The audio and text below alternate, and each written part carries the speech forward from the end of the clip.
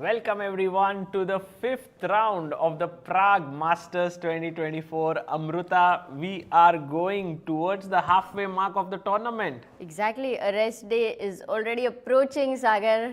And that's why generally a day before the rest day, the players give all their energy. So I feel this is going to be a very exciting round. So no rest for them tonight.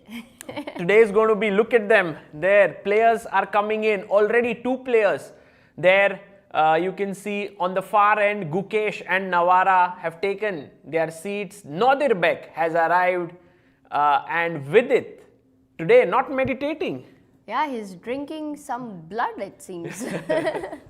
Well, these are the pairings for today. Gukesh takes on Navara, Bartel versus Nodirbek Abdusattorov, Praggnanandhaa versus Vidit, Vincent Keymer versus Gukesh and R Vaishali takes on Richard Rapport. So these are the pairings. We can also have a look at the standings of the tournament to know who's leading. Right now, after 4 rounds, we have 2 leaders, Nodirbek and Parham.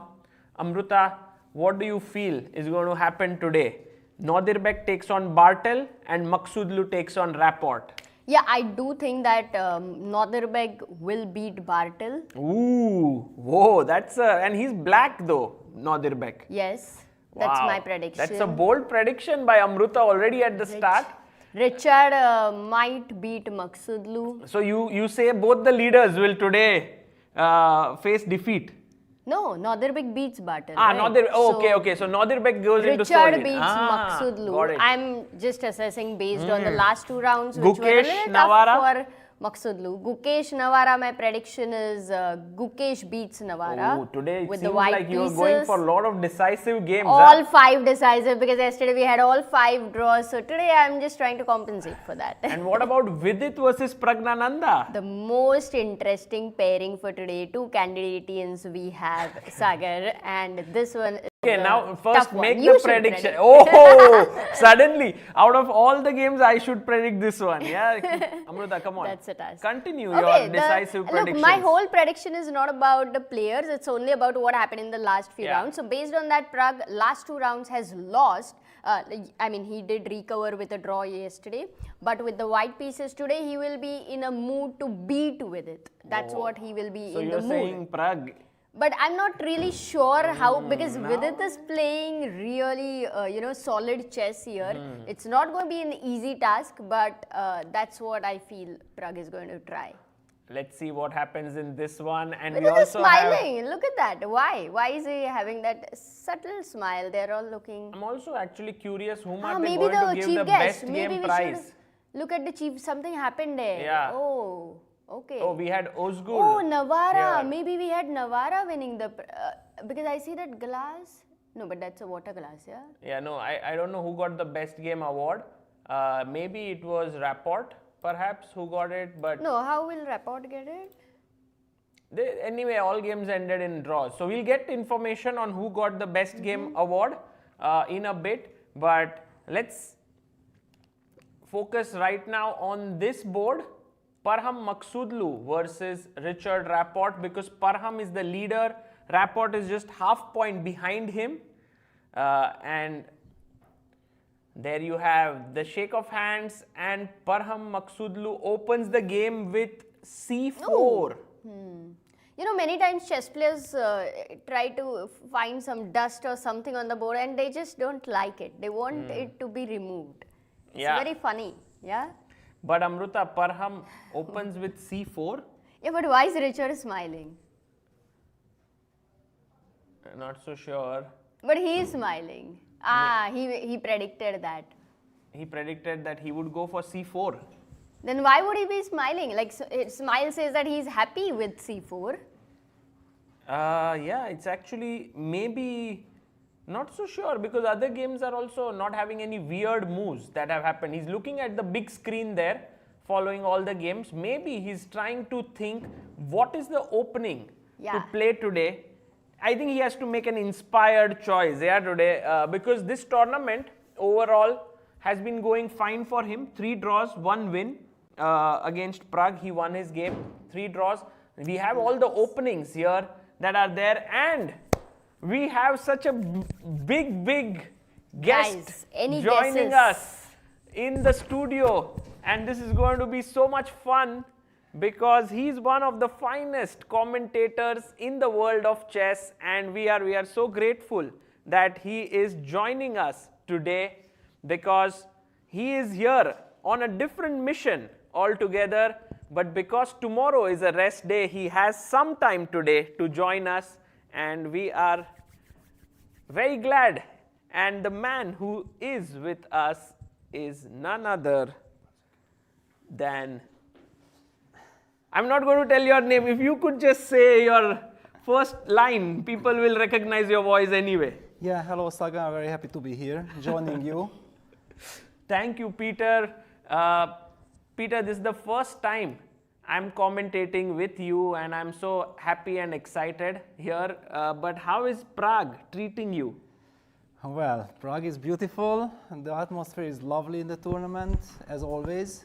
Yeah, it's really wonderful to be here. The organizers are really doing everything they can to make the players and the accompanying persons feel very welcome and happy. I think that's also the reason why we see the festival growing every year. Yeah, because the people, whoever came here, I was here last year, and I already said goodbye to Bolek that okay, I will come back. Yeah, it was clear, and it's nice to be back. Fantastic. Well, we want to get your thoughts on the openings of the games today. Let me start off with maybe one of the most interesting openings that we have, choices that has been made by Nodirbek Abdusattorov against Mateusz Bartel. Let's get the board on our screen. Nodirbek is the leader of the tournament. Bartel is currently on the last position. So Nodirbek definitely wants to go for a win with the black pieces as well. And his choice has been the accelerated dragon. Yes. Well, okay, what to do? Yeah, if you want to play for a win. On the other hand, I'm not sure that you really need to play for a win against Mateusz, because he plays for a win himself. Yeah, so it's I think these are one of these very tricky games when you don't know exactly that what is the right approach. Should I play? Yes, because clearly Nodirbek has the desire to try to create winning chances with black. You know, it was first with knight c3, knight c6, second move knight c6. That's the professional way of getting, yes, knight c6, knight c3, g6, yeah. This is a very important nuance, yeah, very important, yes. Small little nuance. Yeah, let's just highlight this, yeah, that knight f3, knight c6 is played, and so the move knight c3 is kind of some anti-Sveshnikov weapon, yeah. So after knight c6, maybe, because let's just show this to the audience that what we are talking about, that if white plays d4 instead of knight c3, then black can take on d4, knight takes d4, and if now black plays g6, now g6. then white can play c4 and we get the Maroczy bind, and this is certainly not a winning attempt from black side. Yeah, this is something that you play with black if you want to be very solid. So it was very important. Yeah, this is kind of modern chess, that every single move order has its own purpose. And after knight c3, Mateusz says, no, thank you very much. I don't want to find out what kind of ideas you have in mind. And then after knight c3, g6, and that's how we ended up in this accelerated dragon. And the question will be, now after bishop b3, because let's get to the position that we have on the board. Yeah, this is all standard, bishop b3, and now it's the big question. Black has to show his cards. When as a kid, I played this opening with black in '94. You played this opening, yes? I played this opening with black. Then it was like I played a5. That's what we were taught back then. Yeah. Because if you go d6, then now you are in dragon territory, right? After f3. Yes, but there is also one very important big catch here compared to the dragon. Yeah, that now after bishop b3, d6, f3, black plays bishop d7. Yes. And when white plays queen d2, black has this additional option of going knight takes d4, which is the accelerated dragon spirit. Bishop takes d4, b5 directly, and then goes with a5, and it's a very direct move pen move line. Yeah, so it's not direct transposition to the mainline dragon. Yeah, so this is it's very not important. Chinese dragon, right? This one is not Chinese. No, Chinese dragon is with rook b8. Yeah, that's, right. But right, then okay, if we already talk about the Chinese dragon, then let's get the Chinese dragon on the board. But in order to get there, we have to come from second move d6. from the classical dragon. So what you're saying is, Yes. essentially because white has Exactly. spent a move with bishop b3 Instead of queen d2. instead of queen d2, Yes. that's why black gets this additional option of taking and playing b5. Exactly, yeah. This is very important. Yeah, that's the whole spirit, because as a Sveshnikov player, you would not like to transpose to absolute mainline dragon. Yeah, but then why don't you play the dragon by from the start? These days, yes, no one wants to go into mainline dragon, right, as black, because it is risky. Yeah, but I will also then, okay, let's just very quickly, because it's anyway classical chess, so we will have time to deal with every single other game. Yes. So knight f3, d6. If we already talk about the dragon stuff, let's just make everyone in clear what we are talking about. So d6, d4, so let's go with the main line. g6, bishop e3, bishop g7, f3, cancels, queen d2.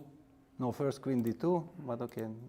Yes, queen d2, knight c6, bishop c4 would be the main line, but one of the reasons why the dragon is not so popular, the dragon normally black plays in order to try to create winning chances to get into this messy jungle and everything, but white has this very comfortable way of going long castle instead of bishop c4, a positional line with a slight pull, and black never really gets those fancy attacking ideas. Yeah, it's like a very unpleasant anti-dragon weapon, this long castle. Yeah, I was all my life playing long castle and enjoying. So please play the dragon. Why is it anti-dragon? Because I don't get it. Like, I can still go d5 is one. No, main you line. play d5, yes, d5, and then I spoil your pawn structure and I will start massaging, yeah, and then But if where I is the do making attack, yeah? It's, bishop d7 here? yes, bishop d7, but then I don't have to play bishop c4. Yes, then I can start immediately advancing with h4, whatever, yeah, it's a whole different story. Okay. Yeah, so this year, but because we talked about Chinese dragon, so instead of long castle, we play bishop c4. Yes. And then black plays bishop d7. And now, if we would play bishop b3, we would transpose to the accelerated dragon. This is not the same. Then black can take on d4 and b5. It's the same position, but here clearly everybody plays long castles. And then here black has rook c8, knight e5, or rook b8, the Chinese dragon. Rook b8 has the same idea of taking here, like what we were discussing, Trying and then to b5, get this, a5. Yeah, trying to get this quick b5, a5. Yeah, it has a completely different spirit. Yeah, so basically, we clarified it. I think now it's clear. We can get back to the games. I think we have tons of action, but that's why I love classical chess. Yeah, because there is so much time also to talk about all kinds of things which I believe are interesting. And now Abdusattorov he's still taking his time, and finally he made up his mind. Yeah, he went for d6. d6, and Bartel didn't go for f3. He Yes. went for h3. Yes, yeah, this is the solid positional line. When I was playing this, the very first thing that I learned was that black eventually can play knight a5, Yes. target this bishop on b3, and after that, often you don't take, sometimes you just keep this waiting, the status quo, and somewhere you go b6, bishop b7. It's a very typical idea. Yes. This is a typical idea. Just there was one important game in the World Cup which had very important effect on the whole tournament, because Abbasov beat Anish Giri in the decisive tie-break game in the Blitz game, exactly with this line with black. So yeah, there is a lot of tension, but this is typical But h3 Mateusz. means now Mateusz is going to short Yes. castle.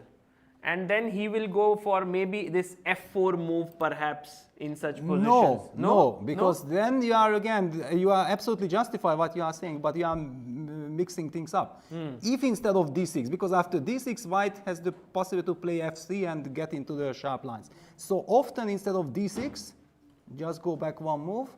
Black plays the move queen a5 here. Yes, yes. Yes, This is kind of the forcing short castle, castle. and then after d6, white plays h3, and then we see all these lines with f4 and everything, but the queen on a5 is compromised. So you see, because of queen on a5, black cannot play knight a5 hitting that bishop on b3. This is one of the key differences. So here already this makes perfect sense from white side. White is pushing, but when he plays here after d6, h3, then basically black has already solved all his problems. Yeah, you don't have to worry about opening problem. Yeah, black is already fine. The question is that okay, it's a complex positional strategical middle game position.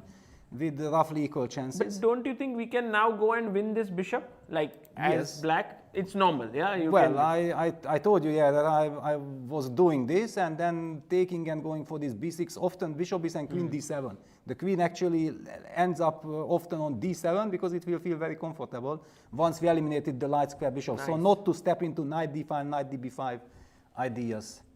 Okay, so this looks actually very good for Nodirbek. Yeah, from an opening perspective, he seems to have got a nice fighting position. It's good. Yes, on the other hand, okay, look at Mateusz's clock situation. Mateusz is not impressed by the choice. Yes, okay, you are very clever, congratulations, bravo, but this is still part of my plan. That's what Mateusz is probably indicating by playing it quickly. And if you play like this, I think it's very important to play quickly, that you give the impression on your opponent that you know what you are doing. Yeah, that Nodirbek he's now behind the clock. Usually Nodirbek is someone who is blitzing his moves. He tries to put pressure on the opponent right from the beginning.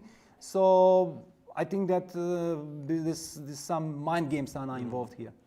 You know, Peter, before we go to the next game, I would like your thoughts on Nodirbek, because he's reached world number 8. He's 2758 now. We were at Weissenhaus, where he played like a great rapid playoff with chess 960, where there's no theory. Here, when theory is involved in classical chess, he blitzes out his moves. It's like so impressive, yeah, this boy. Well, I'm not surprised. I'm not surprised. I played with him 2019 in Biel, and back then I think he was like 17 or no 17, maybe 16. He was about to become 17. I'm already losing the count. Doesn't matter. He was extremely young. 2019 means he's 15 because he's Yeah, born then in he was 2004. okay, but okay, he was already very strong. Okay, that's why I'm confused, because okay, he had to be 17 the way how he played. But okay, it doesn't matter. The point was that his rating was 2596. He was included in the tournament because he's a very promising youngster and everything. And what he was doing in the tournament, and then the organizer said, yeah, we are very happy that Nodirbek is here and then he can break 2600. I said, no, forget about this. When is he breaking 2700? That was the only question in 2019. So that by the time we are now writing 2024, we see him at 2750, I don't know what exactly, on the number 8 position. That's, I would say, kind of the natural things progression. From what I experienced. Because let me just tell you a few things about my game against him. So I ended up getting a very nice grip on his Queen's Indian from the white side. I put tremendous pressure. In fact, I was already looking for ways to how can I win by force. But I knew that he's very strong. So yeah, he was also playing very well the game, but I somehow tricked him in the opening. And he was fighting. He was fighting and I couldn't finish him off. And then at some point I made a mistake. Yes, I was low on the clock, but okay, now finally he survives. And kind of I offered him a draw. And he even looked at me, you know, with this stare, and he immediately refused the draw offer.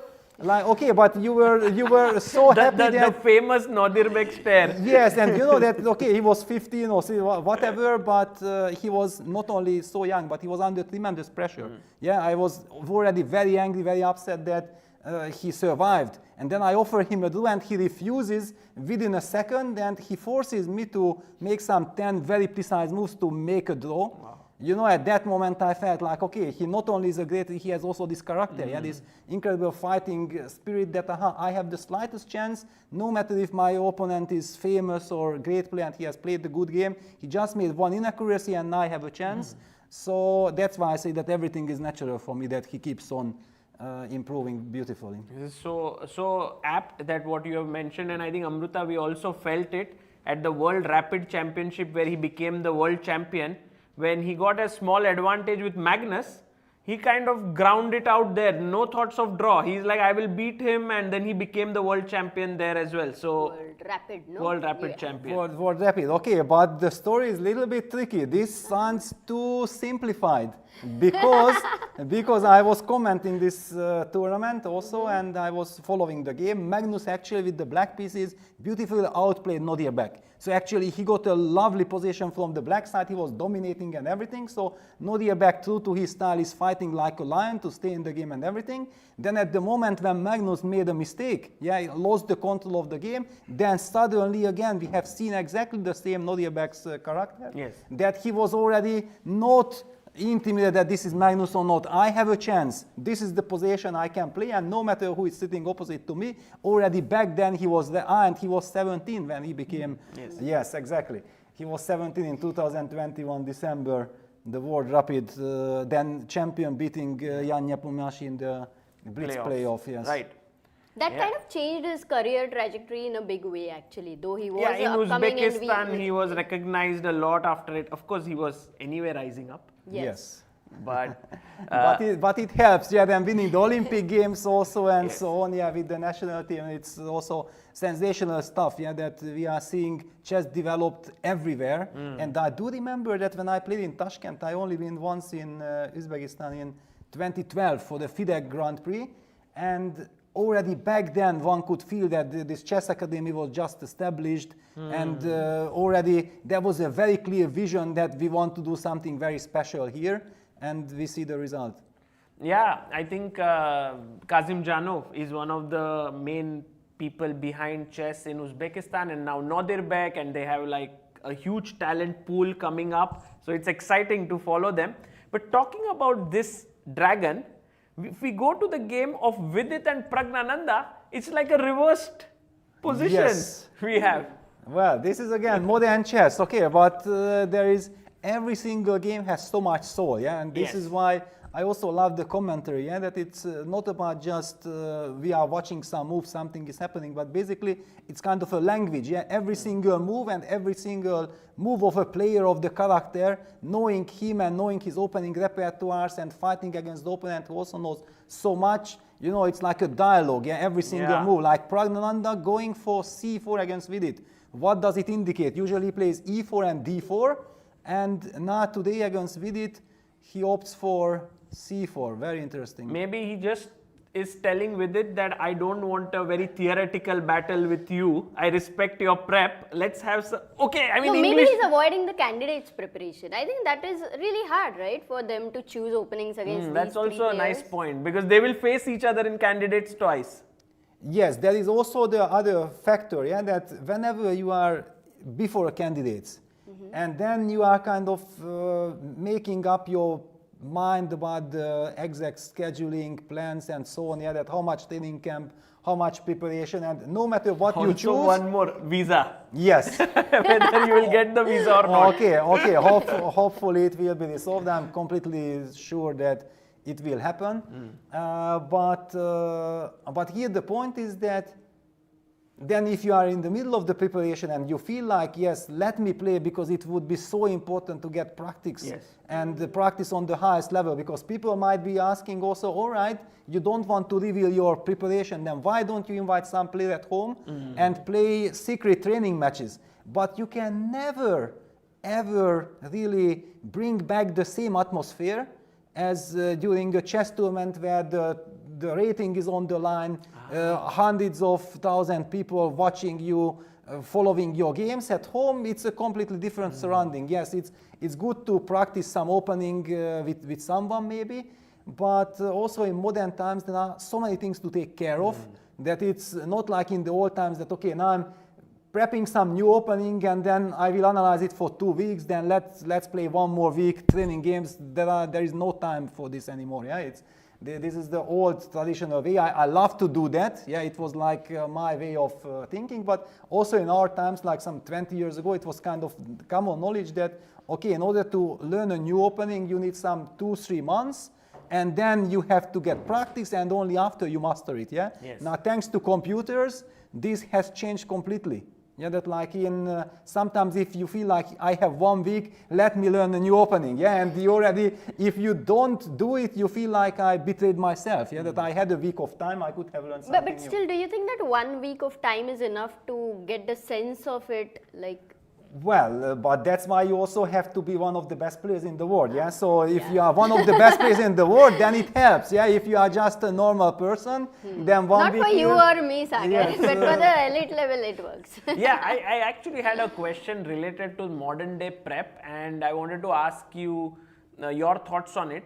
Is it true now that modern day opening prep is all about going with these one game ideas, many of them, rather than actually developing schemes, which used to happen back in the day? Yes, well, I think I would say that ideally you should be able to do everything, yeah? And this is kind of, I think that whoever is like number one, like now Magnus Carlsen, is so special about, yeah? Because he decides what he does, yeah? Because he knows basically everything about chess, every single opening, every single move order and so on.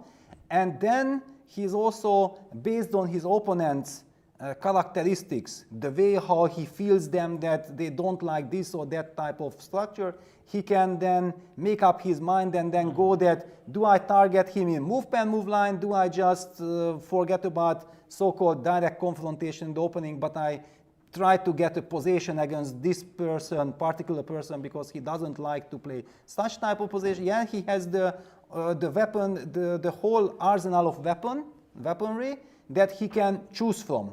Yeah, and this is incredible amount of work and time till you build. Yeah, this is, for example, what the younger players still cannot have. Right. They are still building. Yeah, they are still learning with every single game, with every single day of training. Yeah, they are getting more and more knowledge. But in order to have this absolute total package, that really requires tons of time. Got it.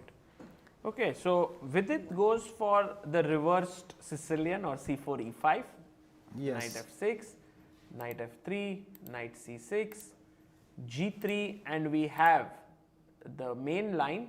And you know, everyone used to go knight b6 here, but all of a sudden this move bishop c5 has started to gain so much popularity. Well, it was Grischuk against Elyanov, I think Geneva FIDE Grand Prix 2017.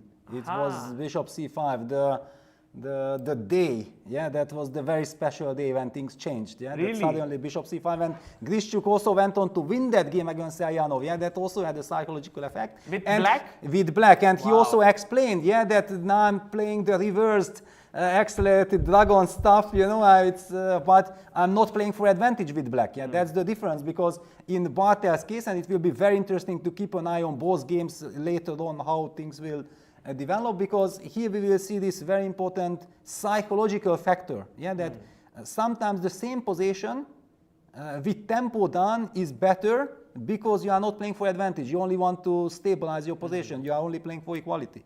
Yeah, to block your opponent. While when you have the tempo up, but you have the white pieces, you feel obliged to try to create something. But sometimes the position actually helps you to stabilize, not to create something. Yeah, so this also, for example, the true art and true mastery like Grischuk showed that he had this sense that, okay, hang on, come on, in this position, maybe this factor outweighs the other one. Yeah, so that's why I just feel like, okay, chess is always so fascinating, because every single small nuance has so much history. Wow, Absolutely. amazing memory Peter Yes. has, Sagar, and I just pulled out the game. Oh, you got the Pavel game as well. versus You have it, Grischuk, yes. Wow. where after bishop c5, the annotation went as, it's amazing how Grischuk constantly comes up with new ideas. This move has been played many times already, but the strongest player who tried it was 2200, after which it mostly happened in beginners games. There were some recent correspondence games which Grischuk probably used to find it. He's trying to play the usual bishop c4 line Nice. that white plays. Yes, Yeah, yes. yeah. Because there is also one very interesting moment, because here in the comments people mentioned is that, aha, we are praising Grischuk, but already 2200 players have been playing it, so why are we not praising the 2200 players? Well, the point is that they are doing this by accident without knowing what they are doing or why this is so important, yeah? And that's why people, whenever they see and they don't get really the idea, yeah, then, okay, people just abandon it. They don't believe in it. But if Grischuk does it, and then you understand that there is a whole purpose, whole concept behind it, then automatically you are, wow, okay, let me check it. Yeah, there is something to it. Beautiful. By the way, for our viewers here who are sitting here, the knight always used to move away because of some discovered attack. So a question to all of you, why does knight what happens after this move? And maybe Peter, they can answer and you can tell them what exactly. So what would be the best move for black here? Because now if you take back, suddenly the knight on d5 is hanging. And by the way, all the people who are watching this in Prague at Hotel Don Giovanni, you can actually come in and you can follow all the action live. You can follow the commentary live.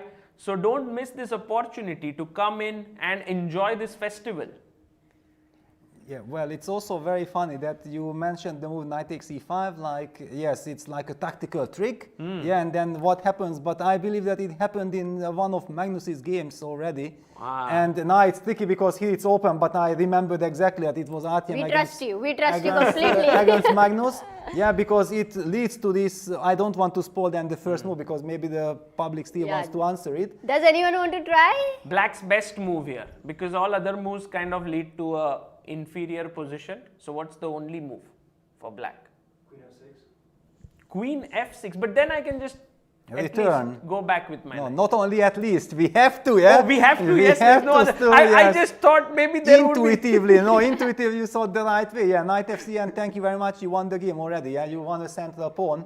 So be careful, but just to highlight that queen f6 was a very tricky move because it was setting queen takes f2 checkmate. Yes. Yes, so your intuition was spot on with knight f3, just protect. Right. So maybe any other move if you would like to guess, because now your knight is hanging, so you can't do much anyway.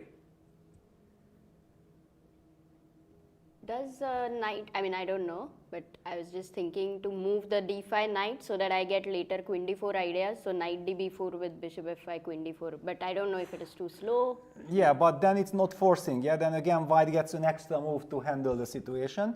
And one also has to say one more thing to add to all this discussion, that this knight takes e5 move and the following reply is kind of a very typical way of the accelerated dragon. You always have to watch out for, yeah, that sometimes from reverse side, black is starting to equalize like this. Here in this case, white is fighting for advantage.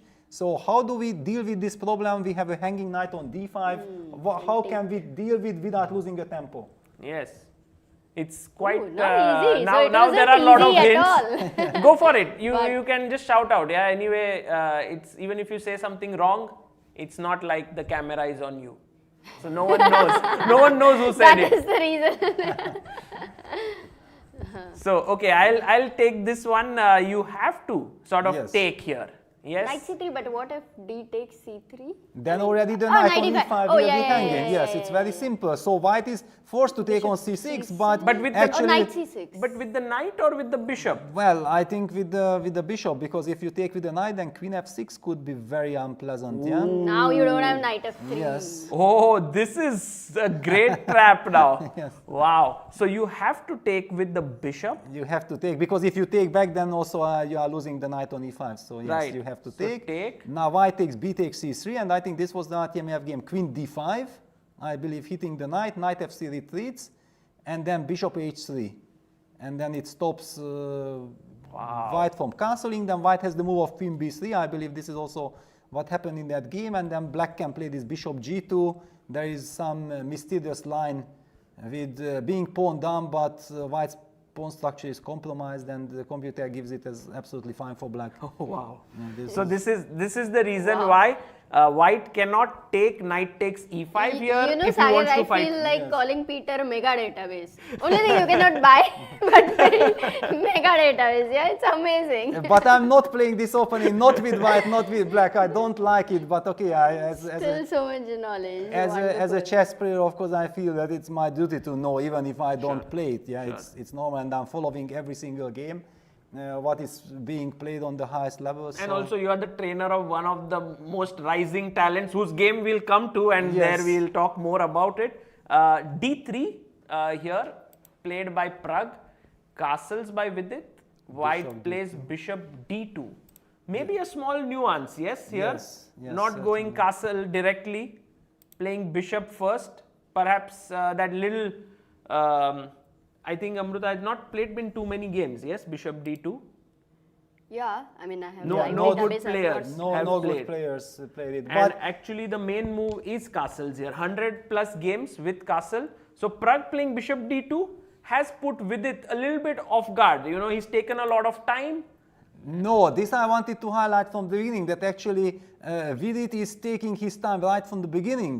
So actually one c4 was definitely a surprise. Yeah. And it was basically clear, like over the board decision by Vidit that he opts for this line. Clearly if I know it, he knows it even better because he is a full-time professional at this moment, and he plays also c4 with white and everything. And I kept an eye on his clock management, and he already spent like 15 minutes just by reaching the standard position. So he was making up his mind for almost every of his decision.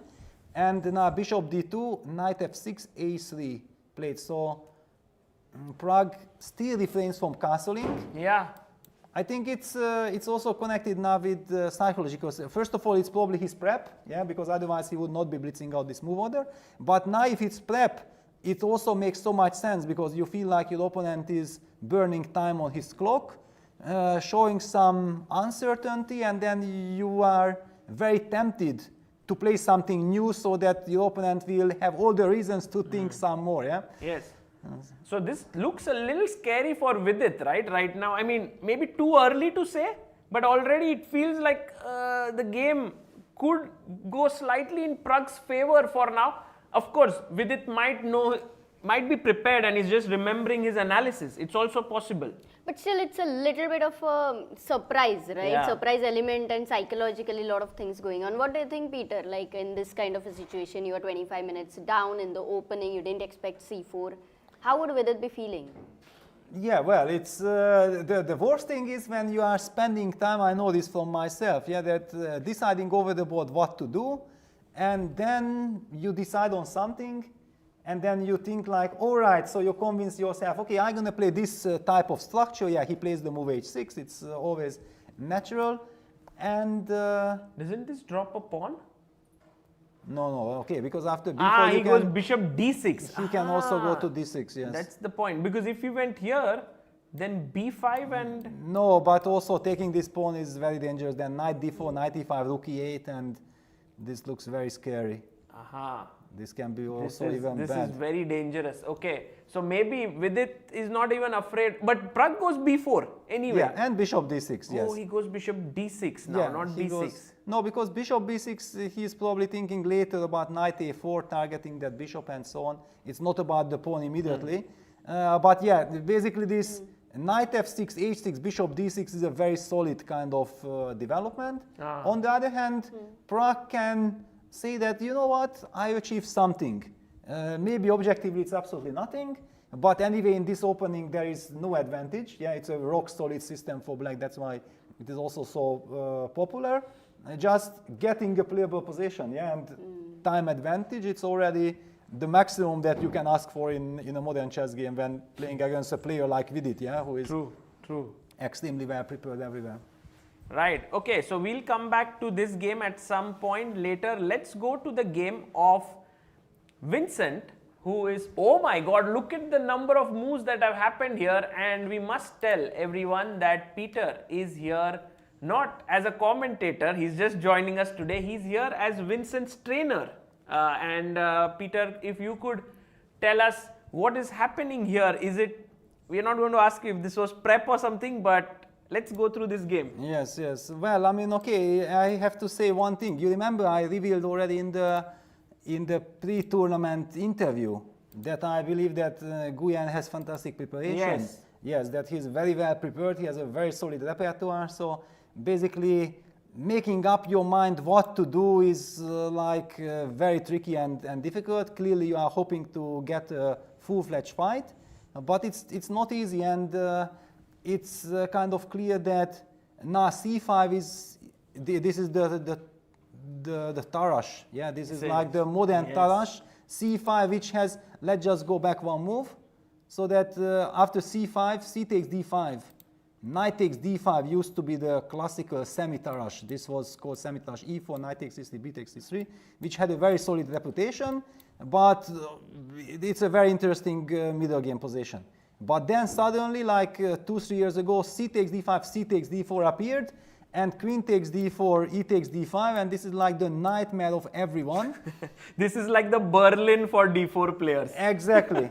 And then it almost got to such extremes that you started questioning that do you have the right even to play third move, knight f3, d5, knight c3 or not? Yeah, which was always like one of the most ambitious ways of fighting in modern chess. It caused me a tremendous amount of headache in all times I was playing the Queen's Indian and so on, not to allow this stuff. And Nguyen recently has not been playing c5. He has played bishop e7, the classical Queen's Gambit. Right. Yeah, he plays the classical Queen's Gambit.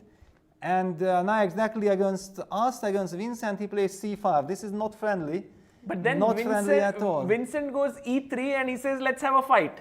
Yes, okay, but This is, you know, it's emergency. Yeah, this e3, nobody wants to play this e3 so much, but okay, what to do? Yeah, you want to fight, you want to keep pieces. The only problem is that, for example, e3 was kind of fresh 3 years ago.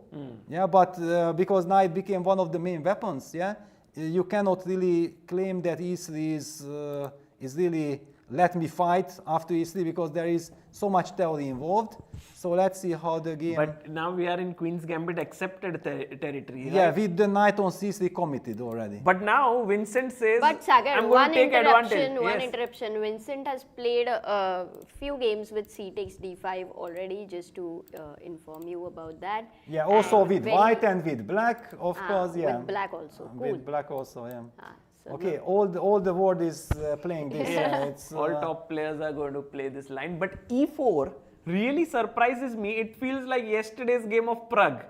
You go d6 d6, and then d5, which was of course way different. But here, with all, like you could do so many more things, right? You could castle here, you could play a4, you could move your bishop. He goes for e4. Yes, okay, this e4, again, some 5 years ago, one would have been shouting with this excitement like you did that, wow, e4, this is sensational stuff, but unfortunately it's not a novelty anymore. Yeah, it was, I remember I was one of the first people also who noticed that e4 is possible and it was not yet played. But look at Peter, it's just like Yes. 8 games only. Yes, but So- I know it since 2018, yeah, so ever since 2018 I had it on my radar, this e4, but again I'm not playing this with white and not with black, but just out of curiosity I was making an overview for myself about certain openings, and I spotted that this e4 actually, and it can happen from so many different move orders, yeah, Yes. this e4 stuff. But already also Vincent had it exactly against Sarana. It had a very unpleasant memory. Yeah? The reason why we kind of can forget about this game quite quickly are the game between Vincent and Sarana from Reykjavik 2021 European Championship, because finally Vincent anyway had a wonderful event, took second place, maybe when he shared, I think he shared first, but yeah, he in any case was second. It was one of his biggest successes. But it started with a horrible loss in games against Sarana because he was playing it, but Sarana also knew already back then the antidote, and then Vincent was risking too much and finally went on to lose a very good game by Sarana, not by Vincent. Vincent then blundered. So the big question is, however, that how deeply Nguyen is prepared. Yeah, that is he now suddenly surprised? And I'm looking at the clock situation. Yeah, so yeah, Vincent is up on the clock. On the other hand, let's just compare the game. I have the feeling that it follows exactly the same pattern. Yeah. Bishop e3, bishop b7. 94. They, I think, goes bishop b4. Also played, just transposed, and then a4. Castle bishop b4. Oh no, my Sagar? God! It seems like Van Nguyen is well prepared. Well, okay, he's always well prepared. You know, if I'm telling you that he's well prepared, you see what is my standard, yeah? So basically, I'm not getting fooled by people if they seem to be prepared, but I can judge it nicely that Nguyen is very well prepared. Wow. And however, the lines still continue. It's a little bit confusing. but it's slightly. No, knight Yeah, is on I've lost d7. one. Yeah, Yes, exactly. yes, When because the it knight- started this on move position. 9. Yes. This is the position after move 13. Yeah. Yes. It A, is B, this. A, B, and rook takes 8, the first novelty. First yeah? new move, yeah. Because in that game, knight db5 was Knight played. D5 was played, yeah. And then after rook takes a1, queen takes a1, the queen on a1 was feeling not so happy. This was one problem. So Vincent actually improves over his previous game. Okay, yeah. Ask him after the game if he comes that, do you feel like this is an improvement? I think if he will be honest, he will tell you, no, it's not an improvement at all. It's just out of desperation. But yeah, so I'm pretty sure that he was hoping not to get all the way down to this stuff. But now if we play a move like f3 and sort of solidify this, then the b5 pawn is slightly weak, right? Yeah, well, there are all kinds of questions, and then you turn on the engine, and then engine immediately highlights some very precise move, and then all this idea that we have this beautiful f3 e4 construction against the bishop on b7. This is absolutely correct, that usually this can give white some pull, but I can also immediately highlight one argument that the bishop on b3 is misplaced. If that bishop from b3 would be on e2, yeah, and we would have a more stable construction, yeah. Then it would immediately, in my mind, be something that, okay, I'm very happy from the white side. But everything is justified by the fact that this bishop on b3 is also out of the game. This f7 e6 pawn structure is very effective against that bishop. So I would take black any moment in this particular position, because with black I'm not playing for advantage. Yeah, if I just equalize, okay, thank you very much. But how do you fight with white for advantage? That's the big question. Yeah, so That's very interesting point you mentioned, because of the bishop on b3 looks so good, like here pressurizing the e6 f7 points, and then suddenly bishop on e2 actually attacks the b5 pawn. So yes, and it also stops helps all this dynamic counterplay counterplay. that black might have with some knight c5 and rook d8 pinning, you know, and forget about the weakness on b5. True, true. So before we go to the next game, Peter, it would be very nice to know in very short, like, how did your association with Vincent begin? Like, when was it? Yes, well, it's actually a very long story. I don't think that even classical chess is enough, you know, to explain. We need a long game, candidates, adjournment maybe. Yes. But the point is that, yeah, it started in 2017 November. I went with Vincent to the under-20 World Championship to Tarvisio, to Italy. He was still 12 years old. During the event, he turned 13. So it was just like 1 week before his birthday that we started working. And okay, we kind of immediately felt like it's a very nice match. Because for me, I already heard many nice things about Vincent in Germany, that there is this promising, talented boy and so on. But you know, there are so many talents and so many people are telling things, you know, that, okay, as long as I don't see it with my own eyes and I don't experience it myself, I'm kind of skeptical. Yeah. So, okay, first of all, also I would like to highlight that, yeah, Germany has supported me tremendously throughout my career. As when I was an upcoming young prodigy, I got tremendous help. So it was always kind of a very much in my heart, you know, that I want to give back something to Germany and to help as much as I can. So this was a wonderful opportunity. So let's try to see how it works. And one of the first things that I did in the first night when we just arrived, and Vincent also had, I think, like a 7-8 hour trip. I was, because it was not so easy to reach Tarvisio, it's under the Austrian border, so you have to go by train, and I was traveling with bus and then train and so on. But still, I was very excited. He was also excited. Okay, so please, I showed him some of my games, recent games from that period, and I asked him that please show me one of your games. So he is completely unprepared, yeah, that it's not like I told him in advance that, yes, okay, we will meet. We haven't even talked before about our cooperation. So Vincent comes, is there, so okay, I'm going to show you this game.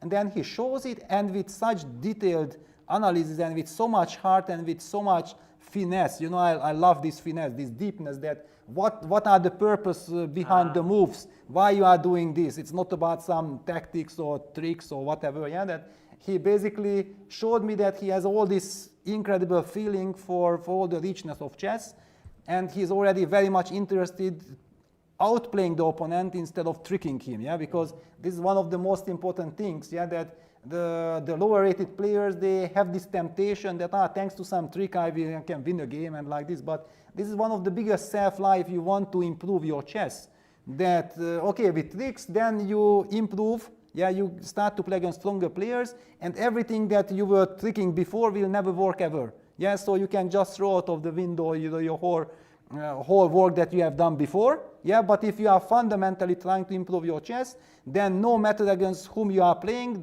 that kind of knowledge that you gathered before will be useful in the future, yeah.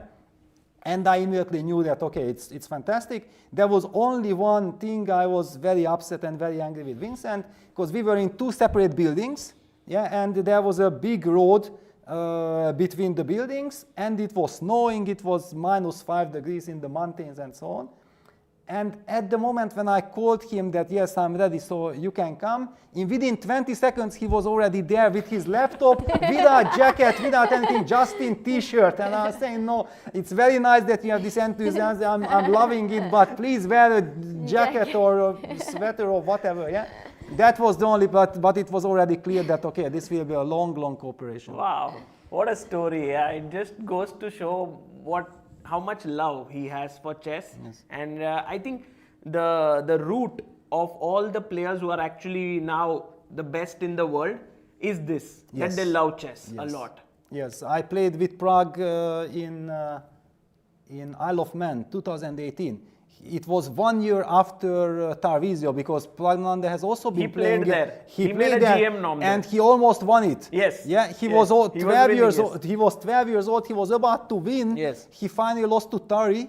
I think he lost to Tari, or in any case, I think In a Arian, winning position, something, in some yeah. bishop c5 Spanish, yeah, Archangel's line, some very sharp battle, which already showed Praggnanandhaa's incredible spirit, yeah, and power and talent and so on, that at that age he could fight in this tournament so well, almost winning it.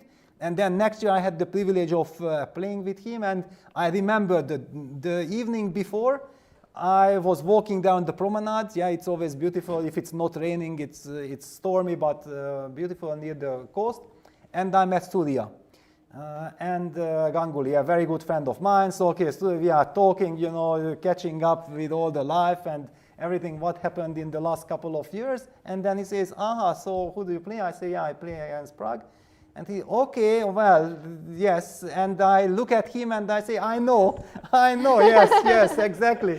He is good, yes, he is good. So we played that game.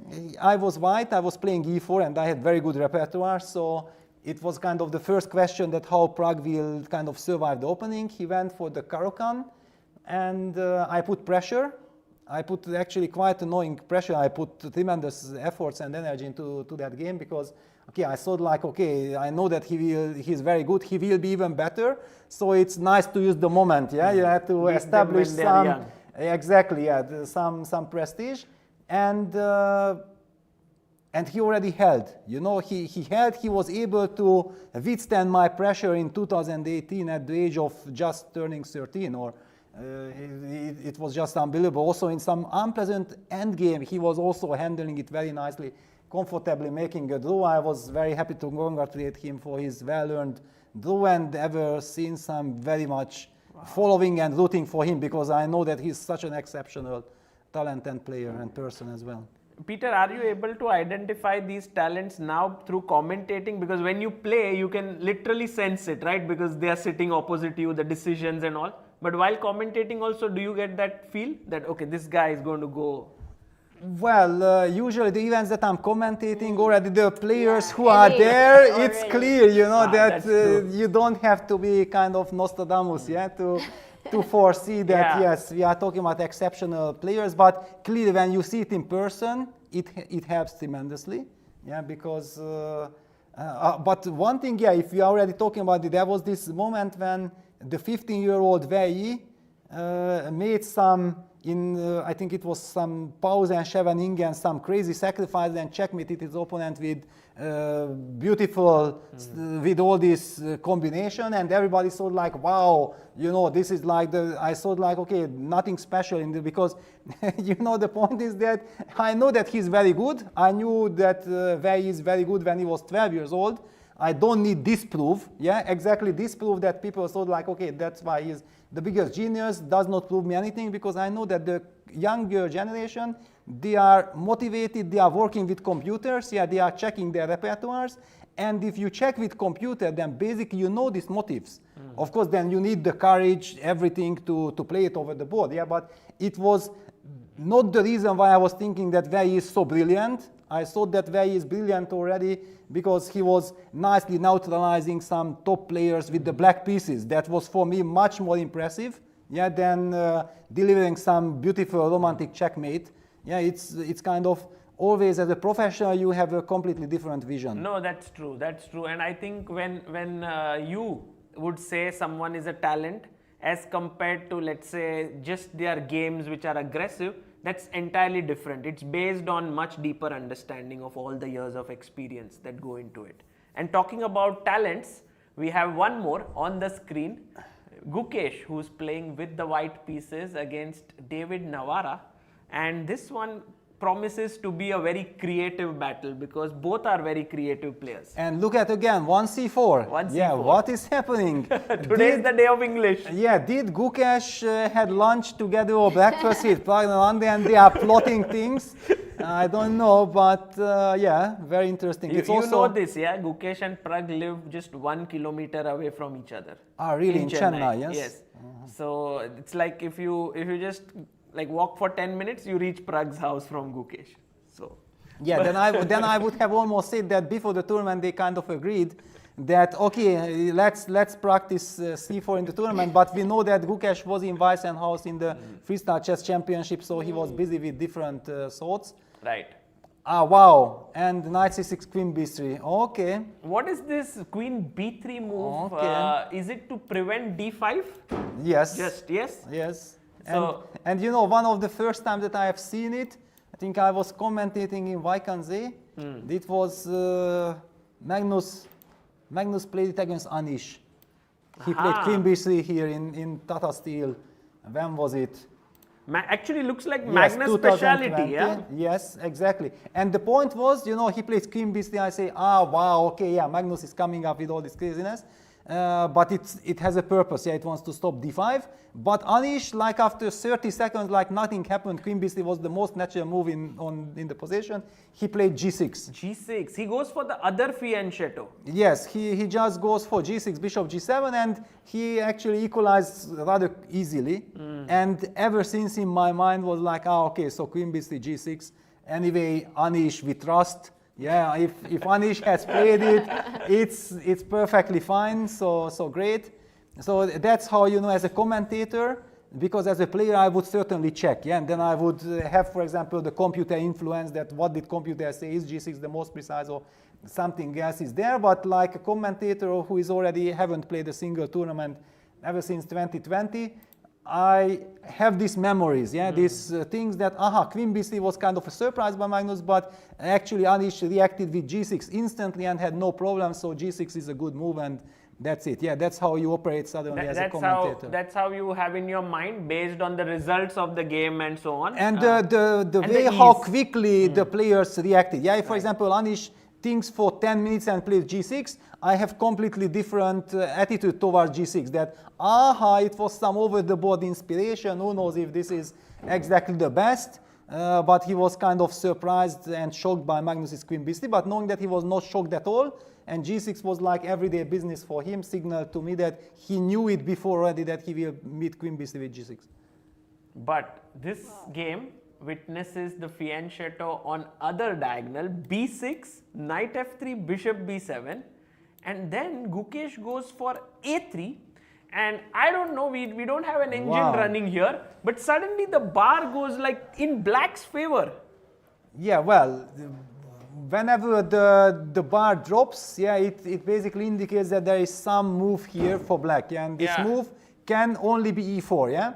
So if you are playing the game and you are sitting at the board, e4 is like a double-edged move, yeah, that you question yourself 10 times before going for it, because first of all you feel like your opponent has anticipated it, yeah, so you are expecting that after e4 white will play knight g5, targeting the e4 pawn, it's kind of vulnerable, then we have to play queen e7, protecting this pawn, and then what is it exactly? White can continue with queen c2, maybe white can play some knight d5, okay, there are millions of possibilities. No, actually knight d5 he cannot, because the g5 knight is hanging, yeah, that's kind of nice. So basically something like queen c2 would be the most natural. Nothing like c5 was coming, no? c5, bishop c4. Wow, no, I did not even think about it, because, okay, you have h6 also, you can always kick this knight. Like, how was it? There was this fantastic press conference in Berlin Candidates when Grishchuk was asked, I think, by Jürgen Brüsken, that because he also introduced, I knew Jürgen from all times, but he also introduced himself during the press conference, and he asked that, Mr. Grishchuk, what do you think? This move was dangerous or not? And then Sasha's reaction was, is it your move or computer suggestion?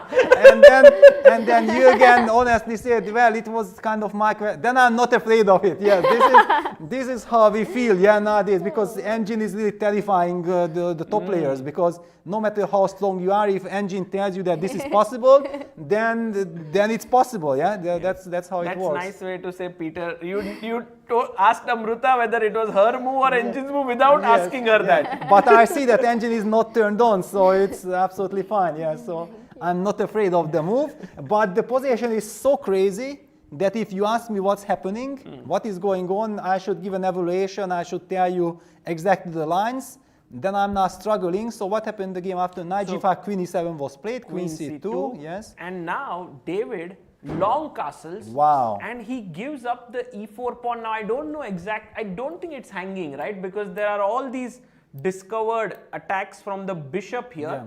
So we have to be very careful. Like if you take, I was Knight wondering d4, if, yeah, exactly, yeah. this might be just very, very dangerous. Yes. No, these are the things, and it could easily be that when Gukesh played the move a3, he assumed that e4 is not possible because he has knight g5, queen c2, and the e4 pawn is hanging.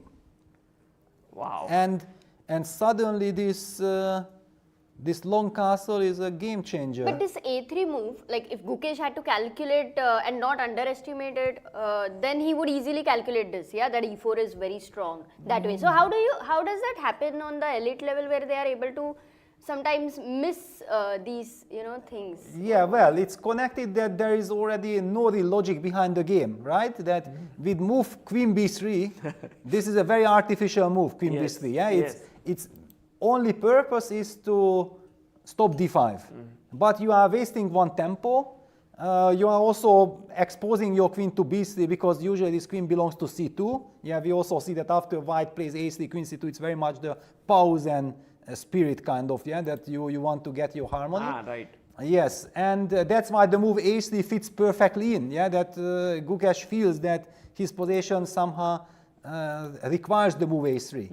And there is no engine bar who is telling you that now this e4, which is a very double-edged move, and David has also taken his time for it, yeah, he was not blitzing it out because it's not obvious. And after long castle, we have a crazy position.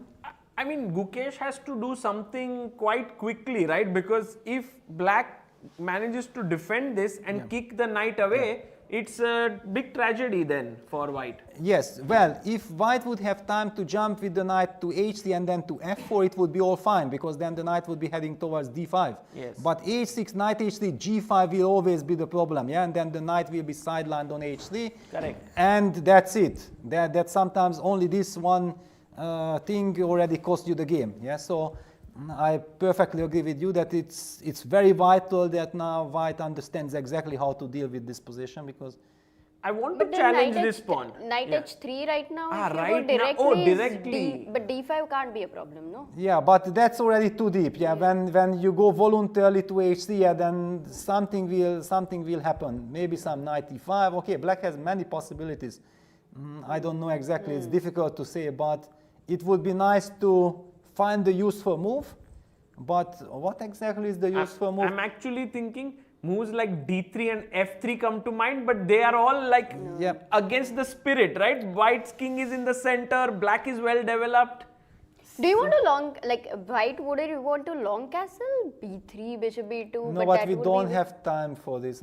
Somehow, at least intuitively, the feeling would be first that we don't have time. But of course, if black will have to lose time for rook e8, and then we can develop, and then it might make some sense. But I'm skeptical. I'm thinking d3. No. This is just knight d4, and then bishop takes g2 resigns on the spot, or not? Yeah, that's terrible. Anyway, yeah, this is not good. So bishop e2 just develop, let's say. Bishop e2. Bishop e2. Let black kick the knight away. But then rook e8. You're not going h6. Or h6. We can maybe we can go h6 and then force him to take and then play knight d4 perhaps. And why is the But this was not so clear. So happy? Because now you take and you castle. Because the knight takes cc, d takes cc protects the bishop. And suddenly like white's position is very cool. He's winning, yeah, because we won a vital central opponent and we castled. Yeah, so just to highlight that, yeah, what a crazy position. I would be surprised if we would be seeing very quick developments in the game, because this is such a critical. This is now freestyle chess at its best. Exactly. This is what I felt. Yes. When queen came to b3, I was already seeing like b6. Now Gukesh seems out of prep and David as well, and they are just freestyling now. But here the trick is that David, I think, is the player who has played the most freestyle chess in his life. It's something like 2,000 plus games already. Really? Yes, I think he was saying somewhere. Seriously? Chess 960. Yes, in chess 960, in Fischer Random. Yeah, I thought otherwise creativity on the board in that sense he may, but this is amazing. Yeah, and look at, Gukesh is also like, in which planet am I right now? Yeah, it's not the usual Earth. Yeah, it's something else. Gukesh is like, yes, I play creatively, but maybe David was perhaps not the right opponent to try so much. But okay, we'll see. No, this will be a very interesting game. Somehow, why does it feel like a reverse Paulson? I don't know, but I don't think it's going to be. No, it's a fascinating battle, especially doing commentary on this game. It's wonderful. Playing the game itself is already a little different story, yeah, because you have to make some very tough decisions, and it's just move on what, 8, 9, move 8. Intuitively, which move are you feeling? Like, we're not about the engine, but just your intuition feels like what should be the move for white? Well, the point is that I still don't understand if I should be afraid of this position or not. Yeah, so but the bar tells you don't be, right? It's equal. Yeah, but okay, I'm trying to be Gukesh. Yeah, that he's playing the game and he has no clue whatsoever what the evolution bar is saying. He has to himself try to figure out what's going on, and then the reason why he burns also a lot of because he plays from the white side, so he's looking for chances to justify his play. Yeah, it's not about safety or whatsoever. So I'm pretty sure that the first 15-20 minutes are devoted that how do I try to fight for something in the position. If after this 15 minutes, for example, you come to the conclusion, but wait a second, what am I searching for here for advantage? I'm maybe even in some trouble, and I have to think about how I'm holding my position together, or how do I stabilize. Then that would require another 15 minutes of thinking to adjust yourself to the new circumstances that I'm not fighting for advantage. Then what's really happening? Super tough. Yeah, super tough moment for Gukesh. And there's one game. Amruta, just one last thing, whether g3, bishop g2, would that be possible, or that is too bad? But g3 at 6, yes? I guess this works perfectly. And then knight d4 anyway, and then this. I'm never thinking about knight e4, it's always knight h3 though, because you can't, come on, after g3 you can't take on e4. Yeah, but after knight h3 we will always play g5. Yeah, we just kick that knight. Yeah, I mean, we make sure that that knight will never ever enter the game, and we enjoy. Suffering. Yeah, let's go back. Yeah, so let's come back here, and there's one game which we haven't seen yet, which is Richard Rapport, who seems to have come to this tournament in the mood to play King's Indians. Against Prague he plays, against Maksudlu he goes, against C4 here by the way, by Parham. Yes, no, this is not even a king, it's just that finally transposed to some King's Indian structure, but yeah, it's, I'm not sure after that total nightmare game against Praggnanandhaa, because now people remember it that Laporte won that game, but I'm pretty sure that during the game he already cursed himself like 1,000 times that why did I play the King's Indian, because he got completely crushed. Yes. Yeah, that was like really one of the biggest sensations, that bigger shocks that I have seen, that I basically stopped watching the game because I will not be following this massacre, it's finished, yeah, it will be a 20-game miniature. And then when I opened later the computer and it showed 0-1, I couldn't believe my eyes. I was completely sure if someone tells me, I would have said that I never believed that Black has won this game, it just cannot happen, yeah? True. But we know that it did happen, yeah? So Richard himself mentioned in that he really feels very sorry for Prague, because losing a game like this, and actually Prague has lost the day before to Parham, yeah, which was also quite okay for him till a point. And yes, yeah, but basically because he had this unbeaten streak, yeah, so the streak ends, then you are very angry, then you put all your efforts into the next game that, okay, yes, I lost, but now I will bounce back and I will immediately turn things in my favor. And then he plays such a brilliant game, because that game was like true art. By the way how with the opening he outplayed Laporte, and then also this h4 bishop f6, bishop d3. Yes. Bishop d3 was just, you know, when I saw bishop d3 I knew that, okay, this is 1-0. Yes, Prague in his element. And then when you lose a game which you deserve to win, you should have won. These are the most difficult games to digest. Yes. Yeah, because but Prague actually gets over them quite quickly. That's what Yeah, today his even at the recovery is, breakfast I think, I met amazing. him. He was quite relaxed, and generally after such a couple of bad results, I don't think players like to talk much. They are in their zone. But Prague is. Yeah, he has also always told been like Rapport, that. let's go and analyze, which is also quite rare. In that state where you lose in that winning position, it's very hard to ask to analyze, second game. Yeah, but okay, we are talking about this incredible, exceptional talents. Yeah, this makes also this whole tournament fantastic. Yeah, that it's not only very strong players and it's a super tournament, but we are talking about the most promising, most exciting players right now in the circuit. Yeah, that we already talked about Abdusattorov. Yeah, this Praggnanandhaa, amazing. Gukesh.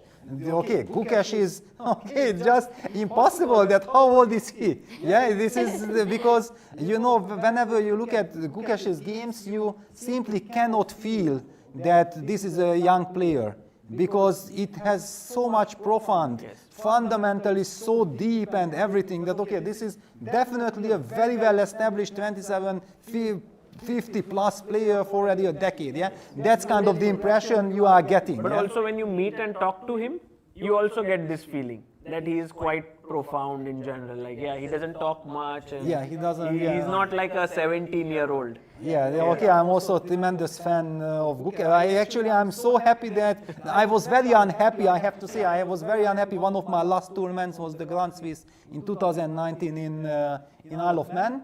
And I was paired with all the youngsters. First round against Gukesh, then I played against Sadvani, then I played against Vincent, which was total nightmare. We of course did not want to play against each other. I played against Nihal, in every single round, but this first round we played with Gukesh. It was a theoretical clash. I already back then showed the way for Black how to play, compared to the line like Firuzana beat Maksudlu in this year's Vaikanze. That was in 5 years ago. I already showed, I was retiring soon after, and I already showed the right way against the 13 years old Gukesh, and then Gukesh was very impressed that, wow, I know theory so well. Okay, I said, okay, well, it could be a little bit naive to think otherwise, right? And then I remember even we had this comment, and then he said, but how you can remember all this? Yeah, because I was doing all these very precise computer moves also in the critical lines. And then, Gukesh, during the analysis, he asked me that why didn't I play one other move?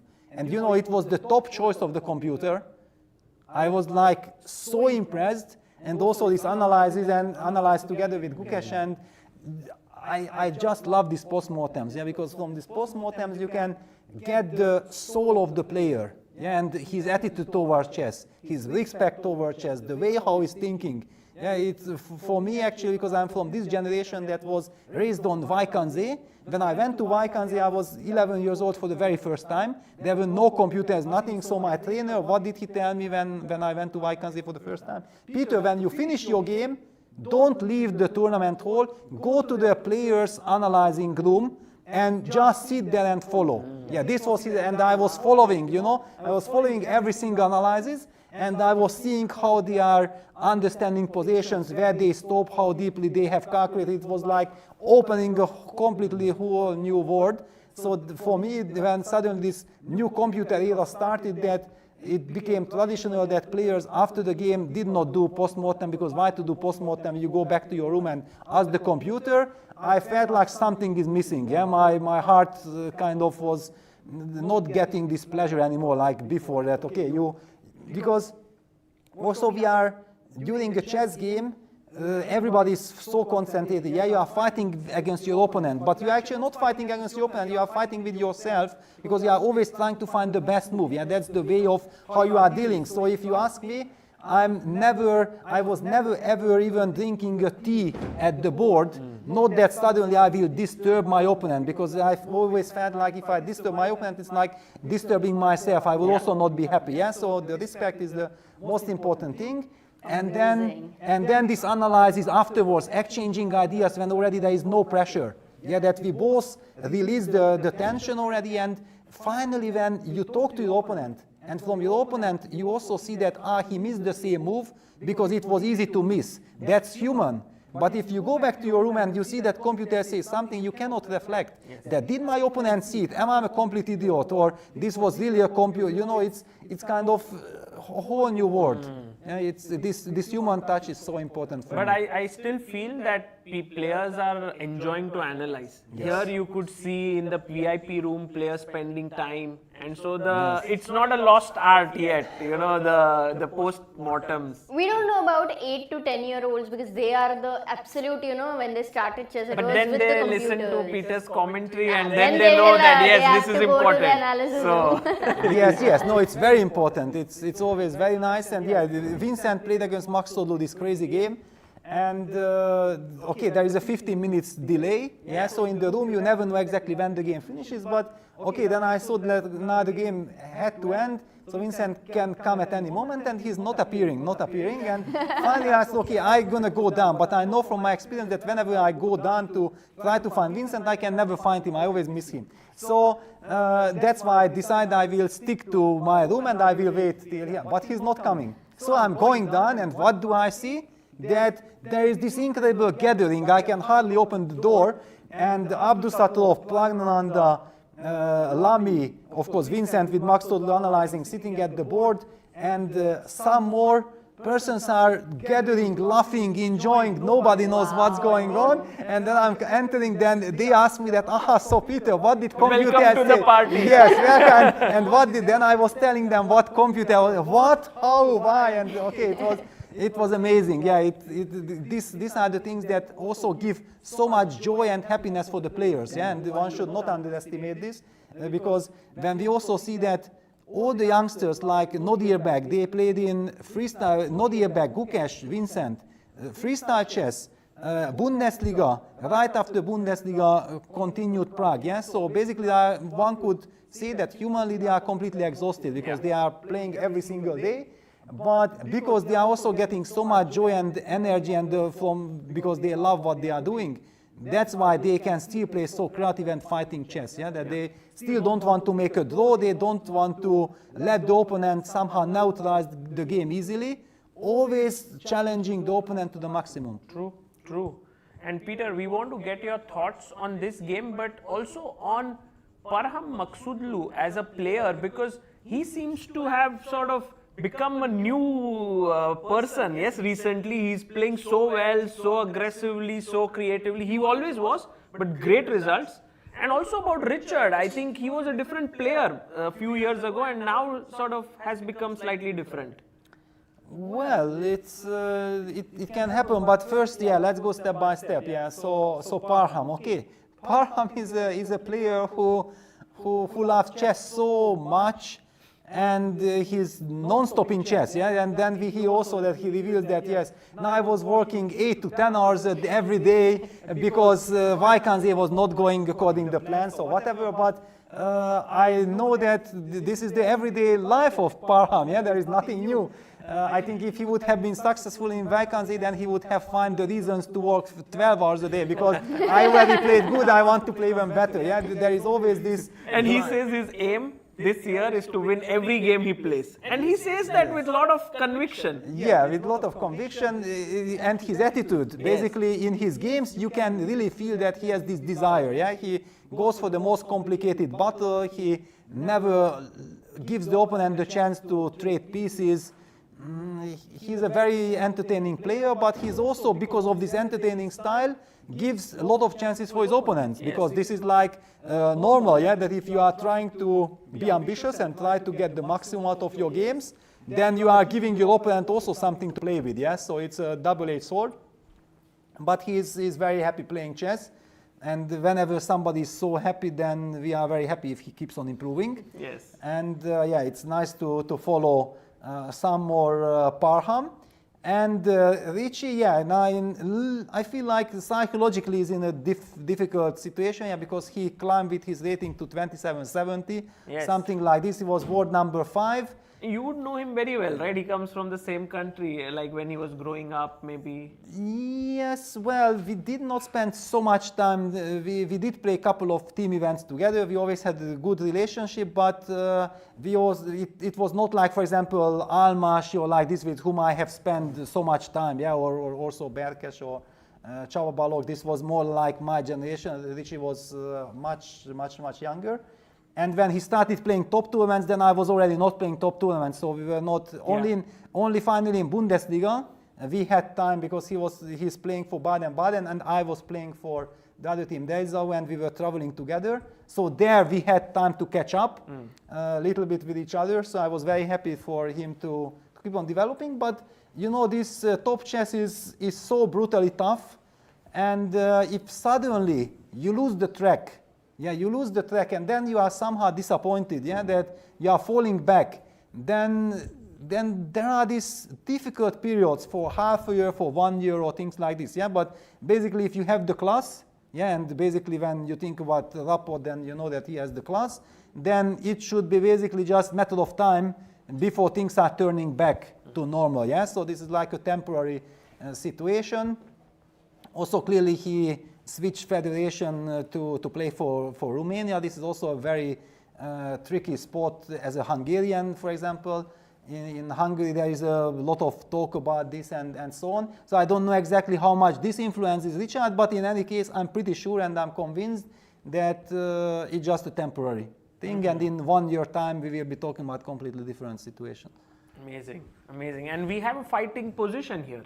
Well, if you look at the games, Parham against Richard, it was also, I think, selected by the organizers as the top board because it's on the main, in the central board of the tournament. The first official move has been played on this move, showing basically tremendous respect for the players that, yes, we know that this is a top game. However, this tournament is such that every single game is a top game. True. But I think already there had been many first moves in Praggnanandhaa's game, so I think he's also a little bit feeling more happy to not have always this central stage, yeah, because it adds to the pressure, yeah, that non-stop they are making the first move on let me play chess, yeah. Right. That's how I feel about Pragg right now. So okay, this is a double-edged complex middle game position. Yeah, Sagar, by the way, when A5 was played, yeah, there are no games. It's Novelty and Maqsoodlu was taking his time. Well, I can tell you that if you ask both players, they would tell you that this had nothing to do with theory. I don't know. I decided over the board to play this G6, Bishop G7, E5, D6 complex. Parham said like, you know what, I have a playable position. I don't care about advantage. Let me just play. So they are both happy. Right. I think they are both happy. So this game will sort of heat up as the time goes on. But there is one game which I think seems to be very, very complicated. Like at my first look at it, I felt, wow, what a position for white. Look at the rook here. Look at the bishop here for Bartel, putting pressure on e7. But maybe not, the engine is not really so thrilled like me. Well, you know, it's so funny because when I looked at this position, I looked at, wow, so black has this knight on c4, yeah? that was my kind of first reaction to the position, because the point is the bishop on d7 is a lovely piece. It guards the c6 square. So the white knight from d4 cannot land on c6. This is vital. The pawn on e7 is basically beautifully taken care by the rook on e8. Yeah? And if there would be no pressure against the b2 pawn, or this knight would not be on c4, then long terms white could play rook e2, rook d1, and then double on the e file, and that backward pawn on e7 would be very unpleasant to defend, to deal with. But thanks to knight c4, we are having a direct set of knight takes b2. There is no good way of protecting that pawn. We have to take the knight. Well, or you retreat your bishop from g5 to c1, yeah, but then you release the pressure from the e7 pawn. But if you take on c4, you give out the two bishops, and I can take with the rook, hit your knight on d4. And already, if we look at this position, it feels like if someone, then only black can be better. Yeah, that's how I'm looking at this position. But what to do with this guy? Yeah, it's always under pressure. Queen can't move, and isn't it a little bit? Well, I would tell you, just forget about this pawn. I think it's not important, because let's just enjoy the pair of bishops. Yeah, the benefit of the pair of bishops. Also, this pawn on d5 is vulnerable. Yeah, and the light square bishop is nice. You can't really. There is also this question, like if black plays h6, you really insist on going bishop h4, because then maybe at some point I'm going to go g5, and then your bishop on g3 will be already a horrible piece. Then I will play some queen c8, b5, b4, and I might just win the game very quickly, because there is this tremendous pressure on the d4 knight as well. So if Mateusz is not taking his time, I think he is well advised to do so. He is thinking here what to do, because as you said, he has an option to go back with his bishop, which does look a little depressing at first sight, but well. How is black going to answer for bishop c1? Well, the problem is that because the bishop on b3 is out of the game, so it's not like thanks to bishop c1 everything is harmonious for white. There is still this issue. If this bishop would be on f3, well, on f3 it cannot be, because then it will be knight e5, but somehow maybe on g2, some g3 bishop g2 pawn structure, then we would be fighting for the c6 square. There would be so much harmony. Yes. And we could be also kicking that knight away potentially with b3 at some point in the right moment. But with the bishop on b3, basically it means that the knight on c4 will always eternally feel secure, and as long as we don't take it, it remains there. True. But if we take it, then immediately this rook takes c4 and some problems. And then this bishop opens up, and this very nice idea which you mentioned with queen c8 or queen c7, b4, you are just getting a lot of play as black. Yes. So here we see that Bartel seems to be under some pressure, but this game with Pragg and Vidit, actually very interestingly, when we left here, you know what Pragg played? Bishop c1. Yes, he played bishop c1. Okay, because Pragg is good, Pragg is good. No surprise, because he's open-minded, and this is in modern chess, open-mindedness, not relying on playing some schablon moves, the routine moves, it's one of the key factors. And here, again, the factor changed, so if you just go back to b4, bishop d6, because this is a game changer. So bishop d6 is a very solid way of protecting everything, but after bishop d6, it's not anymore the Grishchuk saw with the bishop on b6. This is not the bishop on d6, so the white bishop on d2 has done its job.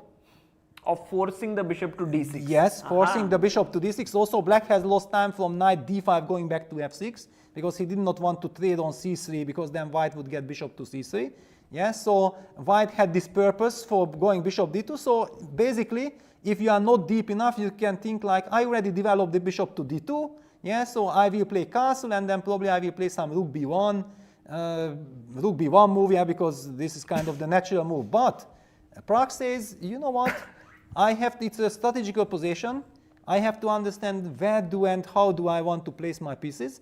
And the knight on f3 is actually doing not that much. So maybe this bishop c1, bishop b2, potentially going knight d2, knight c4, and then also at some point with e3 to protect the d4 square, yeah, because usually black wants to go knight d4 at some point. Yes. Getting ready for all this e3, it gets perfect harmony. So I very much love what he's doing, and Vidit's reaction is also kind of understandable, that he immediately tries this bishop f5, queen d7, going for bishop h3, kind of counterplay. Getting rid of the important bishop there on Yes. g2 and rook a d8. This is the position that we have. Yes, it's a very solid position because Vidit understands that he needs to be careful, and he needs to treat the position in this cementing way. Yeah, he cannot do anything. Yeah, so he's going rook a d8, rook f8. He wants to trade the bishops, Yes. and maybe a timely e5, e4, release the tension. After d takes e4, knight takes e4. He will have nice central activity, which will compensate, for example, for his structural disadvantage. Because this, for example, very important to highlight, yeah, that the a3, b4 pawns are taking perfect care of the a6, b7, c7 pawns. Yeah? So these 3 pawns are actually controlled by the a3, b4 pawns. Yeah. White has one extra pawn in the center, so-called. That's why I think it's very natural and very desirable for black to eventually open up the center with a timely e5, e4 when he's ready with rook e8. Right. So black's play looks pretty straightforward here, rook e8 and angling for e4. It now depends on Pragg what he will do. Maybe he will plonk his knight on c5 at the right time, trade this. And I'm also keeping my eye open for this rook takes c6 sacrifice if it's there in the air, but doesn't look likely. Yeah, but that's why rook a d8 was so important to start with, because there is the pin on the queen on d1. So if you play knight c5, then black takes with the bishop. And after rook takes c5, we take on g2. And after king g2, we have e4. And after bishop takes f6, we have e takes f3 check. In between, yes. Yes. So we win, and that's why then e4 is basically maybe even advantage for black. In any case, black has no problems. White has to force the draw, most probably with knight e5. Right. So here clearly this position is heating up, and for that matter we have Gukesh's game where Wow. Gukesh actually was bold enough to snatch the pawn on e4, allow the knight to come to d4, and then move his queen one square up. Yeah, wow. Yeah, I was actually little bit thinking about this, but I felt like, unless you are playing the game yourself and you are fully focused, otherwise I might just end up blundering a piece Yeah. for no reason. But he did spend a lot of, he's done to 43 minutes. Okay, so he kind of spent almost half an hour, and yeah, takes, and he takes on e4. He takes on e4. I mean, I think Navara just felt it that if knight takes, then queen d4, and he Yes. doesn't have much compensation perhaps for the pawn. Yes. And so he went with the bishop. Yeah, because now queen d4, c5 wins the queen, traps the queen. That's beautiful. Oh, Let's just show this. wow. Yes. That's a beautiful queen trap there. So knight takes, queen takes. He took the queen. Yes, and now he took already. Yes, he took took, yeah. already. And in a way, Peter, if you think about it, white has got an extra pawn and a bishop pair. Yes. If only he could just get his king to safety, he'll be winning. No, be careful. Not so easy, because black has this normally, yeah, but these double pawns are the trick. Yeah, so black has all these ideas like rook e8, targeting the king. And eventually also I want to highlight that this g6, knight d6, bishop g7, knight f5 kind of construction. This knight on f5 hitting the d4 pawn. Nice. Also because of the pin I'm setting knight takes c4, so you have to lose a tempo after rook e8, knight d6. And then I will have this knight f5, knight d4, g6, bishop g7, so tons of counterplay. It's unfortunately not the typical give us the pair of bishops, extra pawn, and we'll take care of the rest. No, this is much more than that. It's probably dynamic balance. Also, I'm thinking if d5 is played, how should white react Yes. actually? Because if you take, rook takes, and then d4 pawn is weak. Otherwise, yeah, it might also be a good move here, yeah, to consider. Yeah, but I'm skeptical about d5 because it weakens the light squares. I very much like this rook e8, g6, knight d6 spirit. Yeah, somehow this feels to me like the natural way. Because d5, first of all, I immediately have the feeling that I can never be worse with white, yeah, which is already kind of a good feeling. I always like to evaluate things based on the fact that, is there any threat against my position? The answer is no. Thank you very much. Okay, good. Then we take Safety first approach. Yes, then we take it to the next step. Yeah, then can I be ambitious? Yeah, that's Right. the next question. But if I don't see, and for example, after rook e8, this g6, knight d6, there is also potentially the danger that things can really escalate against white, because this bishop on c1, rook on a1, they are not also, I mean, nothing has been developed. Let's just highlight all of white's pieces. None of them had been developed yet.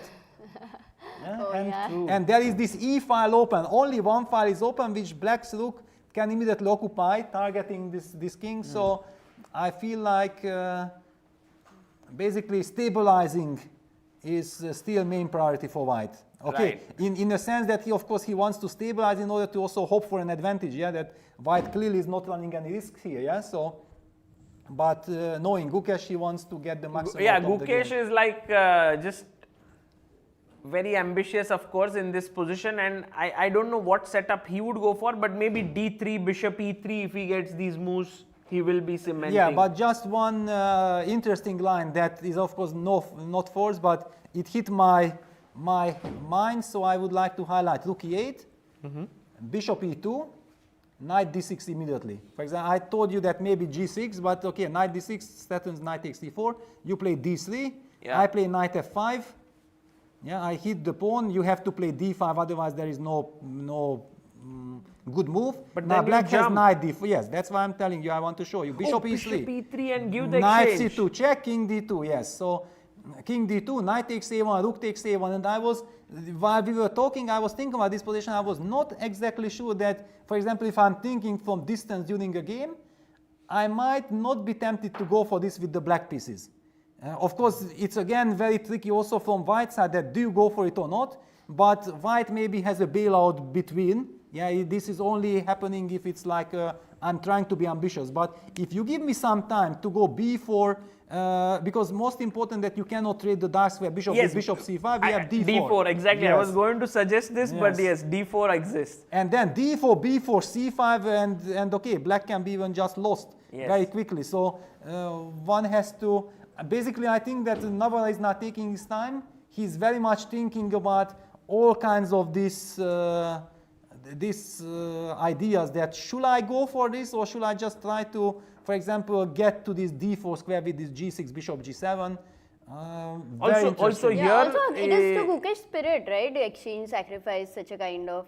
Does it but I help feel- sometimes that David will be able to predict what Gukesh would be calculating based on his style? Like, though that is not the best way sometimes to continue. Well, normally yes, but one thing also from these modern players that, for example, I feel like you have been doing commentary with Vishy many times. I've been working with Vishy and playing with him for a very long time. That I believe that our generation, because I consider myself the generation of Boris, Vishy, and so on, despite the 10 years difference, because we always played together, yeah, for like 20 years. And I feel that I myself am also much more emotional as a player, like the new generation, because in our times we developed this kind of intuition for all the dangers, and the computers were not that strong, so we always kind of believed our own feelings compared to computers, while the younger generation is now very direct. Yeah, they know exactly that, yes, sometimes these action sacrifices are possible, but also many times computer says that, okay, it's interesting, but it's not working. Yeah, so they are not that emotionally attached or attracted to certain ideas. Like I noticed this also when talking with Vincent, for example, like this, that, wow, yes, I'm so much more emotional, yeah? I'm supposed to be the calm guy, you know, the old guy with the wisdom and like this. No, but I'm actually very emotional because all these sacrifices, these actions, okay, but this is very interesting. And then we turn on computer and it's 0-60, but I still like it. But I think, Peter, I have not seen a more passionate person like you, emotional, in whatever you do in the chess world. maybe you have seen someone, I don't know, at the top level. Like, I guess you might be the most sort of passion. Like, when you even talk about chess, it's like your every core is talking about chess. Yes, yes. I have not seen anyone like this. Of course, because actually chess is completely my life. Yeah. Yes. So there were also some very difficult periods of times. Yeah, when I had like still 27, 20, 30, but I dropped out of the top 10. And then suddenly, because back now there are much more tournaments, but in like 2015, 14, 15, 16, there was this like there was the Grand Chess Tour, or there was absolutely nothing. Yeah, and like for many, like for 2 years, I was working like 10 hours a day on my chess, finding brilliant of ideas, you know, novelties every single day, 50 novel, whatever, because you are working with computer. It's not because I'm so fantastic or like this. No, I'm of course not bad, but thanks to computer and the way of the art how to use the computer. Yeah, so I'm producing millions of ideas, but I'm not playing in a tournament, and I cannot use them. And then after, slowly, because the top guys are also working in the next couple of years, all the ideas that I have been working during 2015-16 are slowly played, and basically I wasted 2 years of my life for absolutely nothing. I could have just played football, go to the beach, you know, enjoy my life instead of working like 8 to 10 hours. Football with Magnus. So, yes, so all these kind of things, you know, and then also you gather all these feelings and everything that, okay, yeah, what is really going on? And then that I started commentating, it was so good for me. I was, and Sophie was also, okay, if you are so happy when you are commentating, then commentate, then don't play, you know, because Sophie knows exactly that if my wife, yeah, that if I'm playing, then I'm a completely different person. You cannot talk to me, I'm very tensed, there is no advantage, yeah, or if I'm black, okay, I still have to repeat 5,000 lines. Thank you for telling us, because in next tournament, if you are playing and we meet you, we know now that maybe it won't be the... Don't talk to me, don't even try to talk to me, only after the game, yeah, then okay, I'm basically relaxed. I also never had this, you know, I'm always surprised when people are saying, okay, the players, after the game, they are exhausted, they might not want to come or like this. Personally, I always felt like that, okay, if I played a good game and it went well, then I'm very happy to share and I will tell everyone. If I played so-called, I lost the game or something went wrong, I still like to mention, because normally I always felt like that I'm, even in a losing game, I have so much to tell.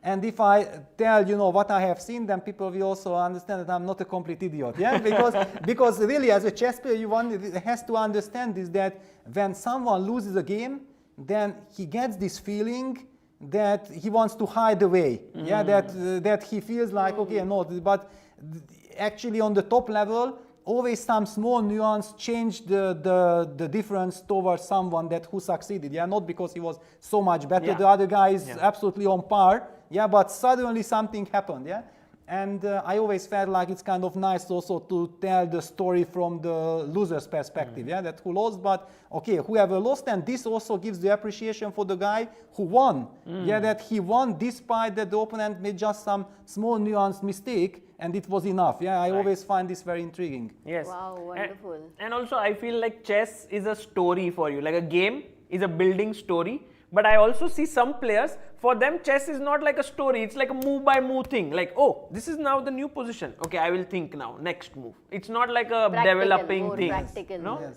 Actually, just by accident, last night I find the video that Amruta, I think you recorded when Vincent and Levon played in the freestyle, and I joined the post-mortem. Oh, this is this was no, that's of course, a beautiful video. Yeah, when two chess lovers meet is like, I think, the title of that. Yeah, this was Sagar just, you know, it was because of course, yeah, coming, and I understand exactly Levon's emotions, yeah, because he was having a terrible position at the beginning.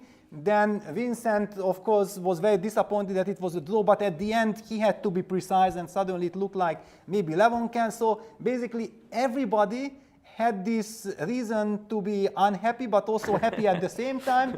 I was, you know, first disappointed that Vincent didn't make the most out of his chance, but at the same time I was very worried for him later on. And he survived the time trouble with very precise plays. I was also very happy. And then you enter the post-mortem, and then you can release all the tension. Yes. And yeah. Yes.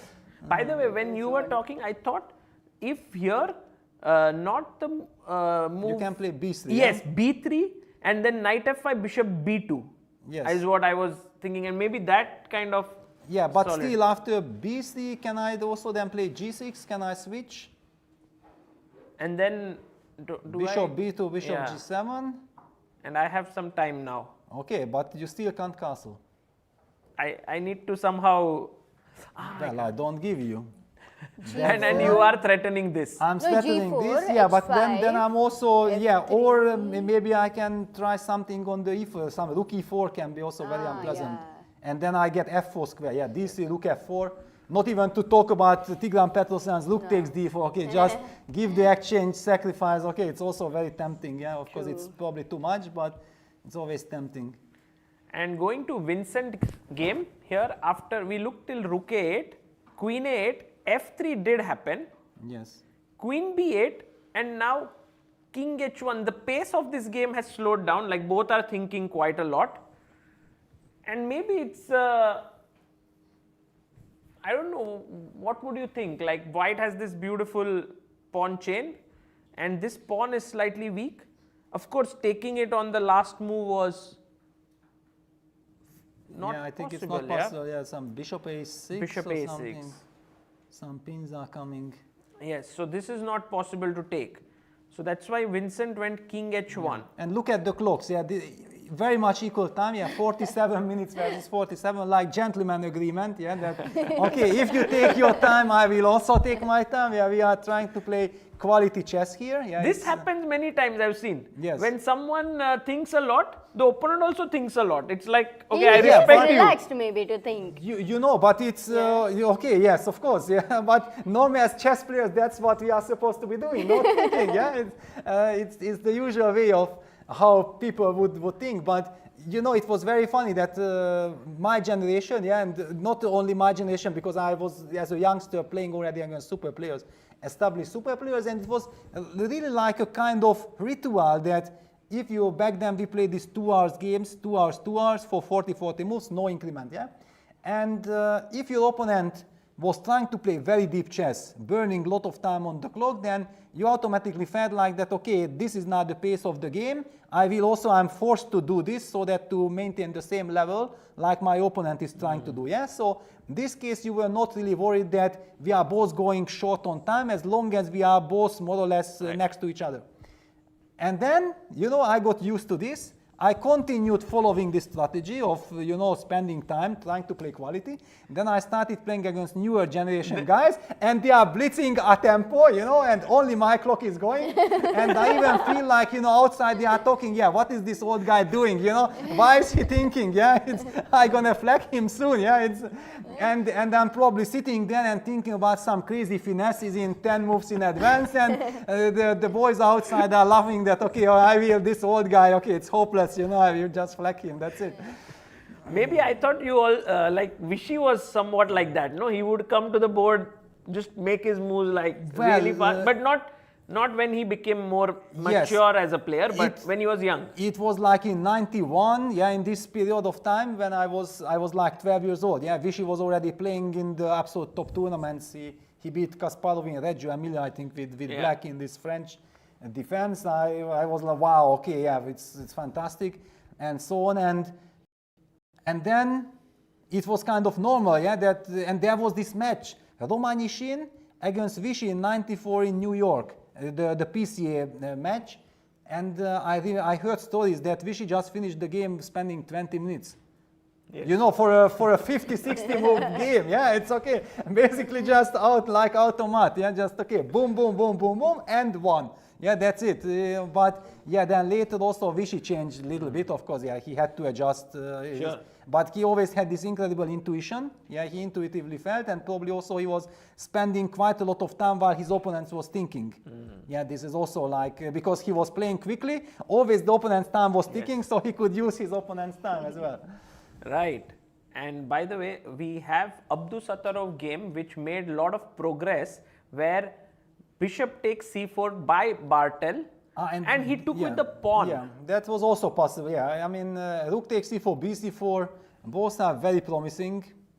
I just like both options. Matter of style, and maybe also because Abdusattorov is famous for being a very direct player. Yeah, he likes to hit the opponent immediately with move pair, move play. And now what you said does come to light, that the d5 pawn is soft, and also the a2 pawn is under pressure, and e7 doesn't look that weak because of this pin. Yeah, no, I told you this e7 pawn, because the other factors are outweighing the situation. Yeah, because of this new construct. If this would be coming from a Maróczy bind, that white has c4, d5 established pawn structure, and this bishop on g5 against pawn e7, then basically black is just strategically lost. Yeah, finished.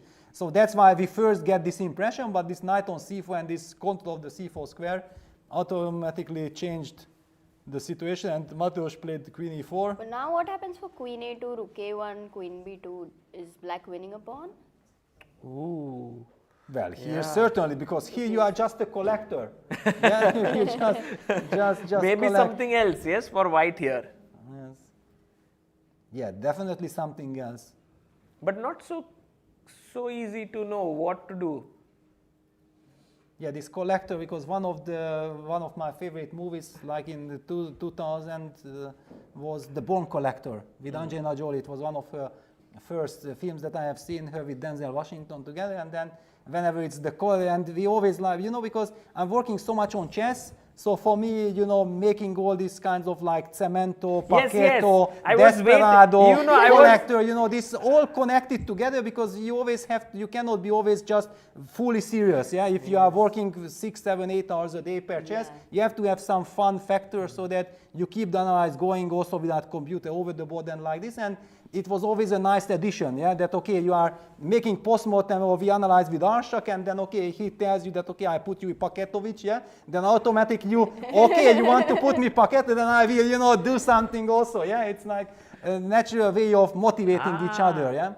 But I was, since you arrived here, I wanted to use the word cemento. It didn't come out. And then for which position? Yes, no position. Well, definitely Mateusz needs to cement his position somehow, but I don't see. There is no real cement already. There is no way to sort of, so queen a2 might happen on the board here. Might happen because Nodirbek is completely fearless. He does not see any ghosts, and like this, it was one of my weaknesses throughout my career, that I was, this is a strange looking pawn, I should not take it anyway, my opponent probably has something in mind against it, There are always this, if you start this conversation with yourself during the game, then you can always find 100 reasons why you should be taking the pawn, but also 500 why you shouldn't, And actually, sometimes the best is just close your eyes and take, and put the pressure on the opponent, because he can also only make one move. And also, I think when Nodirbek's opponents give him a pawn, his first thought is, how can I grab it? And what has my opponent missed? Maybe he thinks that way. Yes. Okay. This is a different attitude. That's. But certainly. Also, the important thing is that how things have developed before. Right. And the logic dictates that actually black can take the pawn because white is already on the defensive. Imagine that things would be like this, that white has everything under control, and out of desperation, black would be going for this pawn hunt. It would have a completely different meaning to the position. Right. It's so here it's kind of natural. It's the first question. I can take rook a1 is not a problem. Anyway, white cannot really do much. One thing I mentioned you right from the beginning, that Mateusz is very creative. He's in these openings and everything is always tricky. But when he chose this line, I felt like it's not true to his style. Yes. That was the reason why I was skeptical from the beginning. It's maybe not to his style. By the way, Péter, do you know Mateusz's sort of small story that he was commentating a lot, like for 2 years? And then online events. Online, he was doing Polish for Chess24, and now recently stopped it also because Chess24 has closed. And so he started focusing more on playing, and his rating has gained 50 elo points. It's amazing, right? At this kind of story, that a commentator now kind of gets back into chess. You can develop more understanding by commentating about certain other aspects, and now which he's using it in some way, maybe. Well, it's because chess is such a special game, that often you cannot really explain why somebody is winning 50 points, why someone is losing 50 points. It's so much also about psychology, about feeling happy, you know, and maybe also there is also this simple argument that, for example, he needed some break from practical play. Yeah, he calmed his nerves down. Also, he got tremendous pressure. He got tremendous pressure suddenly seeing that, okay, it was so much fun commentating. At the same time, after 2 years, he might have felt, because he's a fighter, yeah, he is deep inside him, he has this incredible will to win and to play, that maybe after 2 years he felt like, okay, I had my fun, but now it would be so nice to play again.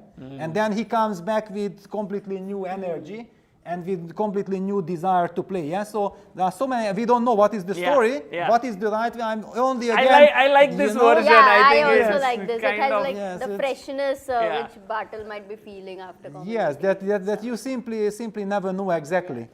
But you know, today with commentating with you, it's so amazing because the moves which you are mentioning are all of it are happening, like G6, the idea that knight D6, knight F5, and I think now Gukesh once again has to figure out what to do about this pawn.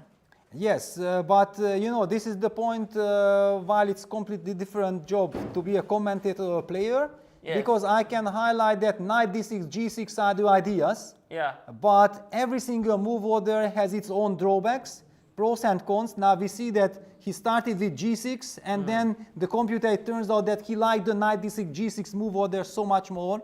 But G6, that's why the bar has gone up. So something if we could have white has. Gukesh's camera would be good, right? Yes. Yes, Gukesh versus Navara. But what is the move? Look at Parham there. Because it's so intriguing. He's studying the score sheet. How did this position appear?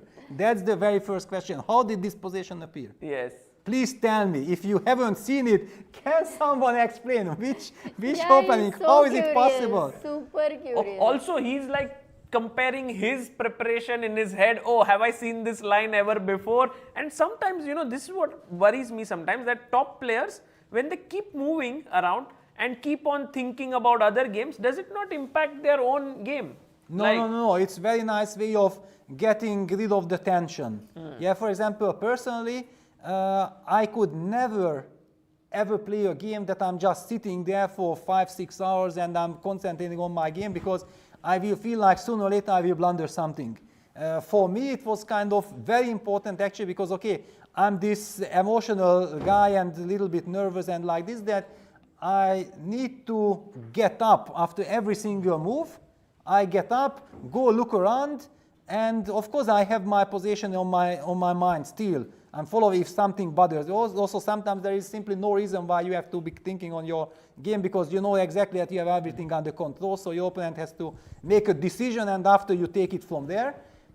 So it's not, because often I was told that, Peter, but if you would be sitting over your board, you can think so much more. You could actually win like 1 hour on your clock per game. And you think that this would help me? I'd say no, it could just kill me completely, because when you are there and your opponent is, for example, thinking, automatically you can also overtake his nervousness. Yeah, because he's dealing with some problem and I'm sitting there. It feels like I'm part of his problem. I don't want to be part of his problem. I already had my problem myself before while I was thinking, yeah? So I nicely walk away, let him, you know, think 20 minutes, 30 minutes, I will come down, I will drink my tea, I will drink my water, look around, have an opinion on the other games as well, and then with refresh view, I'm coming back. Yeah, I actually do this with Amruta a lot. When she's confused about some decision in life, she's often thinking, and I am like, okay, take your time, and I go away. This is your problem. Now I know, okay, this was not expected here, but Peter brought something. Thank you very much for your support. Yeah, okay, that's how you are supporting the family. Yeah, this is how. Yeah, it's but normal that men have this kind of, okay, then I go to play football or I go biking. After we will deal with it, because simply that sometimes you don't know the decision. Yeah, if you can, but you go away, you do something else, and you come back with new energy, and then you can be much more of a help, because you have suddenly already something to share with, yeah, before you are just frustrated. That's true. I also don't know what's the solution, yeah. Right. By the way, here, what move to play as white? I'm all the time thinking of d3, bishop e3, d5. These moves are moving in my head. Like one line I saw was Yes. d3, knight d6, bishop e3, knight f5. No, but then knight f5 and then takes bishop h6. Exactly, and Yes. suddenly this pawn Yes. gets attacked. So Yes. No, but the reason why I then preferred to play knight d6 instead of g6 was to clarify that do you play d3 or do you play b3? And once you clarify this, then against d3 I might take your exchange with this knight f5 that I showed you with this positional exchange sacrifice. But I have the feeling that, you remember I told you that David was definitely thinking about this exchange sacrifice and how to evaluate it. And maybe he disliked it and then he thought like, okay, I'm going to go g6. But this case some d3, g4, bishop e3 kind of setup. Can you try to get that? Knight d6 and then you go g4, for example, to try to get bishop e3 in. But I will have bishop g7, f5 or h5, gh, knight I was f5. always worried but h5 you can just take it. No, right? but also No, there you are pinned. Yeah, also I free. can take with the rook, but I have knight f5 also there. I mean, no, g4 is just not a move. But then it's not obvious what is the very big difference. Yeah, I'm also like very confused on what move. Maybe go bishop f4, bishop g7. No, knight f5, right? Knight And then f5, bishop, knight no, f5, bishop e5, I thought. Oh, bishop e5. Yeah, but But then rook g8 and then d6 next move yeah, you're no, kicking no, away, it will yeah? not. But not- g4 is there in between. So like maybe it's just tempo by tempo. Yeah, but No? it will not give advantage. But I want the double bishop advantage. It will not give advantage. Yeah, So not bishop f4. yeah, not bishop f4. Actually here it's not so easy to know what move to play King to get the advantage. d1, knight f. I know it looks ugly, but king d1, knight f5. Oh, Gukesh did go d3. d5. King Yes, d1, of huh, course. you are saying. Yeah, king d1, knight f5, d5, it's possible, but it's I'm not happy because also now maybe black switches to bishop c5 targets this, then okay, you have rook f1 luckily because you have no right to move the f2 pawn. The f2 pawn has to stay there, you have to guard the e3 square. And rook f1, maybe this is fine. So temporary you need to be solid and then later. Yeah, it's good compensation actually. Yeah, black it's is having. good. It's good, but yes, somehow in the computer indicates that white maybe has some miracle way of stabilizing things. Yeah, maybe it's not king d1 also. So it's very difficult to know what the move is. But here. it's good to Maybe find- you guys have a suggestion, white to move here. Is there any move that crosses your head? Oh, he plays. Oh, it. Gukesh He goes goes d5. Okay, he goes d5. Okay, nothing really changed because after knight f5 you still have to make up your mind. Yes, knight f5 is bound to happen. Threatening knight d4. Actually, yeah, knight d4 is a... It's kind of a threat. Because then we still have your... Still have the exchange exchange yes, sack line. but it seems like white might get a tempo somehow. Hey, can you go king d2 because of bishop h6 check? You then go king d1 so that the bishop is challenged. no, but king No, d2, the- knight And then d4. knight d4. Because there is Okay, a... same. Oh, then Like- bishop Yeah, d1. yeah, but okay, but bishop d1, bishop g, this is the Paketovich, yeah, nothing moves. This is the total Bishop Paketovich, yeah. Yes.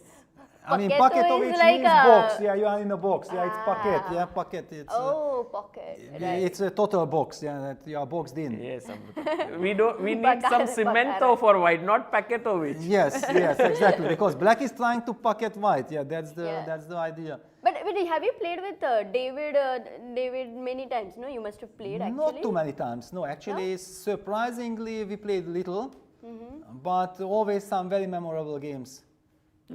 Yeah, yeah, I mean, basically, I think against David, you can only play memorable games because he's I mean, difficult to say because I cannot say that he's super aggressive, but still at the same time, he puts the pressure on the opponent, yeah, that he never wants to give you the comfort. Yeah, he never gives the opponent the chance to stabilize and get his game. Yeah, he puts pressure in this sense, and that's why I have the feeling that he's aggressive, but he's not aggressive in a way that he attacks you exactly move per move, but he doesn't give you a chance to get your comfort. Yeah, that's his kind of method, and then automatically you have to pick up the idea what he's up to, and then adjust accordingly. Yeah, so you cannot just follow your routine or something. I feel somehow David has a lot of calculation that backs his play, while maybe players like Parham or let's say Rapport, they have more like sort Intuitive. of intuitive feel. And Gukesh also has a lot of calculating. Gukesh is now balanced, yeah? Intuition and calculation. Yeah, intuitive, calculative. Yeah, very difficult to box, like compartmentalize these top players because Yes. they use all sorts of things in different games. They are universal. Yeah, that's Yeah. why they are so strong. Yeah, of course. And David also has been 2700 plus player for a very long time. When 2700 plus meant like not 2750 plus. Yeah, so this is also different. Yeah, One the should never definition. just look at the numbers. Yeah, Yeah. you should be knowing that okay, 2700 and he was 27, 30, 40 when it was like top 15 in the world. Yeah. It's a different scenario, but yeah, in every game there is lot of tension. This is strategy. Like, you know, I had these books by Mihail Marin on the English. He wrote Yes. these 3 volumes. Yes, yes. And then in some of the lines, he would make this move like e4 and say, oh, great, this is like a great move. And maybe this looks like one of those positions, right? Definitely, again, because the bishop is on d6. Imagine that bishop on a7 with the control of the d4 square, then we will say that e4 is a weakness. Yeah, that how can you weaken Yes. the d4 square Yes. with the bishop on a7, but with bishop on d6 and with white's bishop on b2 and knight on f3, yeah, you have perfect harmony. You have total control of the central square, so you immediately feel that okay, everything is under control. White is pushing. The question is it enough for advantage or not? Because after all, black also hasn't committed any crime. He's super solid. Yeah, this pawn on c7 and pawn on e5 are weak, but this so-called bad bishop, which we are calling bad bishop, I'm not even sure that we can call it bad bishop because it's also a useful bishop. Yes. It protects the 2 weaknesses. However, the question will be that once white plays knight c5 and then you will have to take it. Yeah. And then white takes with the queen, never with the pawn. That just to highlight that after pawn takes, there is the cemento, the knight on c6, eternal cemento, because it can never So be let's targeted. say h3, for example, sorry, here black to move. Yes, Just just to make that bishop takes c5 and bc5 would be a strategically terrible mistake. Black is immediately slightly better forever, and black can never lose, but black can win, yeah? I was thinking this does sometimes weaken the b7 pawn, right? Forget about it. Just forget about it. The knight on c6 is a monster. Yeah, black will always have counterplay against the d3 pawn. If I want, I can even protect with rook b8. But my problem after b takes c5 with black would be that how do I win the game? I will not, for example, ideas like knight h7, knight g5, trading that knight, and then playing good knight against this bishop, combining different factors. Yeah, for example, knight h7 also has this multi-purpose idea. If you stop it with h4, then I might play some f6, queen d7, knight f8, knight e6, and that knight gets there with incredible grip. Yeah, and it's not only targeting d4, but even some knight f4 idea, gf, queen g4 check, will also hang in the air. Yeah, so this, again, the position automatically speaks its own language. Yeah, that after bc5, all these ideas are automatically possible. So white should never do this. White captures with the queen, or if he moves the queen first, then with the rook, yeah, always with the piece, so that we keep the pressure on the c7 and e5 pawns. And Vidit basically is saying in this game that look, Pragg, you are doing all this creative stuff, bishop c1, bishop b2, e4 push, but I'm just going to keep my pieces in the central positions and solid chess. Yes, he is solid, but the question is that how long you can be solid, and if you feel yourself under pressure, and we do see that it's only move 19, and Vidit is down to 25 minutes on the clock. Yeah, it's some clock issue. Yeah, we also know that there is 30 seconds increment, so by no means the end of the world. As long as you feel like your position is stable enough, yeah, the 30 seconds and the time should be. But if suddenly Pragg is able to change the character of the game and will pose some questions that Vidit will really have to dig deep into solving the problems, then he will face serious practical problems. Yeah, but here Pragg doesn't seem like having a sort of an idea, like because I want to go d4, but e4 is weak. Knight c5 is readily, he's just taking. So as white, what is the plan that white can adopt? Well, there are so many questions. For example, there is even the direct, very move calculating line, queen c4, a shocking move. Queen c4 has to be calculated. You know, because queen takes c4, I take d takes c4, for example. And suddenly I'm going for c5 idea and target the e5 pawn. And fight for the d file like this. Yeah, there is all this transformation of structure. These positions, for example, the computer might have it as like 0, 0, more or less nothing is happening, or 0, 10. But when a human super grandmaster looks at it, there are so many questions that you have to deal with, and those small questions can have decisive effect for the game. True, true. Meanwhile, Mateusz Bartel's game has heated up like anything. After queen takes a2, he shifted queen h4. And he doesn't care about the pawn. Amruta spirit, high five. High five, okay, Amruta said it, just take it, okay. Just take it. And he snatches this pawn. And now Nodirbek makes this very little move, h6, threatening g5, I believe, or... Yes, setting up this lovely trap, bishop f6, g5, winning on the spot. Nice. Because otherwise, of course, white would love to trade the bishops in order to get some maybe ideas against black's king. But h6, super nice. So I love it that Nodirbek collects the pawns but keeps everything under control. He keeps perfect awareness of what's really happening on the king's side. And also he cannot snatch this pawn because of rook takes rook, and then d4 is hanging. Yes, basically white's play is based on bishop f6. Because if he could play bishop f6, then forget about the pawns. The pawn on a5 is still far away from queening. We would get some initiative going on the king's side.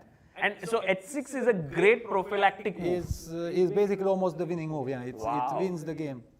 Practically speaking, it basically you know exactly how much it hurts from white side when this happens. Yeah, because you had the hope that yes, okay, I'm losing the pawn, but I go all in and I will get somewhere, maybe some perpetual check somewhere, h4, h5 will happen or whatever. But this h6 small little move, and nothing makes sense. Now nothing works for Mateusz. Like, I think in his calculations, he was always hoping bishop will come to f6 and then I have counterplay, but with h6. He could have missed the move h6, you think, Bartel? It's easy to miss. Okay, first of all, because he was anyway feeling under pressure, yeah? So he convinced himself, okay, let me sacrifice my weak pawns, and it makes perfect sense that I will create them based on bishop.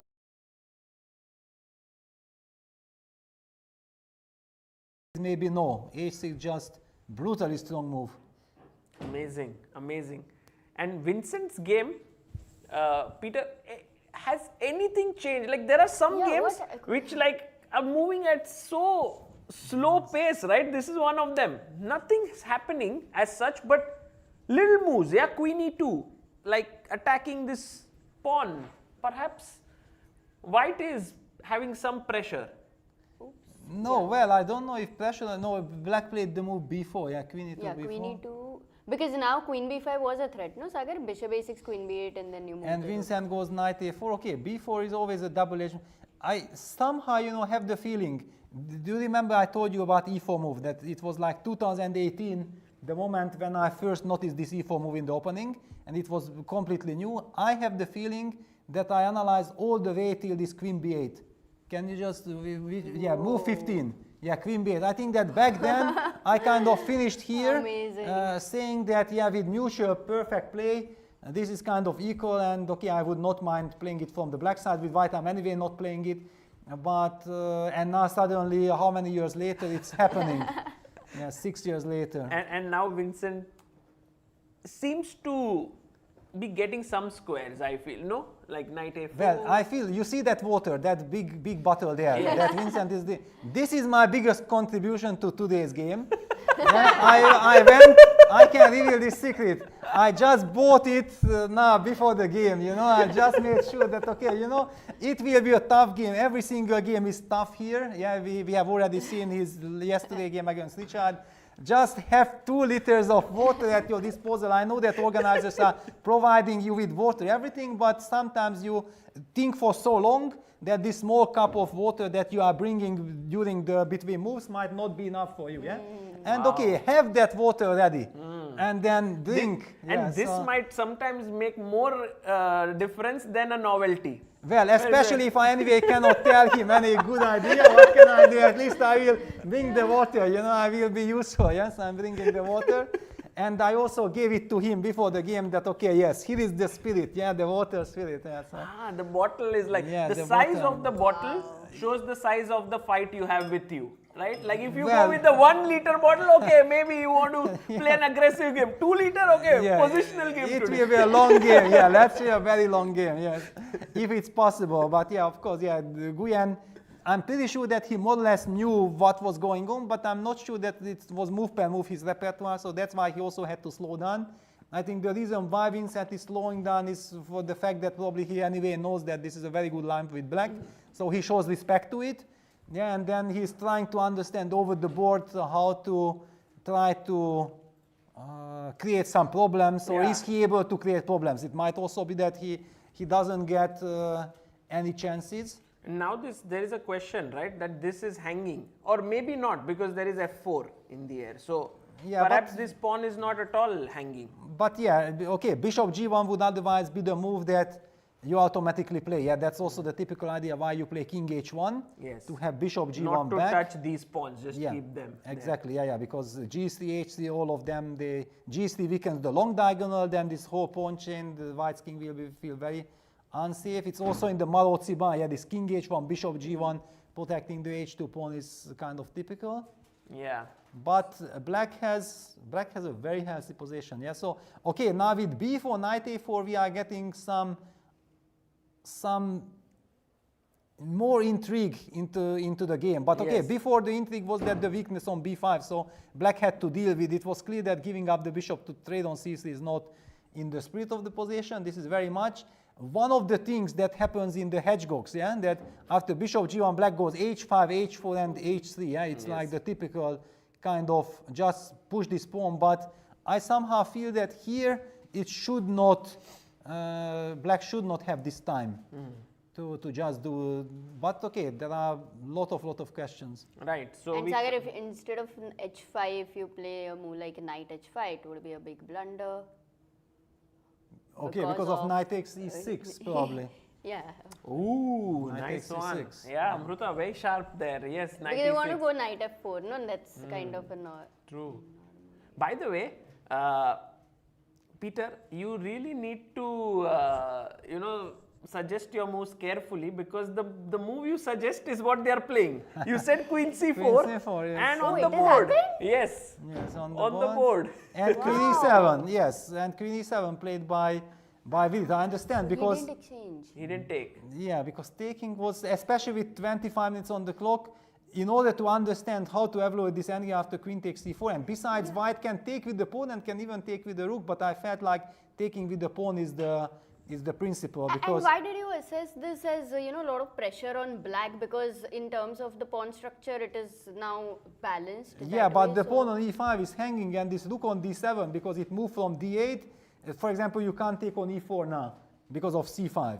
If the rook would be on d8, you could take on c5, take on e4, and after c5 retreat with your bishop to f8, and I would probably not mind that too much. But with this rook d7, that's why when the rook moved to d7, automatically it hit me that, okay, but hang on, there is this queen c4 takes, d4 structure. Very, very nicely spotted, with rook d7, this little change. Little change, and now also when black queen, which was beautifully placed on e6, had to move back to e7, this is not a happy move. Also, now does knight h4, knight f5 stuff start featuring? Because Sagar, queen c4 for me was okay. You are exchanging queens; it's so equal, but there is this intense this rook pressure d7 was very. Okay, I have played enough games and analyzed with Kramnik. The maestro of feeling all these incredible nuances for. When the queen trade, Kramnik is changing queens, so do we get closer to draw? No, don't fall for this trap, And so look at Pragg, he's like... he's now zoning in. Yes, he's feeling that, okay, before it was a maneuvering phase, now there is something to play with already, and the evaluation bar also confirms, that white is pushing. It's still tricky because you have to watch out for this b7, b5 fork. For the moment, the knight on c6 hanging, but some knight takes b4, a, b5 is hanging in the air. Yeah, you constantly have to deal with this, and then b4 pawn will be weak. So one of the most natural move in blitz, everybody would play from top players queen b3. You're just stabilizing because we already achieved that. We forced that queen back to e7. With queen b3, we opened the way for knight c5, bishop c5, rook takes c5, putting pressure on the e5 pawn, plus also rook takes c6. Exchange sacrifice might also be Sagar's, your favorite. Yes. Wow. Yes, Queen rook B3 c6. is Oh, that's a nice move. Yeah, queen b3, I think. Will be played, yeah. Yeah, it's like. But it's also a very tough move, right? You went queen c4, queen went back, and now you're. Well, moving if you ask Pragg what is the main candidate move for him, what is the most natural move, he will tell you instantly in a second that queen b3 is the most natural. The only problem with white is that you are playing the game. You have to calculate knight c5. Can I play knight c5? Yeah. But one of the problems with knight c5 is that after takes, there is the pin on the d file, and knight takes e4 is coming at the end. So that's why we cannot recapture with the rook. Now knight takes e4 is coming. Right, right. Because of the pin, yeah, that's the problem. So I basically I'm almost 100% certain that the queen b3 move will be played. Let's see if Pragg plays And that how many? move. Meanwhile, David Navara and Gukesh has gone king f1. Now this is the move which we did not This is so good. consider This is so so seriously, because king d1 was one of the suggestions, but king f1. Yeah, and he's trying to rely on this bishop d1 defense. Yeah, so against knight d4 he will play bishop d1. And now with king on f1 it's perfect harmony. Besides, let's not forget that white has also h4, threatening h5, and if black plays h5, then we have rook h3, rook e3, for example. Yeah, we activate that rook. So maybe. No, this king f1 Yes. suddenly makes white's position look harmonious, no? Yes, yes. Okay, somehow I sensed it will be very interesting to ask the players afterwards that what they were thinking about this exchange sacrifice position, because was clearly the reason why David wanted to play knight d6 instead of g6, which according to computer was the precise move we analyzed as well. Right. But over the board, if you are not sure, then you are also tempted that, okay, g6 gives me compensation, why should I go for that exchange?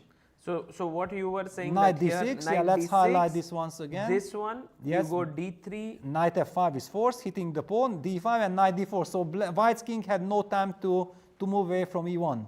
Yes. And then this exchange sacrifice, and it's the stronger player you are, the more you appreciate the compensation. Yeah, this is the trick. My thought here, Peter, is that when I am exchange up or exchange down, I would love my opponent's pieces to be passive.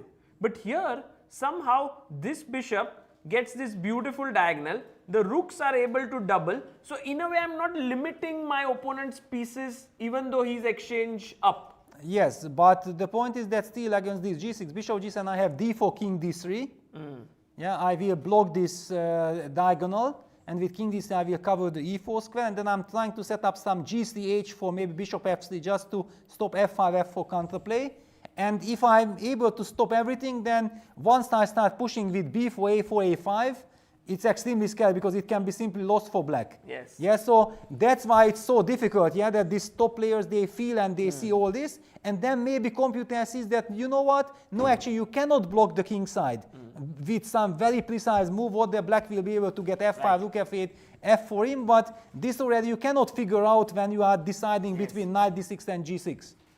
That's kind of the really tricky. That's why I'm getting into time trouble, yeah, because I'm dealing with all kind of phantom positions that never ever happens in the game. Yeah, so if somebody looks, then okay, Péter is again in time trouble. Okay, he already cannot play at all. Yeah, I see millions of things, but no benefit. Then I blunder one move in time trouble and I lose, and that's all what people remember. That okay, time to retire. Yeah, I mean, okay, that's all Lékó can already do. Then it's better if he retires. Yeah? Yes, but of course, it's like this iceberg, right? We can only see the tip. Below the water is the entire. Yeah, but this is exactly also, I always felt like kind of my duty as a commentator, that I have these insights, I know exactly how the players are thinking, and that's why I also love classical chess to commentate, because then, for example, in Rapid, we don't have this deepness, yeah? The players have to make a move, so it's all about tactics, tricks, and making quick decisions.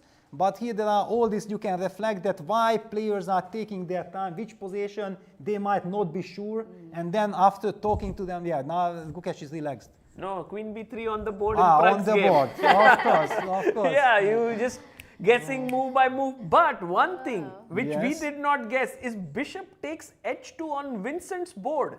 Queen B5, What? Bishop H2. He's allowed to Ah, that- snatch the pawn. He played Queen B5. Yeah, Vincent has kind of changed the nature of this position quite a bit. Wow, but look at this. He goes Queen B5. Yeah. Opponent takes on H2, and now Vincent is taking his time. What is this? Because I would expect then already that he convincingly beats it. But okay, it's very far from being clear what he has in mind. So Yeah, Maybe- what maybe did he intend Queen B4? either Because take that here looks or knight F4. H5. No. But Queen B4, no. Knight H5? No, Queen B4, Bishop D6 back, Knight H5, 0-1. Okay, this is, we cannot trade the H2 pawn for a B4 pawn, yeah? So, yeah, no, okay, luckily we have now Queen B5 stop, but okay, it's enough to know that black is better. Okay, This so is- he does not have this in mind. No, not at all, yeah. So basically, F4. he really thought that Bishop H2 is not Oh possible. yeah, F4 because he would want to go E5, D7 knight also, Queen H5, some ideas like that. Yeah, So but F4. okay, F4, okay. First of all, King H2 is not yet a threat because Knight G4 check. So I'm very skeptical about all Yeah, this. Maybe yeah. I can take Bishop takes E4 and I'm winning on the spot. Right. No, not winning according to computer, but I mean, okay, no, this F4 stuff. No, I F4 cannot does do. look a little dicey, Intuitively yeah? it doesn't look good. But then what's the move? Because black has just snatched a pawn. Is it knight takes E6? Yeah, but I'm also not a fan of this go pawn hunting because, okay, maybe, yeah, because without the knights, then the GC square is not, but intuitively I don't feel. Okay, can we go rook F7 to save, like, have two pieces for the rook? Yeah, it's. Oh, this doesn't work. Yeah, okay, it feels, because somehow it feels very shaky. So maybe king H8 Yeah, King and then H8. bishop takes knight Yeah, well, it's even and not. then we reach yeah. here. Yeah, okay, I'm not liking the pawn, but okay, White also says Knight C5, Bishop D4, so it's without the knight already, not heading to G3. Yeah. We don't feel the very big danger, yeah? Only Yeah. if Queen on H4, Bishop G3 checkmate, but this is not realistic. Also the E-pawn can look very dangerous suddenly. But yeah, look, yeah, Vincent is slightly confused because Guyan is a very solid player, and look at this. So he doesn't give the impression that he's worried of Knight takes E6, and that puzzles Vincent completely. Like, what?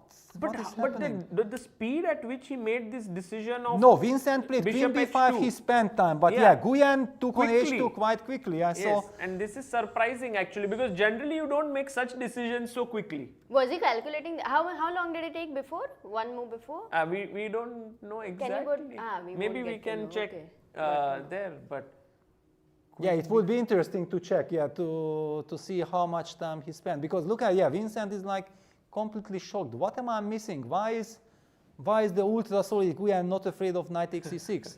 It's not here. Okay, if for example Shilov takes Bishop H2 and you know exactly that, okay, it's the first move that you expect from Shilov, yeah? Right. But when you know that, for example, if you play against me also, I'm the guy who is first stabilizing things, yeah? So if my opponent plays the move Queen B5, expecting me to take Bishop H2, so I'm assuming that he has something in mind. Yeah, and okay, it's very strange. But I mean, Vincent of course considered Bishop H2 Yeah. that he would take. So I'm sure he will go knight E6. But the question is, why is there Vincent? Does he have something else on his mind apart from knight E6? Is there something else he's thinking about?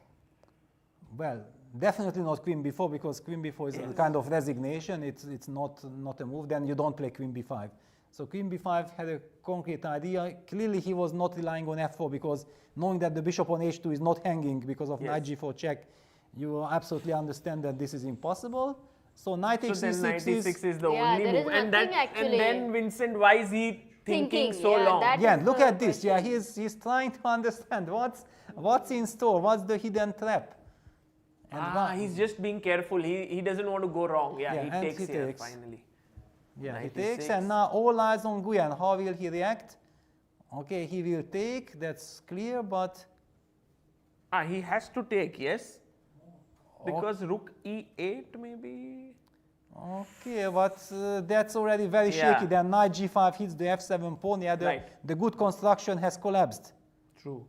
No, knight g5 is not the best, but okay, here I don't know. Maybe knight c5 also. Knight c5, even knight takes g7. Okay, there are millions of ways that you feel that this shouldn't be good. So fe? Fe Bishop should be the e6. move. Bishop e6, king h8. Okay, here the question is that rook f7, the move that computer showed that it loses on the spot. Yeah. But we did not spot it immediately that why it is losing. Is this a move that potentially a human can have in his mind over the board? But it looks very suspicious because this is a move that if you want to make sure that it works, you have to spend 20 minutes because it feels unnatural, it feels shaky. But rook f7, it doesn't, because if you play queen c4, which then there is knight e5. knight e5. Yes. Yeah, but maybe even just some rook d1, maybe some quiet move, because we are in triple pin. Everything is pin, nothing moves. Wow. Pieces are overloaded. Wow. And if knight e5. Knight e5, queen takes b7. Let's just show this. It's checkmate. Queen takes b7. Oh. Queen takes b7, rook d8 check. Oh, lovely. And it's checkmate. This is something like at the, at the reception where you are entering, there is always some puzzle, yeah? This here is like some position from the Don Giovanni reception puzzle. You know those positions are given by Johannan Afek. He puts it every day there. I mean, he doesn't go and set it, but these are his two movers. Yes, but I remember one from last year when I was like spending quite a lot of time and energy and I still couldn't find. I was so embarrassed. Now, luckily, the 2 days in advance, two consecutive 2 days, we were just passing by with Vincent. We had a 1 second glance at the position and we already knew the solution. Oh, you knew? Yeah, so we kind of wanted to convince ourselves that we are in so much better shape than last year. But to be fair, both positions was much more easy. Yeah, it was like But there's no way to know. Like you can say to yourself, like, yes, better shape. You know, but why I like to be objective. Yeah, I like to be objective. Yeah, not to be carried away by something that just because suddenly checkmating 2 was found in less than a second. Yeah. True. And meanwhile, I think Praggnanandhaa's idea to play d4 seems to be there. Yeah, rook e1. Yeah, he played rook e1. Yeah, also he's stepping out of knight takes e4. So now, because you demand now again after rook e8, the pressure so he wants to go knight c5 perhaps somewhere. Well, but with rook e1 he cannot because the d3 pawn will be hanging. It was also my assumption first. But yeah, but black has no moves. That's the big problem for black, yeah, that nothing really moves. Yeah, also black would love to, he goes queen e8. I was just thinking to make way for the bishop. But maybe bishop f8 is on his mind now. But then, Sagar, your move is coming. Oh, rook c6. Yes. Oh my god. So let's say h3. Yes. Bishop f8 is shaky. Rook c6. And this is already like a huge advantage to white. Yes. Wow. Tigran Petrosyan is very happy up above there, seeing these ideas. But Peter, how feasible it is to just sack this without getting the e pawn? It must be not too much, yes? It's because we have this DC weakness, yeah. Okay, give us one more pawn on e2. Then we would one more pawn, from h2 put it on e2, yeah. It's just total cemento, and then we do this, yeah. It's okay, like supply Baghouse. Yes, if you get this pawn, But like this, no. But the problem is that queen e8 was a good move, yeah. That black just sits and waits. Also, with it down to 50 minutes, he needs to speed up. He needs to just make the first natural move that comes to mind. Yeah. And he also gets up. I actually loved it. He probably goes to the restroom to refresh because he knows that, it will be the final phase of coming. Time trouble. He might even not get enough to wash his face. Sometimes some cold water before getting into time trouble, because automatically you carry with yourself so much emotions. Yeah, your heart rate is going up and everything to just calm down before the absolute storm hits you. In the time trouble, it's very important. Also, this game is very important from a psychological perspective, right? Because they will meet in the candidates. Whoever wins here will have that edge, like the last meet, what happened. Yes, it's always on the players' minds. Of course, one should also not read too much into it. Yeah, it's kind of, especially if you lose, then that would be Yes. my advice. Yeah, forget about it as quickly as possible. But yeah, certainly, it's always a prestige duel with your countryman. Yeah, it's because it's one thing that you can be on very good terms. Yeah, it's absolutely normal, but there is still a rivalry. True. Yeah, and this is also the reason why these players are getting stronger and stronger. Yeah, they are motivating each other. Yes. Yeah, that you are improving, I have to improve. Yeah, and I feel that finally I was so happy seeing Vidit making this jump that he won the Grand Swiss and he was already in the World Cup very close. It was a heartbreak that he did not make it already there. At least that's how I felt based on the quality of games that he showed there. So I think it's connected with the youngsters. If Praggnanandhaa, Gukesh and Arjun would not be going to 27, 40, 50 already, then maybe Vidit would feel like, okay, if only all the top 10 guys are there and I'm 27, 30, yeah, it's like psychologically you somehow adapt to the situation, yeah, that, okay, this is the way of things go. But then suddenly says, okay, come on, I know that the youngsters are very good, but so am I, yeah, so it encourages you to give absolutely everything. So sometimes, you know, if someone thinks, oh my God, so many youngsters are coming, now I'm losing my position, but actually it's a blessing in disguise. They're going to push you. Yes, push. Also with the national team, yeah, you are fighting for the gold in Olympic Games, and yeah, there is also so much. And I think that one of the good things when in your country chess is so much respected and supported, then it's not like that, okay, only the top guy gets everything and the other guys are completely forgotten, yeah, because that's very bad for the chemistry. Also for national team and so on. So basically, if anyone also in India hears it, I'm very happy that the top youngsters are beautifully supported. But also, please don't forget about Vidit, because India also needs Vidit very much. Yeah, and India and also the youngsters, the national team needs a fantastic Vidit. So Vidit should also get his support. Beautiful. Wow. Very, very important. Well said that. And Peter, now we need your, if Praggnanandhaa had a few seconds, what would be the move he would play? Because you are guessing his ideas. Now again, we are at that sort of crossroads. Knight c5 isn't coming, d3 is hanging. Yeah, well, basically, if we can conclude that black doesn't have so much, but knight h7, knight f8, knight e6 might be a...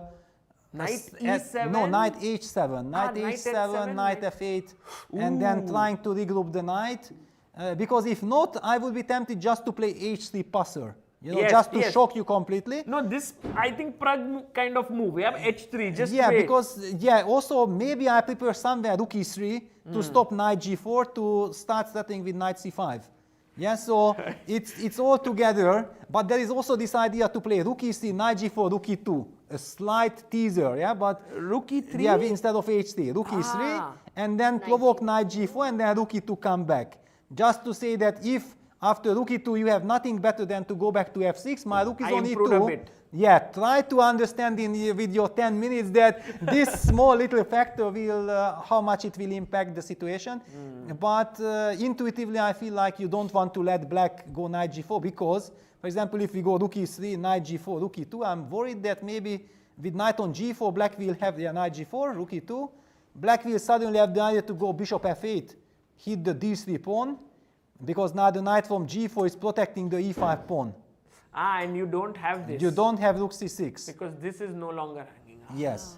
So there is this is the argument. So h3. Exactly. That's why my way of elimination was like, okay, I don't want to give this. It's a little bit too murky, too complicated. I play h3, give the pass. Can I go back with the bishop?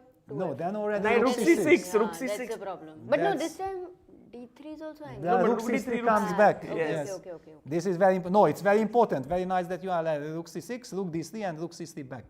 This is the key move. Yeah. So actually h3, then Knight h7. in a way this knight cannot move because e5 hangs, like knight e7 would be nice, but e5 hangs, or does it? Yes. Oh, he played Oh h3. my Yes. God, Peter. Peter. There you go. Okay. You need to- Amazing. This is brilliant. Okay, it's a strategical game. Queen Okay, C4, Queen B3, H3. as long as I Epic. don't need to calculate some crazy lines, you know. and the We things need are- This is tougher than crazy. We need the tournament director to be watching this commentary and invite Peter next year for the Prague Masters. Yeah, the only question was Sophie will tell about this idea. Yes, yes. Yeah, so But also thanks to Sophie that we have him, as a commentator, because she said to him that you're so happy doing commentary, so you should be doing that more. yes, yes. But yeah, so knight h7 is the move that I'm kind of seeing. Yeah, that seems like the only piece which is Yes, moving. because the rook from d7, rook from d8 will not move. The queen on e8 kind of parked. It feels satisfied. And look at this. Yeah, Vidit feels that I want to find the move, put that knight back to f6 so that we know exactly why Vidit is, because this is so frustrating when you have little time and you open and make this small little move. This used to be Karpov's specialty. Yeah, it's this typical Karpov move. I played my first game with Karpov when I was 13 years old in '93. Wow. Was the first game. Yeah, I made a draw with the white pieces because he played his Caro-Kann and nothing was really happening in the game. It was rather calm game. And then the next game I played with him was in '94 with black. And of course, I think Karpov did not forget about this draw in the previous game. And he played a marvelous game. Just, one cannot highlight when I made a mistake, but every single these small moves, he was putting the pressure. I could never exactly full equalize, and went on to beat me. And I learned so much from all these games. Wow. And that would be like 7 hours, no? I mean, at that point It was the time, 7 or- hour, yeah. I think it was a 6 hours game. He tortured me. And the first game, by the way, was adjourned against Karpov. We continued at midnight because in Spain it was in Leon. The game automatically started at 4:30 in the afternoon. We adjourned it around 11 something. We had dinner. And after the dinner, we were coming back. And from midnight or 12:30, we continued some drawish queen hand Oh game. my Did you have a team? Adorian was there with me as my okay. trainer. Okay, the position was not so complicated. Basically, we just confirmed that it's a draw. You just have your meal and continue. There was no need for the game. Or else you are eating and analyzing. Yeah, the reason why the game finished draw was not because of this. Yeah, but knight h7. Knight Yeah. at 7. Okay. Knight h7, Basically, just the entire game is rolling as per your thoughts here. Yes, and- yes, Next okay. move. But Peter. now I think Pragg's move, knight, what does he do? Knight h4? Knight f5? Or? Well, but it's Because now little committal. with it, because if you go knight h4, bishop can move. Yeah. No, that's why I don't feel like Because moving then the knight. d3 is hanging and No, the, bishop e7 maybe you can bishop even play E7. bishop e7, target double attack. Yes. So maybe not knight h4. No, Wait, knight on wait, f3 should stay there. Stable stuff. Yeah. But yeah, knight h7 had to be played, and okay, rook e3 would be kind of a very logical Rook e3, but now way of- what is the, just to defend the d3 to go knight c5 next. Uh-huh. But after rook e3, there is this argument that knight g5 is also a question. Like, is black maybe even coming with knight g5, targeting the knight, inviting the trade? Yeah.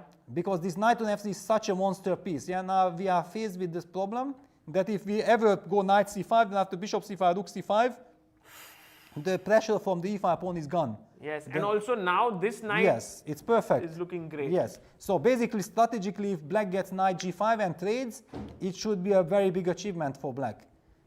Wow. It might Then be you still can't go balanced. h4 because again knight f6. Then knight f6 back, yeah, exactly. You are getting the spirit of the position. This is how it is. No, it's great maneuvering, yeah, so Pragg is putting pressure, Vidit is, Yeah. of course, masterfully responding. Meanwhile, we did see Rapport versus Maksudlu. What's Wow. A lot of things have happened here, but if we just quickly go back, bishop went back, c6, rook f2, Little artificial, yeah? a4. He played his pawn to d5, putting pressure on c4.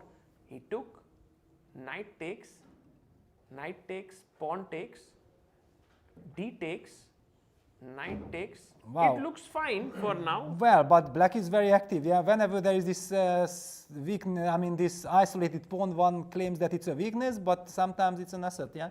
and after knight f4, d4 comes, yeah? My thought is, wow, what a beautiful square on d4. Parham will put it there, and suddenly he goes in the other direction. Because this is Parham, yeah, he's always ambitious. Knight d4 is the cemento spirit, Yes, yeah? yes. That I would never, but knight f4 is the ambitious. He's trying to win the game. He wants to win the pawn. Yeah, he wants to target this pawn. Rook d2 because he played rook f2, yeah, probably with the vision that, okay, somewhere knight f4, rook d2, and Vademaster full play, but he's playing against the Rapport, yeah? And Rapport just says, you forgot Take it. about cemento and now d4.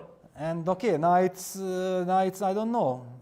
It's looking horrible because, okay, e takes d4 is Yes. kind of obligatory.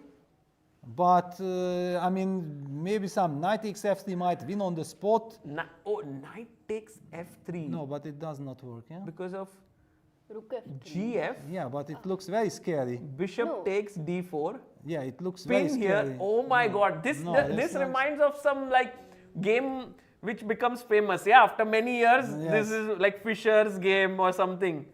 No, this is...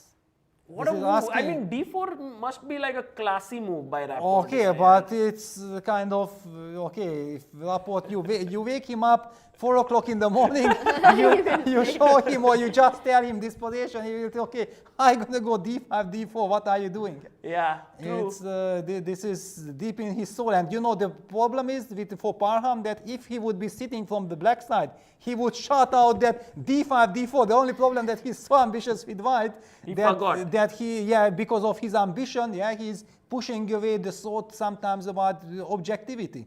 Yeah, and d5, d4, of course, should have never been allowed. Yeah, it's like in the books, e d4, knight takes f3. I'm so-called strategist, but my inner feeling, the channel is signaling me that this is collapse And also the thing is, you can never take here because of rook e1. this bishop controlling this square. It just is killing it. And so Yeah, here, rook takes f3.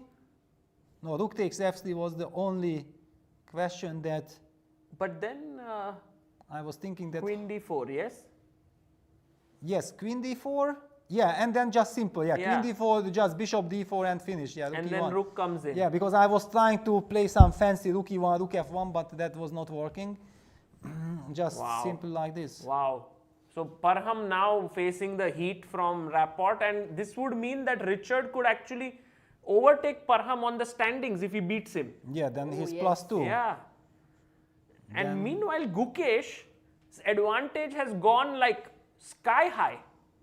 Because again, you told us about this idea of h4. Yes. It's on the board, the rook comes out from here. This rook does its job from here, bishop stay here. This is chess 960. This is chess 960 Absolutely. plus this is the young generation, yeah, that they are able to think like a computer already, yeah, because they are working so much with computers, Yes. yeah, that it's not alien for them anymore, that they understand that this is shaky, it's everything, but instead of getting terrified that, oh my God, only computer can understand it, if computer can do it, I can do it, yeah, this is somehow the spirit of the young generation, yeah, it's, I remember I was once invited to Nanjing to play a match with Wei in 2019, and we were invited to a school to give some speech about chess, and I was explaining about all this artificial intelligence back then and that how strong the computers became, and this is kind of a nightmare for top players, yeah, like now computers are so strong. And then Wei also had his speech, and he said that, yeah, it's so nice that computers are so strong because we have all the benefits, you know, we can do this and that. And I just loved it, yeah, that the two generation, for him, computer is his friend, and I look at the computer as a little bit like my enemy, that why, I was so happy without the computer, why did this appear, yeah, it's like, it's very funny. But then in the end, everyone has to adapt to it because Yes. it's so useful. Of course. It's just that it's like modern technology also. Yes. Like we all use mobile phone. Some do it reluctantly, but they have to because everyone is using it. So here, I think Gukesh is doing really well. He's What were the pawn up. last 2-3 moves after king f1 rook went? Gukesh actually did not even bother about coordinating, like connecting rooks and all. He's just getting it from the different direction here. So c5 maybe was perhaps. Well, c5 is a very human move, yeah. Computer does not like it, but okay, just making sure that black gets more grip on the d4 square. And I would also a little bit caution people who are just looking it with engine and think like, wow, already Gukesh has a big advantage, he's close to winning. Humanly, I have more like the feeling that, okay, very nice for Gukesh that he stabilized. Yeah, now we feel that he's not under any pressure and he might be thinking about how to play for more. Right. But the vision and the feeling and the logic behind this game does not dictate to me that White should be already thinking that he is so much better. But, yeah? but Peter, now b4 seems like a very natural Okay, plan, but I no? also have some bishop h6 idea. Yeah, for example, am I not setting bishop h6? Ah, then if takes, there's a mate. Checkmate on e1. Ah. But then you could do it right away, right? Why c5? You could have done Then this. maybe bishop b4 comes with a tempo. Maybe this is exactly, and that's why I love, you know, always to understand every single minute, every single move. And I'm a big handball fan, you know, I'm following all the handball things. And whenever I watch handball, I watch from the first second till the last second. You cannot just go, I take a tea or I just bring a water and you miss 2 seconds. You already lose the logic of the game. That why the people change this guy for defense, you know, everything. And See, this is No passion. breaks, This no is breaks. not Yes, just no. in chess, you see. all about In the everything. details, everything. In yes, every phase of yes, life. Everything, yes, Wow. yes. Yeah. Okay, so here, as you say, bishop h6 is a threat now, and White has to deal with it somehow. Yeah, bishop h6 is a threat because bishop h6, rook e1 is checkmate. Bishop c6, I can simply follow, chase you with bishop g7. Yes. Yeah, and otherwise, if you play f4, first of all, you have to play rook h3 to play f4. But when you play f4, I will always have knight e3 check, provoking the opposite colored bishops, and I have zero problems. Yes. Maybe even I can try to push. So that's why I felt like maybe White should play g4. G4 here, yes, I was thinking Yes. about it, like take, g4 takes. Amazing. And then I feel like I'm probably slightly better, but I just, you know, the mathematics does not add up that why computer thinks that I'm so much better because I feel I'm slightly better. Because maybe then you try for h5 break and you are getting some play, but Yeah, but you know, suddenly this story also brought me back one very painful memory that I one time completely outprepared Shirov Yeah. in year 2010 in Vaikanze in one of the bishop c5 Spanish archangels variation, very important novelty. I made everything. He defends very well, but he's on the defensive. And I knew that the position, it's already deep inside the preparation finished long ago, but I knew that the evaluation is +1 in the position. And the most natural move, which was the so-called +1 move, in my mind it was not enough. It's like very small advantage. So if I have not known the computer, I would have played from 100 games 100 times that move, and I would just be better, would be pressing. But I convinced myself that no, I cannot play this move because it was +1. This would only be like +20 or +30. And I made a different move, which I thought that, probably computer thinks that this is +1, which was almost losing. And I lost the game with 1 hour advantage on the clock, with position advantage and everything, just because of this completely stupid information from the computer. You know, was just unbelievable. I was hating the computers after this game, you know, just completely crazy. How much you had to change in the relationship with the computer. Yeah, and during the game I was going crazy. I was like, okay, but it cannot be the move that I want to make. It's unfortunately it's not +1. He has drawing chances. And instead of going for this one-sided game where, okay, by miracle maybe Alexei saves it or not, I ended up losing. yeah, Killed my sometimes, tournament. Which But one? It killed my tournament. It killed your yeah. tournament. It killed my tournament completely. By the way, Nodirbek has just scored the win. Oh, it's Yeah. over? After queen f4, he snatched another pawn. Yeah, this h6 was just a winning move. Yeah, it was the winning move. We had actually left it at that, and here he managed to sort of convert this. Nodirbek moving strongly up in this tournament, 4 out of 5. Also, I think crossing 27-60 now maybe on the live rating list. Amazing. Yeah, but it was also too smooth, too easy. Too easy This was a terrible opening idea or decision by Mateusz because it was not his style. He should have not played this solid h3 castle. This is not his spirit. And then he probably was still following some ambitious way, but it worked very much for Abdusattorov, yeah, who was ready for the fight. He wanted to provoke a fight. And he also fundamentally had a very nice position. So, yeah, great win for him. By the way, in Vincent's game, wow. there was, we looked till bishop d7, Yes. knight d7, queen d7, but there was this Yes. bishop e4. Yeah, but now the question, what happens after bishop d4, yeah? So bishop d4, bishop e5. d4, mate in 1. Yes, and you cannot play rook g8 because then you lose the pin, but there is bishop e5.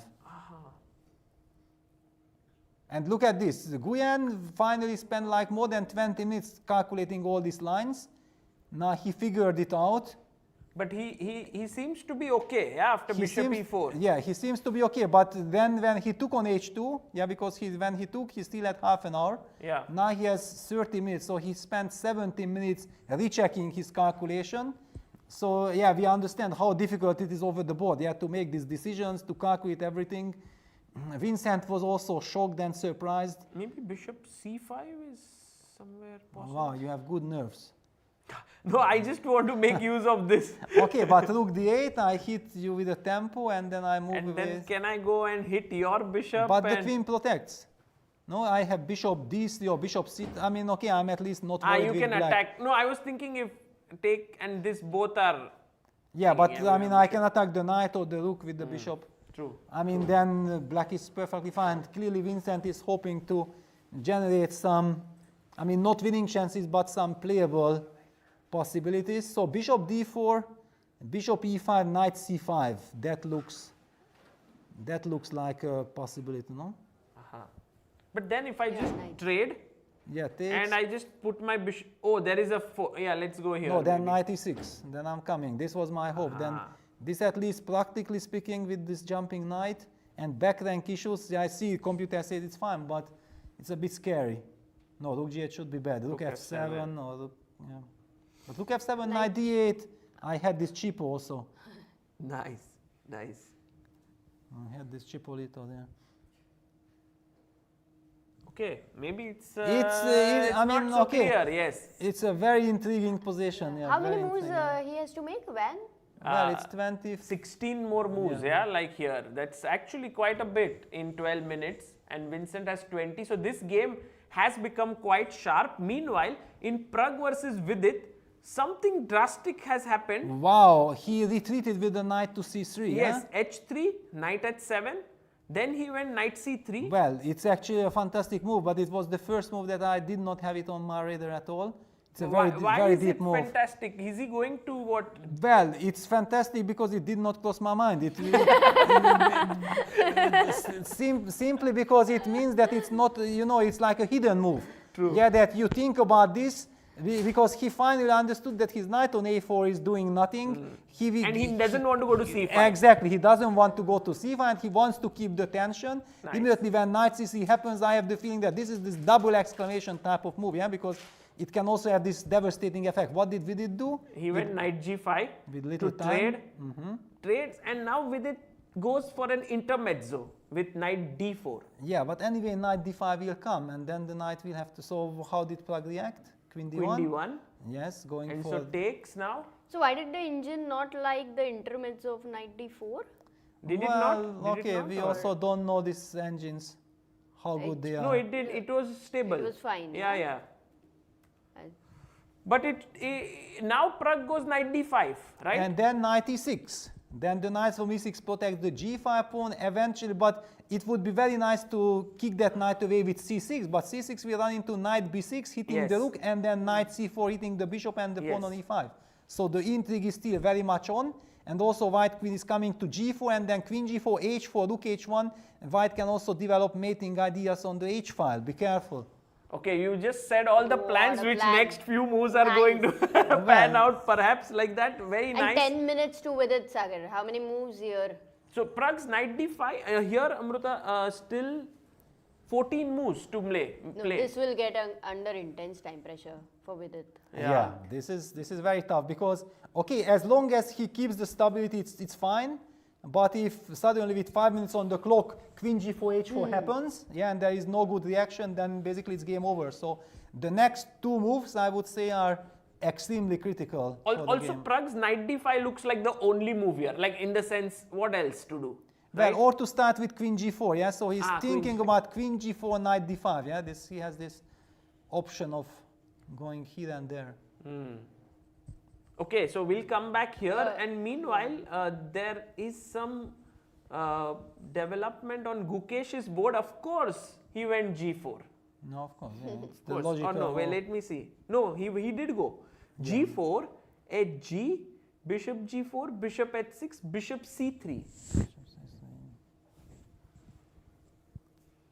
Yeah, and this kind of indicates us that after bishop g7, bishop takes f5, bishop takes c5, bishop d7 check, intermezzo. Oh, nice. This is the way how we can get out of this chasing our bishop forever.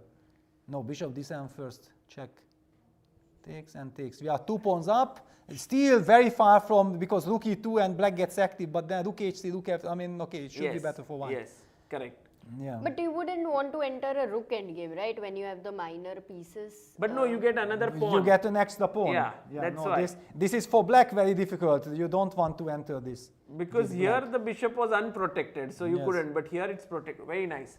Yeah, so here maybe now David, he goes knight d4. Yeah, knight d4. But okay, this is a very sad move because after bishop takes d4, c d4, this is like a losing structure. Opposite color bishop you are entering? Oh, It's a losing structure because of b4, white gets bishop f3, no anti-square on the e file, so only bishop d2, rook e1, trying to trade all rooks will be kind of the defensive idea, but I'm pretty sure that white will be able to keep at least one pair of rooks, and one pair of rooks should be enough to even really if give. all rooks are traded, perhaps that bishop, opposite bishop that should be endgame. draw. Yeah. That should be draw because black will very quickly target the h3 pawn with the bishop, zigzag. Yeah, bishop d2, bishop c3, bishop b2, and attack the pawn. So you will not be able to. If you could have that pawn ending and your king gets to b3, I think. Yeah, and so that could really create some lot of play. I think we have a guest who's joining us, and so we'll take a short break and come back into this time pressure zone that we are approaching.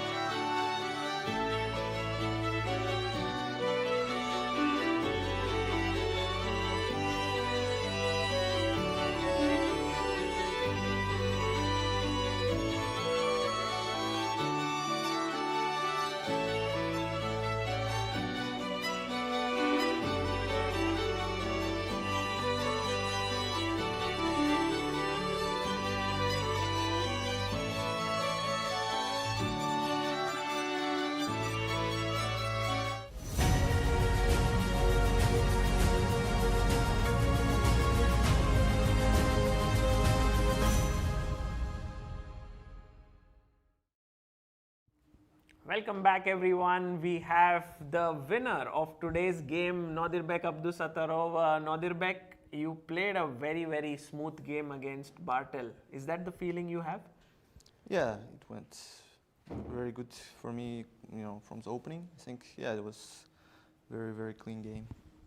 We actually were analyzing Péter. I think his play was very smooth today. Yeah, it looked like the opening worked to perfection. Yeah, you solved all your opening problems, and when the knight landed on c4, we felt like there is trouble time for. Yeah, I think that was important because not to take the b3, but Sagar can be reached to that position. That move. But just this accelerated dragon, was it part of the plan for you? No, I wasn't expecting this. He played some Rossolima type of positions after bishop b5. After knight c6.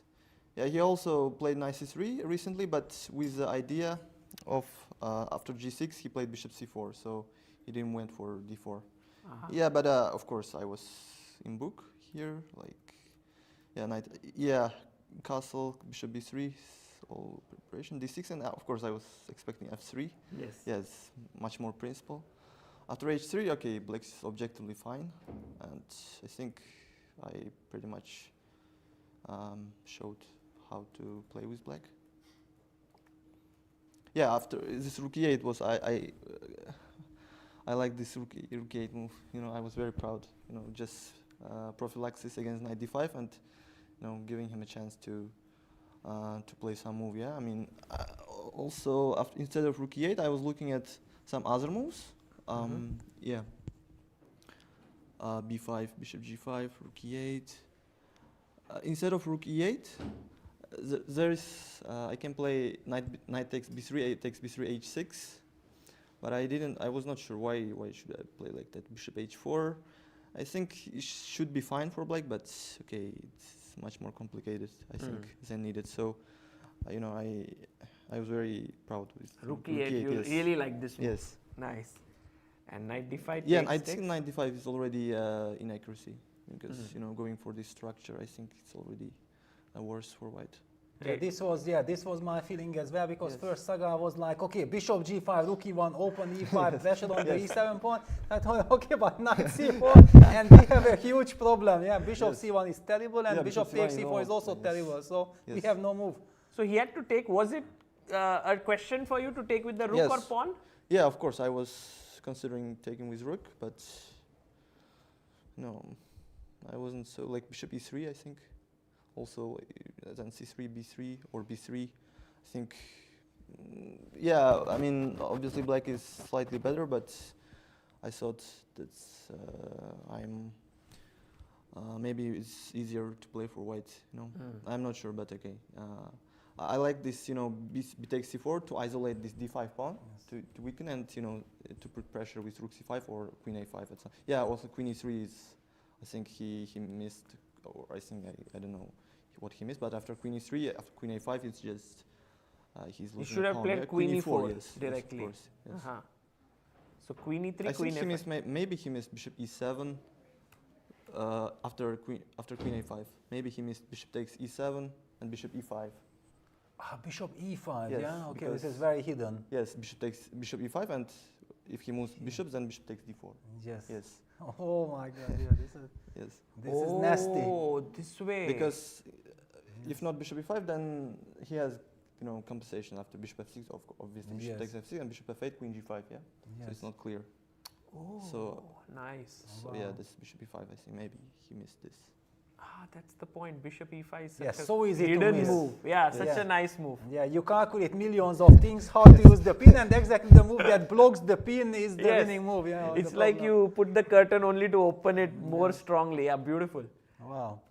Queen e4, queen a2. I think at this point, winning for black. You were just collecting. Yes, just collect and trying to push a pawn. But we were very impressed that you are collecting at the same time, not forgetting about this small little move h6, the killer. And improving. Yes. Stopping bishop f6, and then white is stunning move. Yeah. By now you thought you were winning here? Yeah, of course. knowing your confidence level, of course, yeah, I would be thinking like, yes, I'm probably winning, but you never know. Not in your case. Yeah, very here nice. also it worked out very well for me. After this queen c2, you know, I have queen d1 check and queen d6. It's very important. After So he queen cannot c2, get yes, active. rook e8, queen f7, rook e8, king h7, queen f7, queen d1, king h2, queen d6, f4, and either h5 or g5. Both, I think, wins. So yes. And So so yeah. here, Yeah, it's already hopeless. and he resigned here, I think. Yeah, and you managed to win. Amazing win, Nodirbek. And with this, you take the lead in the tournament because I think Parham is under a lot of pressure against. That was very Rapport. interesting. Opening was very interesting, I think, in this game. But he blundered this unusual, d4. You Ah, saw okay. this, yeah? No, I didn't. No, see. here he played knight f4 and run into d4. And e4, knight takes f3 wins. This has happened, okay. Peter. This is on Ah. the board. Happened on Yes. the board, yeah. Ah, okay. Oh, it's just slowly, yeah. It's Wow. Slow, He's like hopeless. doing this like a Yes. slow attack. yeah, because white's paralyzed, yeah. Yeah, nothing moves. So this one definitely Richard playing But beautiful of course, chess. it's also Not the end, not finished not yet. finished. Yes, and I feel like there might be something, you know, Some it's drama. some drama. And yeah. when Parham is involved, there is drama always. Yeah. Because maybe if you ask Parham what is the evolution, he will tell you I'm better here. Okay, come on, yeah. And he also signals this to opponent. You know, it's not. We had this he's not- wonderful He looks very confident. Yes. post-mortem 2 days ago. Yes. Yeah, you were also there with Parham, Vincent, you, Prague. Was fantastic atmosphere. Yeah, actually, tell us about the tournament. How do you feel? You have now +3. You were also joining the post-mortem together. You are enjoying your time. How is it? Yeah, it's great feeling. You know, it's. I think this year is a special edition for this tournament. I think this strongest lineup so far in this tournament's history. So I think. Yeah, everything is going well for me so far, but you know, it's 4 rounds more and the most important rounds for me. So it's quite. It will be quite tough, of course, obviously. So yeah, but yeah, I'm so far I'm enjoying this tournament very much. Does this go through your mind that you have now reached world number 8, 2760? No. No? I didn't realize. Okay. Did I break this to you? Yeah, you are Yes. not following at all. I was following, but I could, you know, I didn't calculate. No, I How don't much know you about gain, this yes. game, but I'm yes, approximately okay, you yes. would be, and you were a world number 8 Okay, just yes. 2 days ago as well. And who knows? Yeah, if already you are bringing Anish lost today and Nodirbek won, who knows? Maybe already number 7. But Yes. we talked about this that for players, numbers are not important. Important that you play good, you focus on your chess. If you play good chess, the numbers are coming automatically. Yeah, that's. Yeah, just focus on playing good chess. That's very important here. Yeah, and Gukesh is winning. Yeah, I mean, yeah, I was a bit suspicious about David's sacrifice. Yeah, but there was one moment, if we can just bring up this exchange sacrifice idea, because here, instead of g6, black would have played knight d6. This was Yes, I was calculating b3. b3, then g6. Yes, I saw it. Yeah, rook a2 or something. Yeah, bishop g7, d5. d5, knight f5, Yeah, king f1. and Oh no, sorry. king f5. Maybe you just hold it. Rook e7, Yeah, okay. I maybe. mean, okay, this looked like, Yes. because I'm forcing you to play this strange b3, okay, too. This feels I mean, my question was that I want to ask you, because we were discussing that knight d6, d3, Yes, d3. knight f5, it's a forced line, and this exchange sacrifice. d5, knight d4, bishop e3, knight c2, king d2, takes.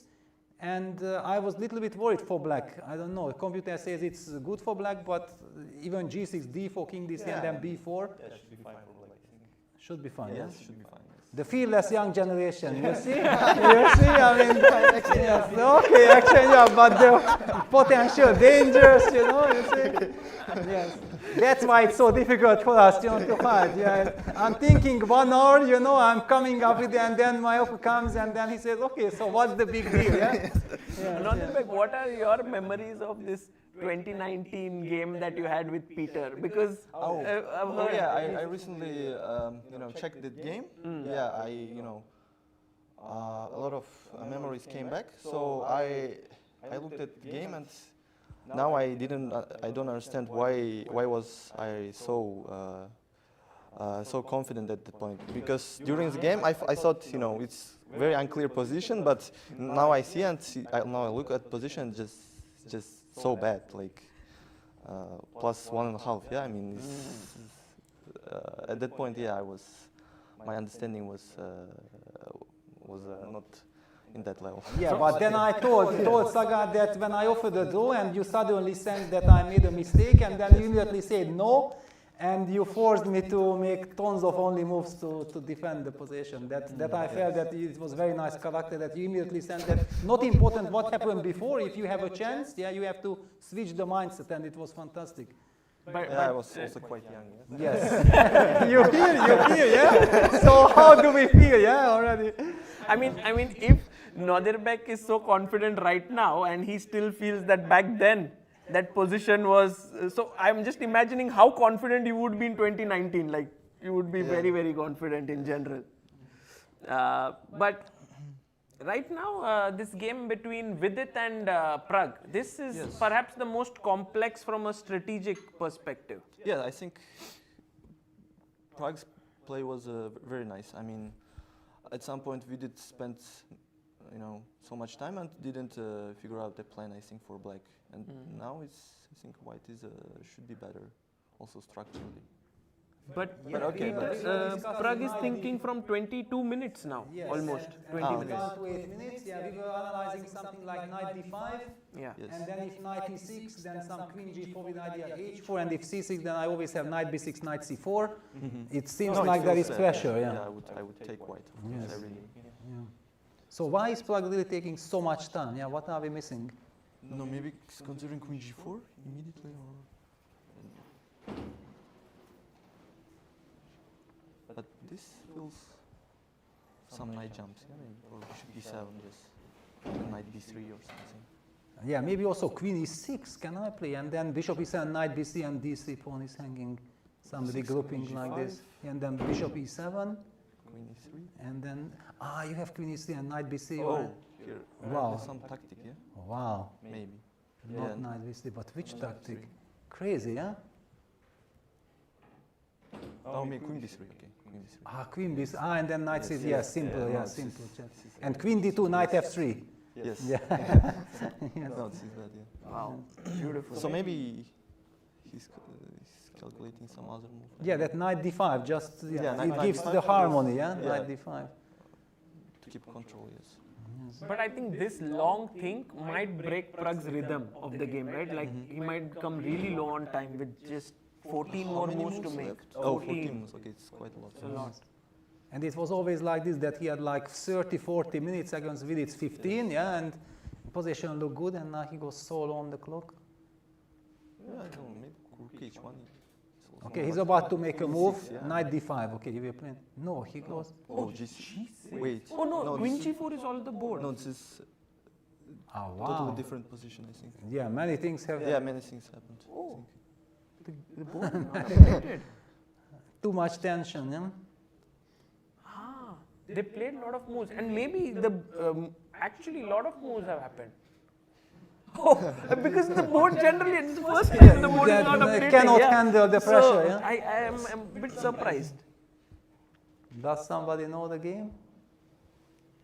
Let Okay, me we just. can figure out, no? No, knight on b6, I see. Bishop on b2. So all this kind of, this is dramatic. We are missing all the drama.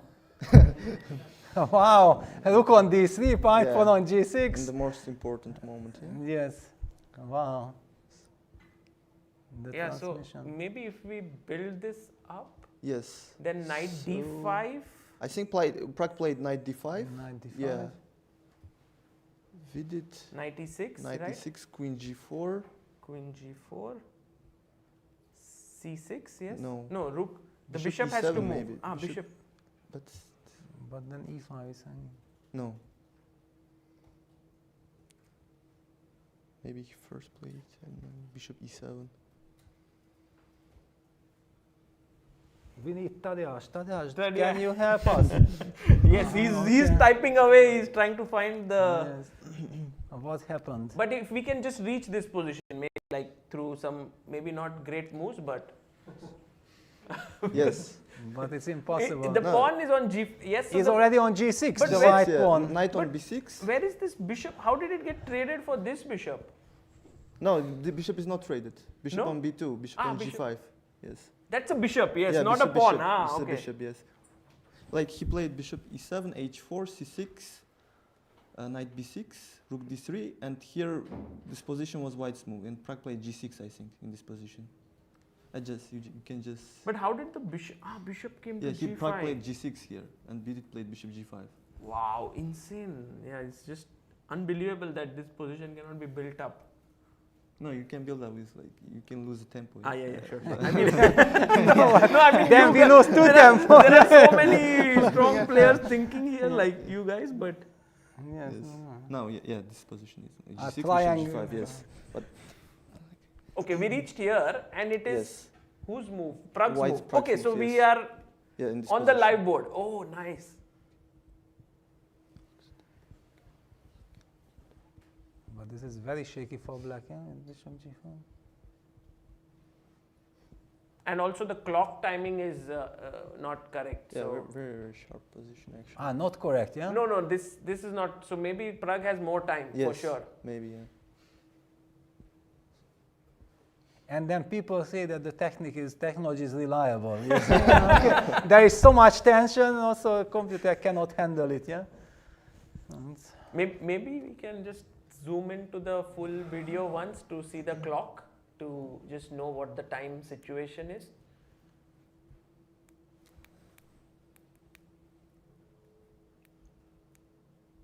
Yeah, maybe we'll wait. I think if for Pragg not this episode with Rapport, he would be super confident in this position. Yeah. This knowing what happened 2 days ago, no matter how strong you are psychologically, it's still somewhere in your mind, yeah? This. But here, like rook can go to the h file. There are attacking chances here for white. But okay, bishop h6 always protects Ah. on the h5, so it's not automatic checkmate yet I'm not sure why engine is so optimistic for white. Yeah? for white, yes, because black's active also, no? Some counterplay. Yeah? Yeah. And okay, the rook is if rook Maybe c2, it's you go very to rook concrete. d2, or yeah, probably very concrete. Yeah. Yes. Here we had the moves. So just if we have to make the Yes. moves. Yeah, let's make H correct with the g5, knight d5, knight e6, queen g4, one. Okay, Yes. nice. and then we had bishop f8, Wow, okay, that's Ah, the okay, key. He Okay. lost his tempo, yeah, okay. h4, H4, C6, c6, knight b6, rook d3, Hg, hg. bishop E7, Okay, yes. that's how we reached. Yes. The last move was bishop g5 by Vidit. Wow, and then we only don't know the clock situation, Yes. right? Yeah, this is the- Oh, I don't know. It's very difficult to see. Maybe some of you guys can see the clock time. What is it? It's 11 for Prague and 4:50 for Wow, Il- thank you very thank much. you. Okay. 11 for Pragg and 4 minutes for Vidit. Okay. 4-8 moves, yeah. What a tension. But what move comes to mind here? Is a move Yeah, I like want to bring this knight somehow, but this does not work? Yes, Which one? just taking the pawn. That's a then mistake. Bishop C1. Yeah, because rook is hanging, yeah? I don't know. I want to make Yes. somehow work out this knight C4, knight E5 ideas, but Oh, he I'm not takes. sure. Yeah, GF, Yeah, he Queen takes, F7. takes. Maybe now knight C4. No, knight c4, yeah, this is the idea. World number 5. Wow, what a jump, Oh, what a game, yeah? congratulations. No, Yeah. thank you. I mean, in a way, Yes. it's amazing. Yes. Wow.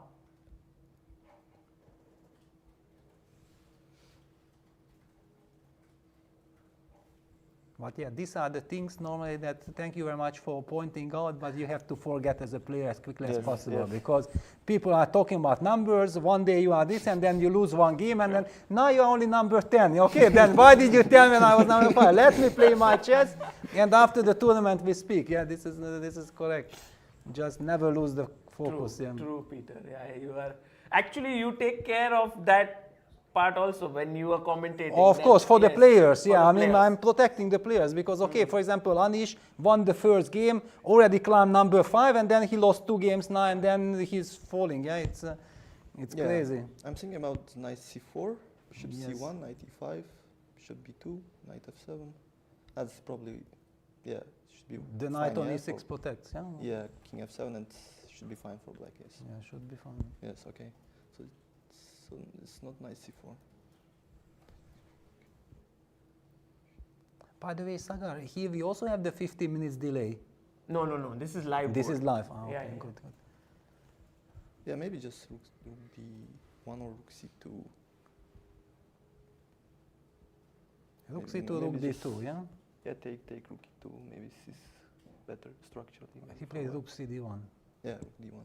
Yeah, the Yeah, same. just yeah, maybe, just to play for, forget about all the Yeah, adventure. just play some. But it was perhaps Type of- not the most accurate move here. I mean, there could have been something else.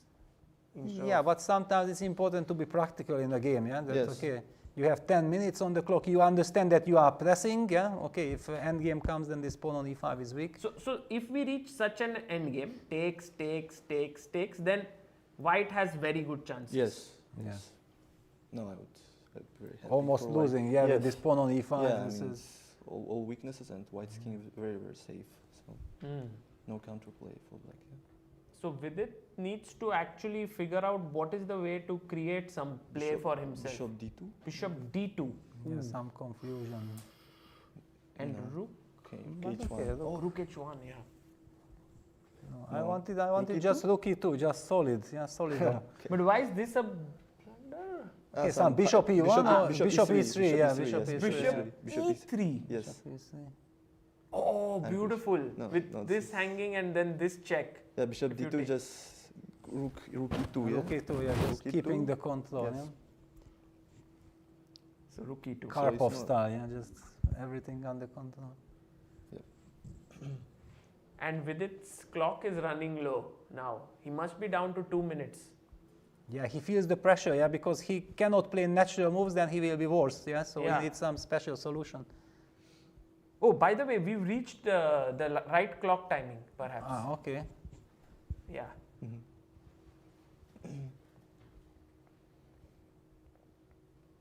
Every Thank single, you. Thank you. Yeah, every single game full of life, yeah, here. Yeah. That's why but we were kind of, when I saw the lineup, so wow, this will be some fantastic, yeah, okay. Every single game is Yeah. special. Mm.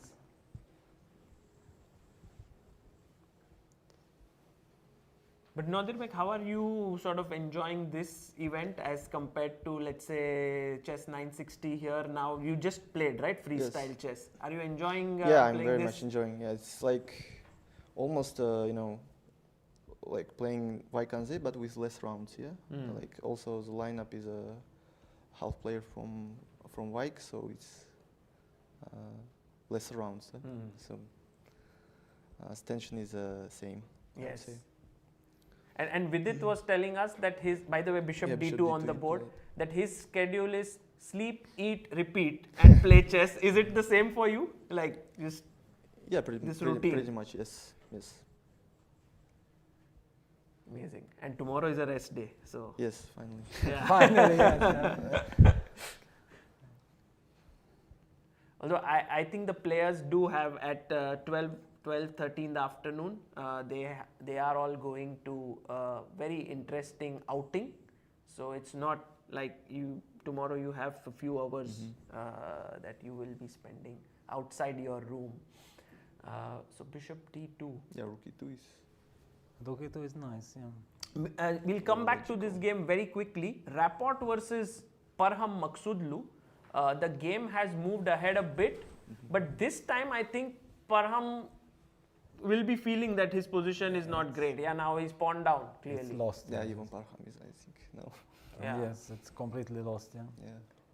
Material done and terrible king, Yes, bad structure, and black has all the activity. Yeah, so no arguments in white's favor. So then that means that Richard would move to 3.5 here.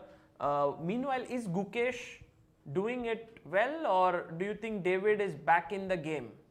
Because Gukesh did have a big advantage at some point. Whose move is it now? And now Bishop Black's C3 move. was the last move. Yes, I think Gukesh think main Black's was move, yeah. this is hanging, and if you go Rook B6, there's Bishop A5. So Yeah, I Yes. think first black should give check, yeah, Rook B1, yes. Yes, Rook B1 check. Very logical, yeah. Check. Bishop E1, I think. Otherwise, Rook B3, yeah. Yeah. if King G2, Rook B3. Yeah, maybe you just take on Bishop E7 also. Yes, maybe Yeah, just yeah, takes on yes, G1 and yes. Bishop. Yeah, Yeah, it's- Oh, you this can trade. endgame. Yes. Yeah, you can just trade and then yeah, go. you collect this pawn, yeah. So you cannot go. So Gukesh has to go Bishop E1. Bishop yes. E1. Yeah. But okay, then already there is some intrigue, yeah. Bishop Yes. Bishop G7 possible or not? But David is amazing, yeah, as a defender. Even against yes, you, yes. he defended like crazy that game. Yeah, exactly. I mean, I was very confident. Like, Yeah.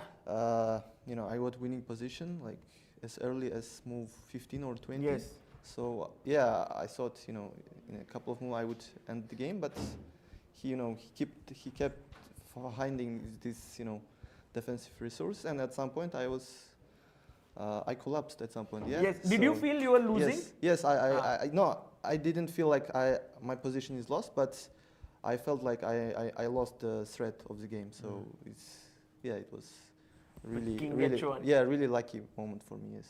That was like a trap, yeah, and then Rook D6 came in there. By the way, Gukesh is thinking here whether he should move his king or play Bishop E1. And it's move number what? Move number 33.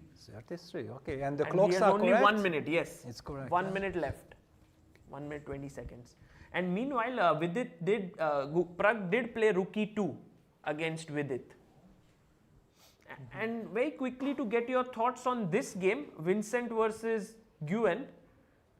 This is a nightmare. Yeah. No, this is a very good chance for Yes, white. I would say. it's Yeah. a total But nightmare for black. How yeah? he managed to lose this pawn? So here, this was where we left. Bishop Yes. D7 here. Bishop A7 is what Bishop Vincent A7. played. Yeah, they reached this opposite color bishop endgame. I mean endgame, yeah. And Rook C1. Oh, yeah. what a geometry C1, yeah. there. Okay.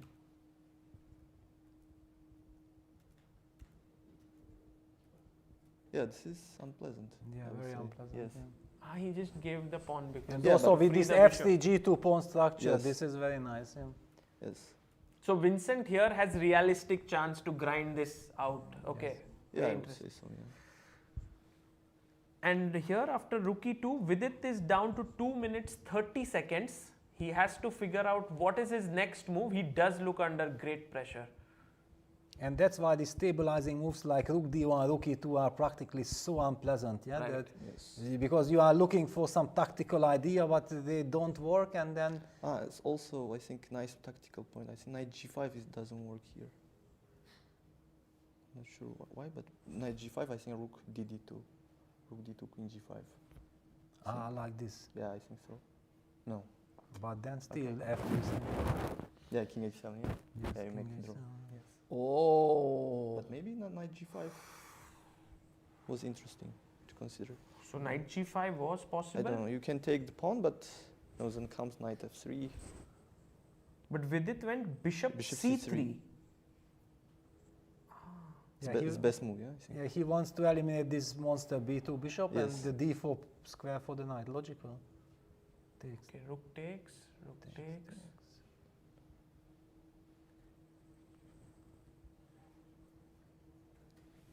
So rooks are traded.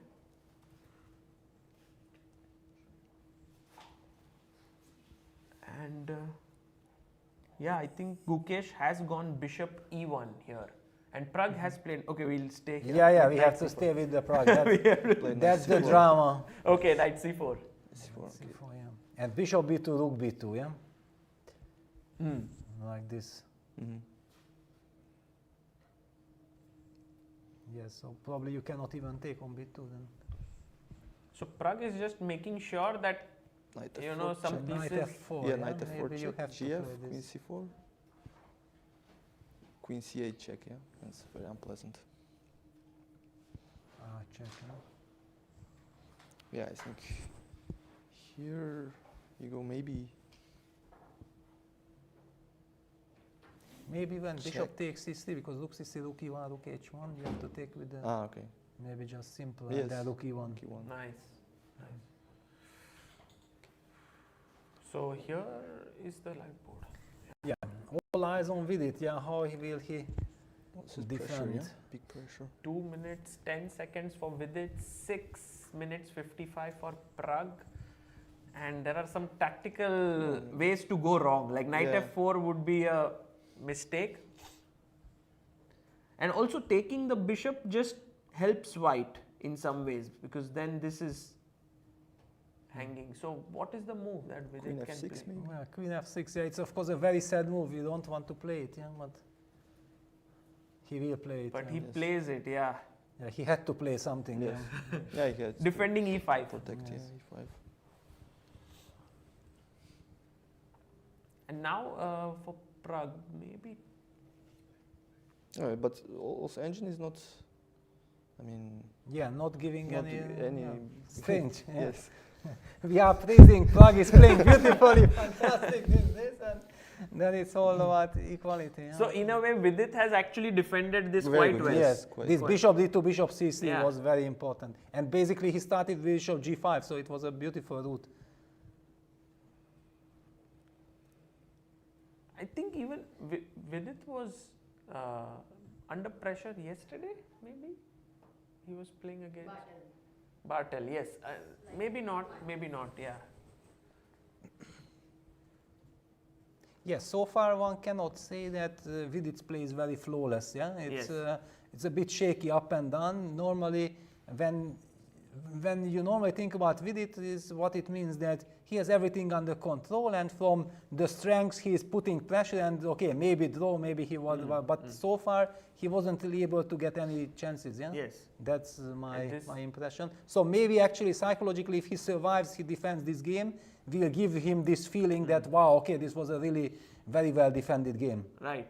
But also, like 5 draws in a row sometimes puts you under pressure, yeah? Like all the games you're drawing. Yeah, but okay, this one, if he makes a draw, it's would like be a win. happy. It's Yes. like You a have- win. Big experience, yeah. Yes, yes, with many draws, yeah. With a lot of draws, I know exactly, yes. I have 5 draws, 10, 15 draws, okay.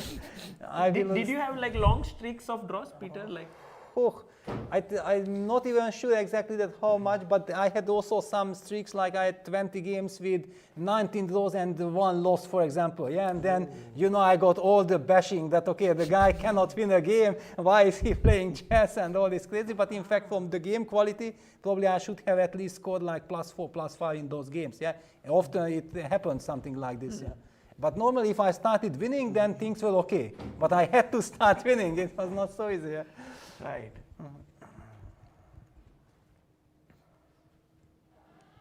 Meanwhile, Pragg is having the most topsy-turvy event in recent times.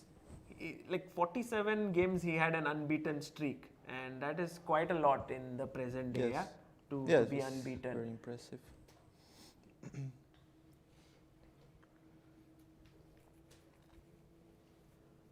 Okay, and while Pragg thinks, Wow, yeah, now we have the so-called bird's eye view. yeah, bird's eye view of the other boards. There, if we see Bishop E1 played in Gukesh, and he played King G2 last move. Bishop G7, King G2, yeah. Yeah, Bishop G7, King G2. And Rapport is actually trading queens there. I mean, in that, so we will go into a rook endgame. Does that give perhaps some chances to hold, or? Well, it's better than it was, but it's still quite bad. Yeah. And that's the impression. Right. But okay, it's step by step. Yeah, you cannot turn a losing position immediately. And Nguyen is actually going after Vincent's rook, because the bishop endgame will be a draw. Yes. of So course. he has to keep the rooks. White will never trade the rooks. So rook b8, something like rook b8 would be natural. Yeah. Yeah, rook d3, Then rook b7 check, and you. rook d7. Just like this. Oh, okay, yeah. Just coming back. Because I was also like, white played g4 so quickly. Yeah, I was it also, was, it was okay. If white gets f4, f5 in, it's fantastic. But So in a way, Vincent's decision in the game to push his pawn to g4 was maybe a bit rushed. okay, it's a very ambitious move, yeah, because he wants f4, f5. But this rook d7 and rook b8, rook d3 check and rook d7 back can be easily missed in time trouble. Ooh, by the way, Gukesh made a huge decision in his game. If we can have the board of Gukesh, he actually traded the rooks and is gone into the bishop endgame. Wow. And look at, David is surprised. Yeah, and maybe David has great chances to now hold this, even though he's a pawn down in this endgame. Yeah, bishop b2, yeah? Bishop b2, B2. a4, Bishop bishop f6. And then he's king a6, king King a5, yeah, Oh! because he has this idea. Oh, so you can't go here. No, This- then Yeah, you no, lose, this is- Oh, so yes. provoking a4 is very useful, or it doesn't matter. Yeah, Yes, doesn't matter doesn't so matter. much, yeah. He could have. So this move is not possible at all. Yeah, so he has to give up the pawn and then it's a draw, yeah? Wow. So David, amazing defense there by him. He's come back, and meanwhile here Queen Pragg is f6. still thinking. Pragg down to 1 minute 30 seconds. Wow. Wow. 3 moves left. This game can actually go in any direction now, yeah? Like with such low time or? Okay, they just traded the bishops. Aha. Bishop c3, rook c3 on the board.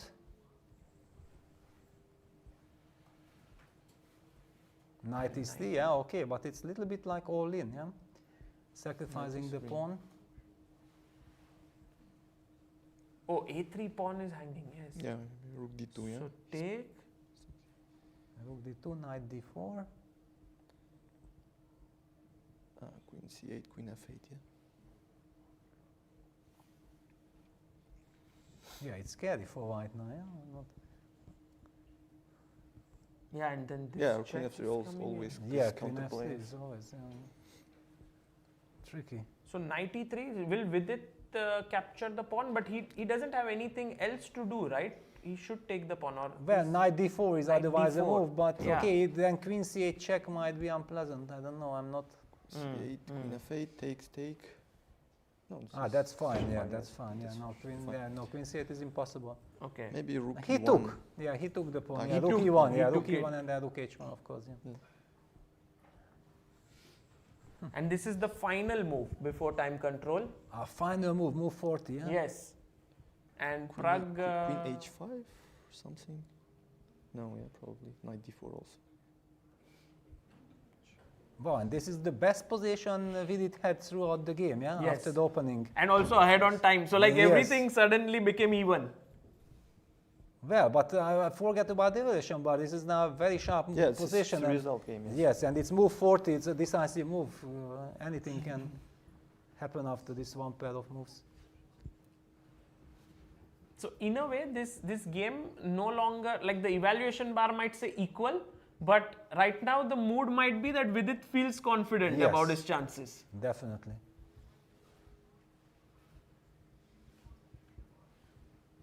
Maybe you go rook e1. It has turned Also, around rook e1, quite knight a... f5. But then rook a2, Knight knight f5. f5, Sorry, knight yeah, you go. d4. Rook Yeah. e1? Rook e1, Rook e1. rook a2, knight f5, knight d4. We were Knight d4, yes. debating. Aha. And try to understand what is this. It's very difficult. And then there is...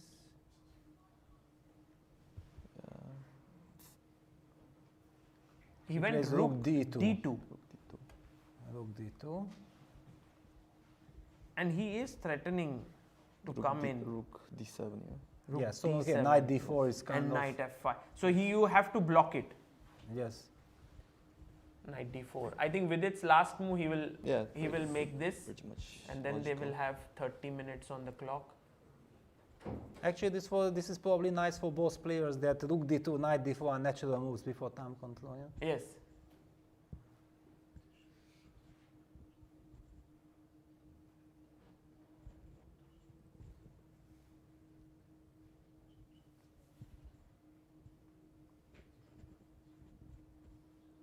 Vidit just making sure that knight Yes. d4. But this is his very, move. very big trick from Prague, yeah, that he already made move 4, he can relax, he turned around, Yeah. and Vidit is stuck there with this dramatic position, and yeah, he will go Yes, for it. knight Yeah. d4 on the board.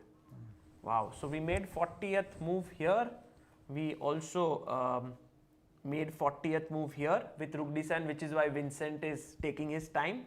And we made 40 moves. Oh, this is the final move for Parham. Wow, he might Wow, survive. wow. Yes, this is a miracle. Yeah, I mean, Unbelievable. maybe okay. It's still bad, he but- still has to defend, but But this looks like very much possible to hold now. Especially knowing what happened before Yes, in the game. yes. Yeah, psychologically, it will be very difficult if Rapport has to try to win again this game. I guess this entire thing where he traded the bishops perhaps was not needed. Yes. yes. Just taking this and going into the major. piece. Maybe he missed queen takes e2. Yeah, that white can take with e2 because of this queen e8 trick. Yes. Oh, queen f4, Yeah, queen e8. Yes. Ah. Because if white has to take with rook, then you don't have harmony. Yeah, when also you lose b3 pawn or whatever. But Yes. this queen e2 suddenly. So this was it No, cannot it's take. incredibly here. tricky. Yeah, Parham. Yes. Unbelievable. I think your game with Parham from Vaikanze was the craziest game, right? Yes. What a game Yes. that was. No, we didn't realize that he was winning at one point. Yeah. That my queen was just trapped at the center, so we missed this. Okay, so we made 40 moves on all the boards, and Nodirbek, thank you so much for Thank you. coming in and for showing us your game, also for analyzing with us all these games. It was a big pleasure to have you, and wish you good luck for the second half. Thank you.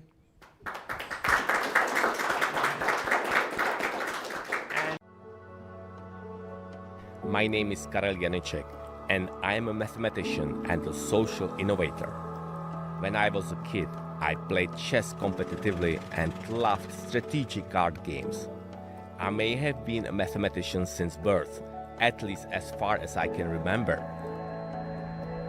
For more than 12 years, I have been investing my energy to help society in various areas such as education, the science, art, sports, the fight against corruption, increasing public participation, as well as improving democratic processes.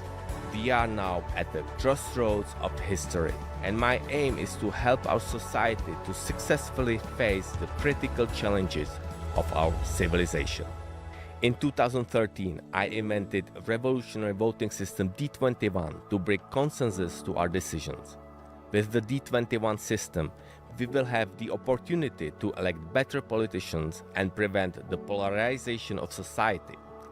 D21 is the key to saving democracy, and its implementation for political elections is absolutely crucial. Another innovative product we developed together with scientists from the Science 21 Foundation is the revolutionary mathematics game Mateso. I believe that Mateso will enable children from all over the world to learn mathematics in a fun way and help them develop critical thinking, a crucial skill in today's turbulent times of omnipresent information and misinformation. That is why we came up with the innovative board game Mateso, which brings mathematics closer to all age groups in a fun way. By playing Mateso, preschool children subconsciously gain knowledge of key information about the structure of the number system without having to know any number or perform a single calculation. Namely, the game includes a multiplication table, prime numbers, factorials, Fibonacci numbers, and the concept of zero. By playing this game, a so-called backbone algorithmic system is created in a very entertaining way. It is a natural consequence of certainty in all basic mathematical operations.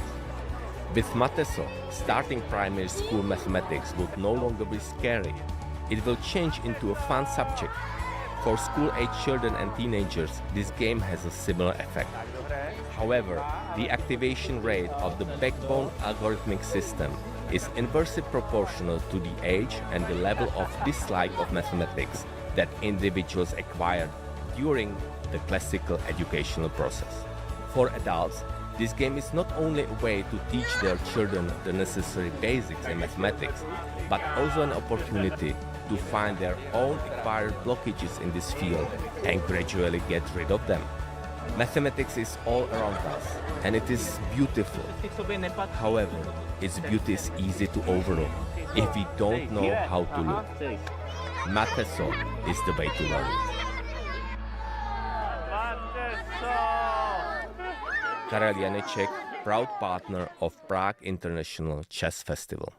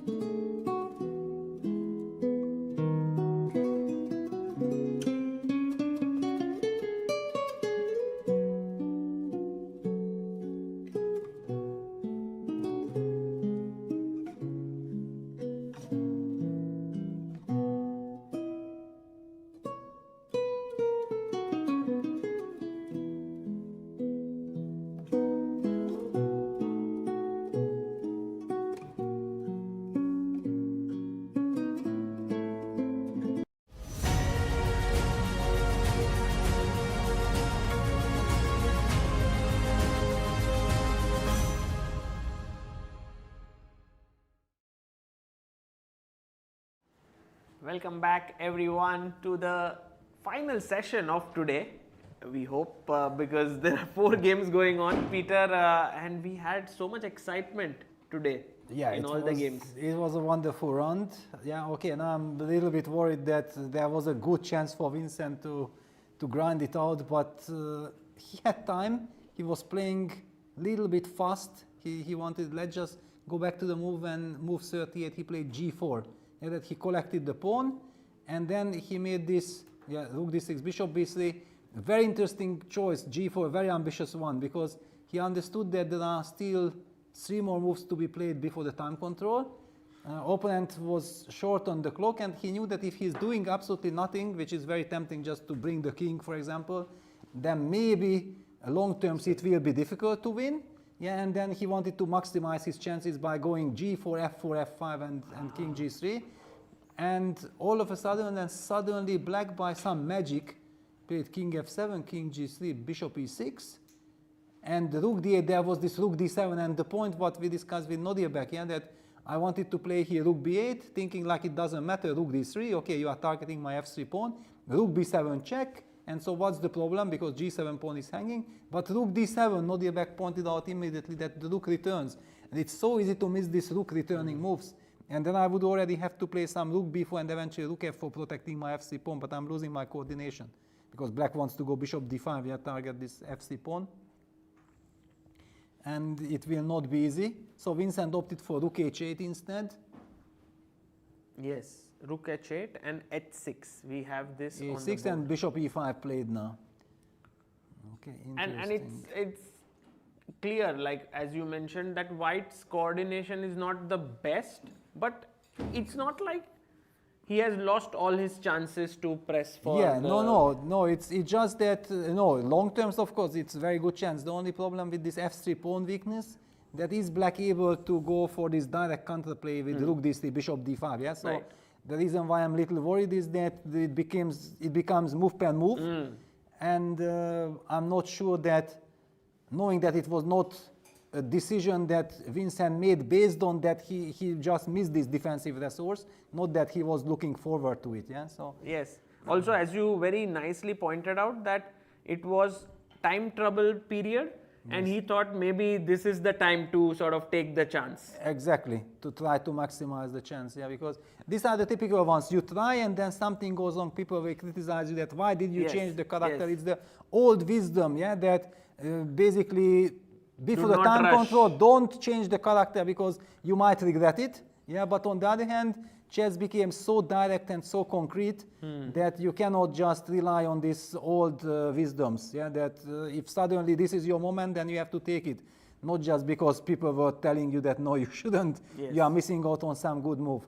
It actually did happen with me a couple of times that okay, no, I should not change. Yeah, and then I miss my chance. Yeah, so it works both ways. And okay, with the body language, but okay. Normally when you have this position and you make this move bishop e5 and you are really satisfied, then you get up and go for a walk and you enjoy yourself. But the message I'm getting that Vincent remains at the board, that he's a little bit concerned, like why did I get into this messy line? I could have just enjoyed this endgame and then slowly torture my opponent, and I have to deal with this rook d3, bishop d5 concrete lines. But for black, it's also not so easy, because let's just deal with this rook d3. You are faced with rook h7. I'm winning the g7 pawn and seemingly the game. But then you play bishop d5. Yeah. Rook take g7 check, and then the king moves somewhere. I don't even know if e6 or f8, what is the best square. And then f3 will be hanging with a check. But here also, we see also the evaluation bar saying that it's shaky for black. Maybe the h6 pawn will be simply lost long terms. Yeah, takes king h4. Wow. And this is, I think Vincent will have to sort of change the character of the position, perhaps, if he... Well, he already has to, yeah, because if black targets the f3 pawn, you have no good way of defending it, yeah, so you have to go for activity. So it depends more on Guen, whether he will remain here, stand, But then, But no, you cannot really stand because king g6 runs into f4, yeah? Then we get this f4, f5 in. oh, f4, f5 is actually Is winning kind a of. threat here. Yes. But isn't rook d3 then king h4 and it, Then king h4, yeah. yeah, there's nothing Yes. much. So Wow. I'm kind of expecting, humanly speaking, rook d6 is very much. Rook the- d3, rook h7, this to happen. Yeah, but for some reason the computer says that there is some other move, yeah, because after rook d3 is always jumping with evolution, and because if you ask me what are the candidate moves, no, but rook e7 cannot. Maybe be it doesn't even worry too much about this pawn moving forward. Yeah, like It's a and computer, yeah. Okay, humanly, I would be terrified because my feeling is that if the pawn lands on f5, the game is over. Yeah, Right. This is Right. how humanly you feel because then you have no pawns left to target, and the g7 pawn will be vulnerable. Black's king will be in some mating net. Yeah, you cannot really tolerate that. So would you like sort of predict this as higher chances for white to press for a win or higher chances for black to play for a draw here? Well, my feeling is that, okay, if there is nothing concrete for black to make a forced draw here, then white's chances of winning are very high. Yeah, so it's more about that what will happen in the next two moves. Yeah, that this kind of gives me hope. Yeah, that rook d3, rook h7, the main line which humanly naturally comes to me, is evaluated nicely by the computer. Yeah.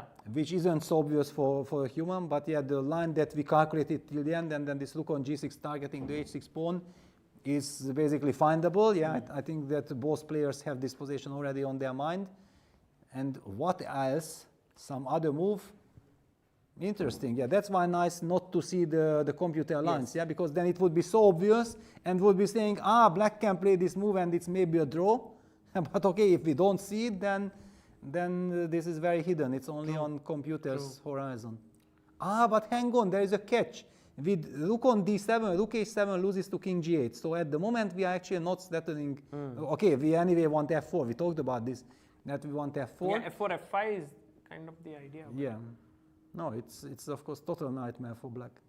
And, Oh, but and also for Vincent, if he wins this game, Yes. going into the rest day with a win is course. like a completely different story. Yeah, you feel so good. Of course, then life changes completely, you know. Then okay, then everything Then is the fine. dinner feels better. Then you can Everything. sleep well. You can enjoy and the memory of this event also starts. Of course, yeah, because these top events are completely crazy. Yeah, that Yeah. okay, the players are also completely exhausted. Yeah, the Vincent, Nodirbek, Gukesh, we talked about this. They played the freestyle chess tournament. Vincent before won the Chessable Division 2 till the very last day, beating Levon. So he came from there and started immediately freestyle. So basically, February he literally had only 2 days rest. Everything else he was playing.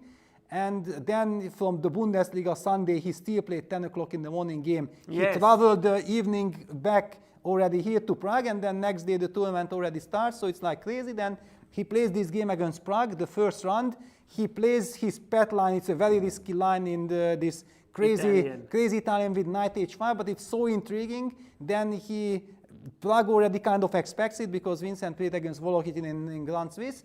And Prague plays all the computer moves exactly the way how I was also challenging Vincent during our analyze last summer when we looked at this knight h5 together. And so Vincent actually knows it quite well, but he finds finds the 95%, all these defenses that he was laughing at me that, but I'm defending, yeah? Because when there was this moment that Prague played this stunning bishop h4 g5 move, was what I also played against Vincent analyzes, and I thought, okay, so how do you defend here? This knight h5 is total nonsense. What is this? And then he found the defense. Then we also checked with computer approves it, and then because he did not include d takes 60, just one move d takes 60, and then everybody would be talking about, wow, fantastic preparation. Like this, that you lose the game, everybody tells you, how can you play something like knight h5? Yeah? So this incredibly quickly thing, and I'm pretty sure that not for this Bundesliga episode that he still had to play 10 o'clock in the morning just the day before, he might have had the necessary energy to understand during these small little things, it can change the whole tournament, because then you are unsettled. He also got this number 6, which means that he starts with 2 black pieces. When you are completely exhausted, you come and you start with 2 black pieces, it's also kind of unpleasant. Then second game was a rather smooth draw against Navara. Then against Max Todluch, we had a great chance to win. Yes, yes. A great chance to win. Then again, one move This blunder. decision of Queen A4 was very bold. Where he Yeah, gave Queen the A4. Yeah, okay. This Queen A4 was a completely crazy episode because nobody has seen that black can take the piece. Yeah, it was Yes. like it looked. I was following the game. I thought it's also impossible. Only once computer highlighted that you can take. Okay, it's a different story. But otherwise, it was a very well played game. And then in time trouble, he just when he can win in one move and basically plays a fantastic game. Yeah, he blunders one devilish trick by Parham, and instead of a win, it's a draw. Yeah, and the nightmare continued. Like yesterday, he had this very tough defense. Yes, but that you could see Vincent feeling Exactly. little happy at the end of the day. Yes, finally some happiness. Yes, exactly. Finally some happiness, and we felt like, okay, good, okay, great defense. Also, Richard, yes, he was lucky against Praggnanandhaa, but we see that now he's already in his element. He's playing extremely well. He's doing well in the tournament, lot of confidence. So that result was great. And then today hoping. So I'm really, yeah, if Vincent can somehow grind it out, Then the tournament is going upwards. we are settling down. Yes, Yeah, then we feel like the tournament can continue. Otherwise, the horror kind of continues, and basically he plays good, and just this some one move, small mistakes per game cost him quite dearly. Yeah, this is the super tournament. Yeah, here every very small mistake will be punished severely. And we go to Pragg versus Vidit very quickly, and I want to ask you, is the life of a super GM now very busy as compared to, let's say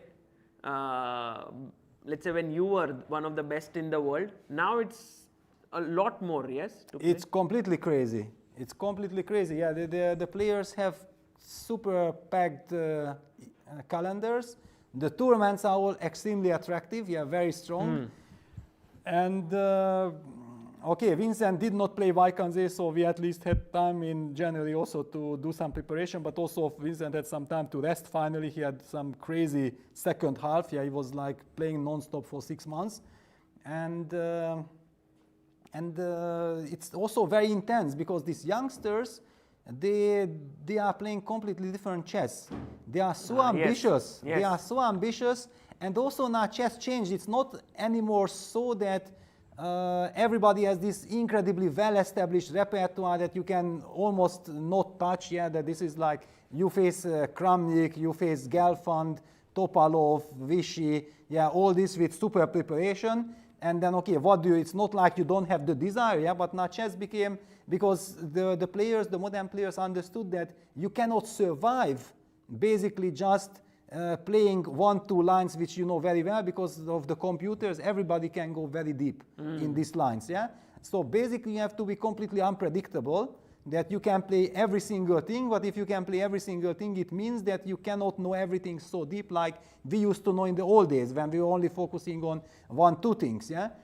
So chess is always evolving. You have to adjust to the situation, and I feel that also this, in some way, for the younger generation, it's much easier to adjust, because they were already born into this. Yes. It's natural, yeah. For us established players, okay, we had our way of method which was working for 20 years, and now with the supercomputers, suddenly when we are older, we have to change. It's very difficult. Yes, which is very, very well explained here, Peter, and it's also been quite a very long day of commentating for you, and we enjoyed it so much that you were here. I just would love if you can give us an overview of what you think finally, and then you should also go back and take some rest. Yes, it's true that, yeah, life as a second, yeah, it's of course the nights are very short. Yeah, there is always something to do. Are you sort of staying up?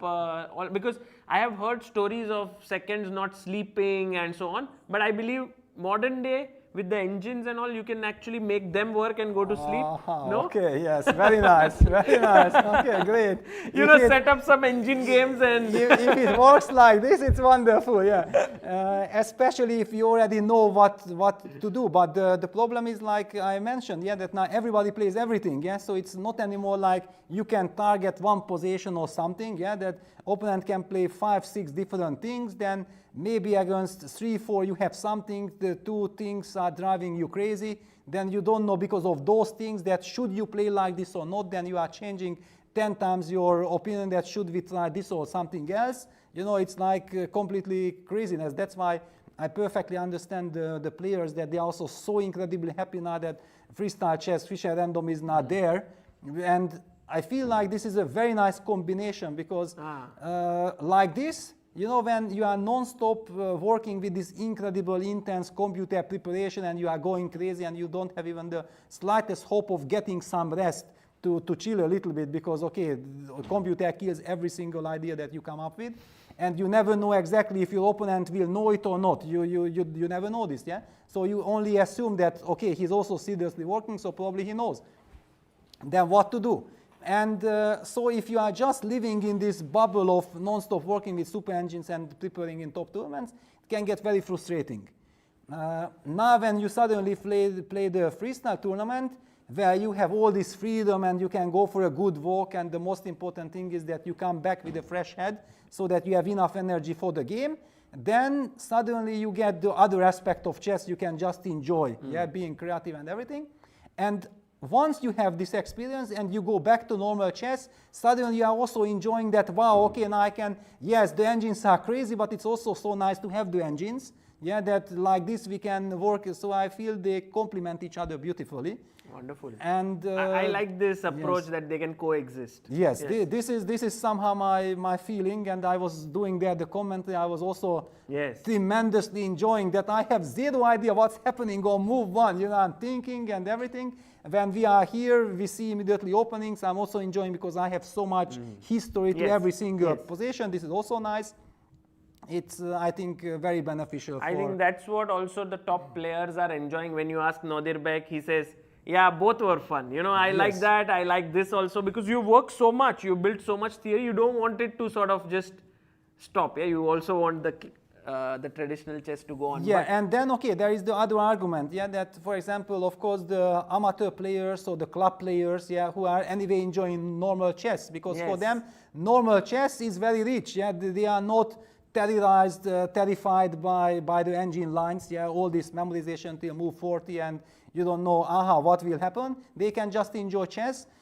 So it's clear that for club players, the freestyle chess, Fischer random chess is at the moment, they don't understand yet why is it so attractive for the top players, because for them chess is already giving this pleasure of unknown and mystery and everything.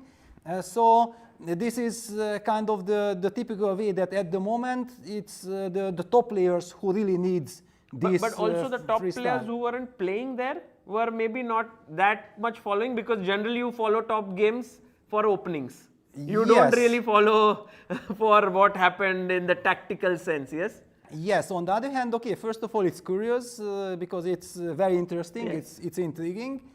Secondly, also that now suddenly when you hear that the organizer is thinking big and there might be a tour and many events and like this, and it becomes important, then suddenly you realize that, okay, following it and analyzing might be also very interesting and beneficial, because in Fischer random chess, the preparation is completely different. You don't have to go into big depths. You have to somehow get feeling for different type of positions. How do I handle the first 2-3 moves? Afterwards, I will play because I'm a very good player. But if you don't survive the first 2 moves, it's finished. Yeah. For example, the finals between Magnus Carlsen and Fabiano Caron, the second game, basically after the first move, G4, C6, and already White is clearly better, and Magnus is Magnus. Yeah, he will just play a perfect game, and poor Fabi had no chance of coming back. Yeah, so it's brutal. And so I just love both. I'm enjoying it. I was also very happy that we could join forces, because I'm such a big fan. I've been following you guys with Amruta, with putting all this heart and soul. And okay, for me this is the most important thing. This passion, this love. And of course, Indian chess is just, I mean, okay, what we are witnessing there, is kind of my vision how chess should be everywhere. Yeah, that okay, it's so respected, the talents are coming, they are getting the support. Because one thing one has to understand, no matter how talented you are and everything, without support you cannot succeed. True. Yeah, and now in India there is, now because the other countries probably don't want to give up just like this, they will have to Yes. also adjust. Yeah, so basically it can be a benefit for everyone. The chess world will get stronger and stronger with more and more spectacular players. I'm really very happy for the future. And what is regarding also that I'm here now with the broadcast, because when I see organizers like Bolek putting all their hearts and all their efforts to make sure that everything is right, tournament is progressing, getting stronger and stronger, bigger and bigger. I hope that also here more and more sponsorship will be involved so that they can keep improving their standards all the time. That's why I'm also here to support it. I actually see that, you know, Peter, you work so much with your heart, because here you are. This was not something that you had to do or anything of that, but you are here for hours doing this commentary at Freestyle Chess when we were there. I remember you sort of giving advice, or you can say sharing experience of yours with Gukesh, who's clearly in a way a competitor, or you can say someone who's competing with Vincent, yet you were like, oh, he works hard, he loves chess, I'll share my experience. So you are just flowing for people who love chess. Yes, and who devote their time and energy and talent and all their resources, because I know that it's extremely tough. And I never ever have felt in my life that somebody is the concurrent of somebody. Yeah, I always feel that the main concurrent is yourself. Yeah, that you have to always find this will to keep on working. If there are other players who are also equally strong or even stronger, should motivate you to get stronger. Yeah, so that's why that Gukesh is coming, and I can give him some advice and help him or inspire him with something. I basically feel like this will also help Vincent. Yeah, okay, if Gukesh gets stronger, he gets 2780, you also have to move on there. Yeah, okay, you have to keep on fighting. And I just love this whole atmosphere also, that these post-mortems, the camaraderie between the players, yeah, how much they know that they are so-called concurrents, but they are colleagues, they are basically riding the same boat. Yeah, and they have to devote all their life, all their energy to chess. Only like this you can succeed. And I'm wishing all of them the very best of luck. Now the candidates is coming up. Yes. Yeah, hopefully getting the visas in time, but I'm pretty sure about it. I really cannot really imagine otherwise. So yeah, let chess be just decided on the chessboard. Yeah. So much positivity. It's just phenomenal, Peter. Thank you for being here and being a part of this. But before I leave, then okay, Yes. because Yes, I wanted to you know your actually thoughts. asked me about the thoughts. I just wanted to know, like, last few moves. Yes. A5 by Vidit, he played it after the time control. Yes. Ambitious move, right? Because now he wants to create passers. Okay, ambitious, at the same time also he wants to clarify the situation. Because one thing also I would like to mention, we did not touch one subject about the time control. Yeah, that nowadays already people think the classical time control is the FIDE time control, which is 90 minutes for 40 moves plus 30 minutes plus this 30 seconds increment from the beginning. Yes, it's true. But when a complex game like this happens, where there was some incredible intense battle till move 40, yeah, we have seen the players with it, the last 50 moves was very tense, and he had only 50 minutes. Pragg was giving all his energy, and then they reach move 40, and they have no time to take, to rest, to calm down. Immediately things are happening, you have to make up your decision. Vidit finally going for a5, and he only has 30 minutes left for the game. The final time trouble will come. Yes, it's very soon. It's brutal. It actually, when you get 30 minutes, you feel, wow, I have some time, and then it goes down very quickly. It goes down very quickly. So basically, in my mind, this is not even classical. Yeah, because what is classical? Classical is the 7-hour time control. When you have 2 hours for the first 40 moves, then you get 1 extra hour after move 40, and like the candidates. Like the used to be. Now they changed. They will have different time control. I was shocked when I read the regulation with the new time control. Check it out. It's shortened.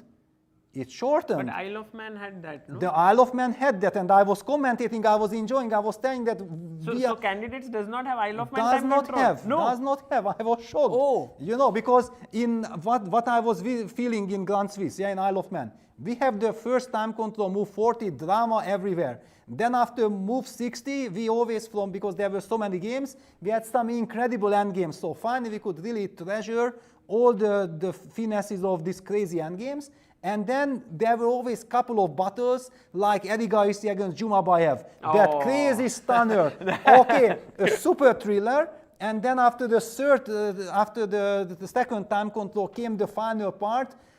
Okay, come on, are we really missing out on this? No, we cannot. Yeah, and I feel for the players now. Vidit had a very great defense. Now Pragg goes e5. E5, yes. Forces him to calculate like crazy. Queen takes e5, rook takes d4, and a takes b4. Okay, Oh, and blundered. it's already apparently, according to computer, a losing move.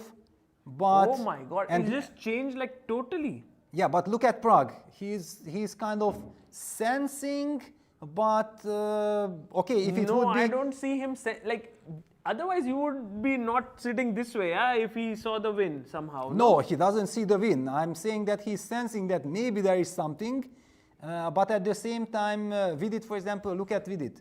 Yeah, he's kind of chilling. Yeah. I have no idea. I have no idea, and I even don't want to know. I don't want to know. You don't because want to know. I don't Why? want to know because I want to get the thrill of the game. You want basically like Vidit's expressions and the entire. You want to be with them on this story. Yes, exactly. On the journey. Otherwise, if you have more information, you feel disconnected. Exactly. And why is he not playing it? It's so obvious, whatever. Yeah. So I want to think myself. Okay. I'm a 2700 player, and if I don't feel that how I can win, then I can relate to why Vidit is believing that everything is, for example, fine. Yeah, I always find this intriguing. So a takes b4. I'm thinking we have to give a check. At least with the rook or with the queen. Well, but we have millions. We have millions I was of thinking checks. check here and then rook switches from this side or this side might be the most. By the way, I was playing this game with Vishy when he came to commentate, which was like the bar. He was enjoying. He didn't see the moves. Yes. But the bar would go down. He was like, okay, let's change. Let's think. Yeah, of course. Okay, we need some help. Otherwise, we have to. We have to go crazy. Yeah, so queen c8 check is, I would like to say that it's the most tempting move. But look at this. Vidit gets up from the board. Vidit feels he everything goes, is fine. Everything is fine. Okay, he did spend 15 minutes, yeah, on this whole a5 operation, and basically because it had a logical sequence, he was looking at this position. So you ask me where do we run with the king? I have zero idea. I don't feel safe at all in this position. You don't feel safe here or here, but Yes. somewhere. Yes, apparently it's kind of fine. King f7 loses, king h7 has, okay, king h7 is more natural, that after rook h4 you just go king g6, and you hope that if queen g4 then you go back with the king to f7. Or can we go queen g5 here? Or? Queen g5, queen e6 check. You have very good nerves. f6. I don't know. You have very good nerves. No, I'm just trying to. Yes. No, because this queen e8 check, it should be over. Yeah. Queen e8 wins on the spot. Yeah, let's just put it just to highlight that. Yeah, queen f7, rook g4.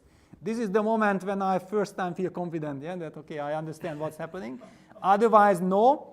But to my eyes, actually, when I saw first time the position, I did not see queen c8 check. So can you just go to King that? f7 also King loses. f6 is only move. Yeah. So good luck finding this. Yeah, this is like a lottery. It's not a chess game. No, it's not a chess game anymore. It's really about lottery. Yeah, that how can you find all this? But if, for example, Vidit sees it, but yeah, look at it. No, Pragg, I know that he's a calculating machine, knowing Ramesh. Yeah, that he has a brilliant coach. I'm pretty sure that he is challenging Pragg with some crazy puzzles and crazy positions that you have to calculate in order to understand what's going on. So if somebody, I think Pragg is capable.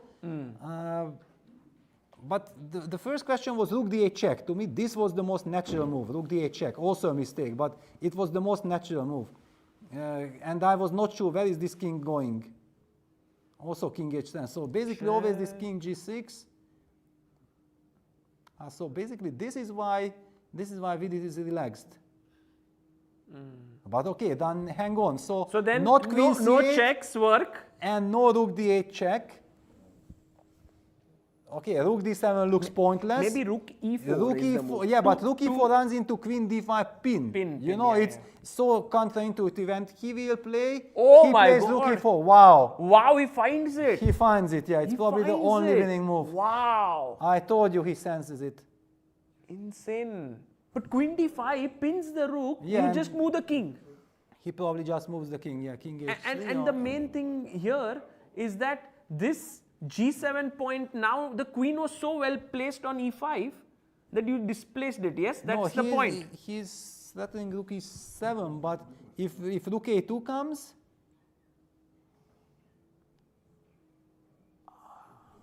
now queen c8 check. Now nah. queen- okay, now. And then rook h4 and then queen e8 check. Yeah, that's now rook h4.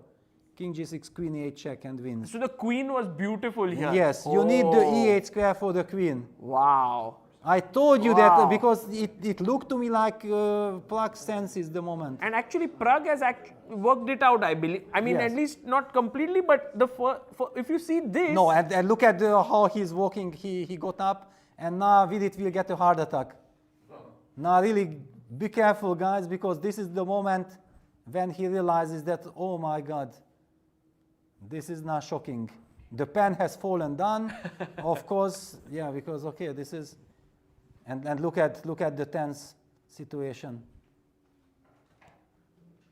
Look at this. Because he had completely fine position, and then you blunder No, this. okay, no, fine, okay. Give him 1 hour on the clock, he will think for half an hour and he will find the way to navigate. But with this time control, this natural play was losing. Yeah, he was just incredibly unlucky. This rook e4 is a stunner. But then if we go back here, but yeah, I mean, Okay, Peter, I you mean, have to take on e5. No, to keep you waiting is No, one. no, forget. I mean, there is intrigue in the position. Forget about me. No, it's queen No, takes so e5. what to play here as black, because he took the most natural decision of taking the pawn. Well, that's why he also played a5. Yeah, otherwise it was all connected. Yeah. Yeah. Okay. Computer says that maybe some miracle move, some empty move, but you don't. Your king is Maybe in danger. rook a2 might do But the trick, then no? it will run into some queen c4 check, or it's also very unnatural. Okay, rook a2 you can never ever play because you threaten absolutely nothing. No, in this line with rook e4, then f2 hangs or something like that. Yes, You know? no, I don't okay, know. but we even did not have rook e4 on our radar, yeah, because it looked like queen c8 check or rook d8 will do the job, yeah. Yeah. So no, Vidit is incredibly unlucky. No, but practically, don't you think the position is so tough with the king having only one pawn as the shelter with the queen and the rook?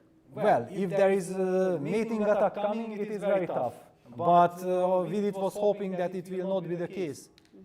No, but this a5 move looks a bit too sharp, no? Like you can try to play something safer here, perhaps with black, if it exists. I don't know. Okay, yeah, but what is the What safety is net? this? Because allowing this and this, which was a fantastic idea by Prague. Yes, yes. This was a brilliant one. So instead of a5, can we improve the position of our rook somehow? It wasn't 40th move, yeah? No, it This was was move 41st. 41, but it doesn't matter. He did take his time. No, but look at his camera. I feel like, yeah, there is even no need to talk. Everything is written there, and I know how it feels. This is crazy. First of all, he doesn't know that it's lost. Exactly. Yeah, he only knows that suddenly, out of the blue, some incredible dangers are coming, and he doesn't see a defense. So he thinks like, is something wrong with me? I'm tired already. I cannot find it. But in fact, there is no defense. Unbelievable. Yeah, I mean, okay, chess is one of the most brutal of games. Yeah, so I'm going crazy when people are saying, okay, chess. So what is happening? Okay, chess. This is where everything is happening. You know, it's just Peter. crazy. No, No. no, wait. What happened? David Navara is winning. What? David Navara is winning. I can't. Wow. Wow, David, amazing. What happened? How could Gukesh go wrong there? So king g2, we saw this till 40th move and we thought, okay, the game will end in a draw now. But d4, Yeah, I was actually expecting that he will play some f4 and put bishop on d2 and he will just sit and wait. but Gukesh actually took risk. Maybe he wanted No, because he's not playing for a win, but he just thought like, okay, let me just draw this game. And then he miscalculated something. Wow. He believed that he will have bishop b8, bishop c. So from distance, he thought that he's definitely not risking anything because of this bishop c7. because of here and then And d7, then the d d8. pawn is coming, yes. But there is this crazy defense, bishop b6, Okay. and after bishop c7, Yeah, let's just, let king me... b5. Oh my God! This is what he missed when he went for this d4 operation. It's so easy to miss. It's just some brilliant stuff from David. And now c5, king c6 is coming back. And he cannot even push the pawn. cannot and push. But herein lies some defense still in this Okay, position. but perhaps. it's such a shock. It's He a got shock. shocked, yeah. He first played king f3 and now g5. And d7, king b5, and now he's losing. And then c5, king c6 just collects the pawn. Wow. Wow, What a incredible. turnaround. Okay, chess. Yeah, this is chess. It's amazing. This is unbelievable turnaround, and also for Gukesh, who was like sort of, he might not know that he was so better, but he would definitely have this feel that the game was going his way. Yes, absolutely. And he was putting the... Wow. No, this is... No, this tournament is filled with so many turnarounds, right? Absolutely. Okay, the players are giving their absolute all. They are never backing down. They always play the most intensive move. Yeah, they never, because what happens that if you try to become in your comfort, you give comfort for your opponent, and then you can automatically play professional moves, 20 very precise moves, and then most probably draw. Yeah, but these young players are so ambitious, and they are really trying to play like the supercomputer, like on the very highest level with all the deep calculation, never shy away, giving their maximum effort for every single game, and then things like this can happen. Yeah.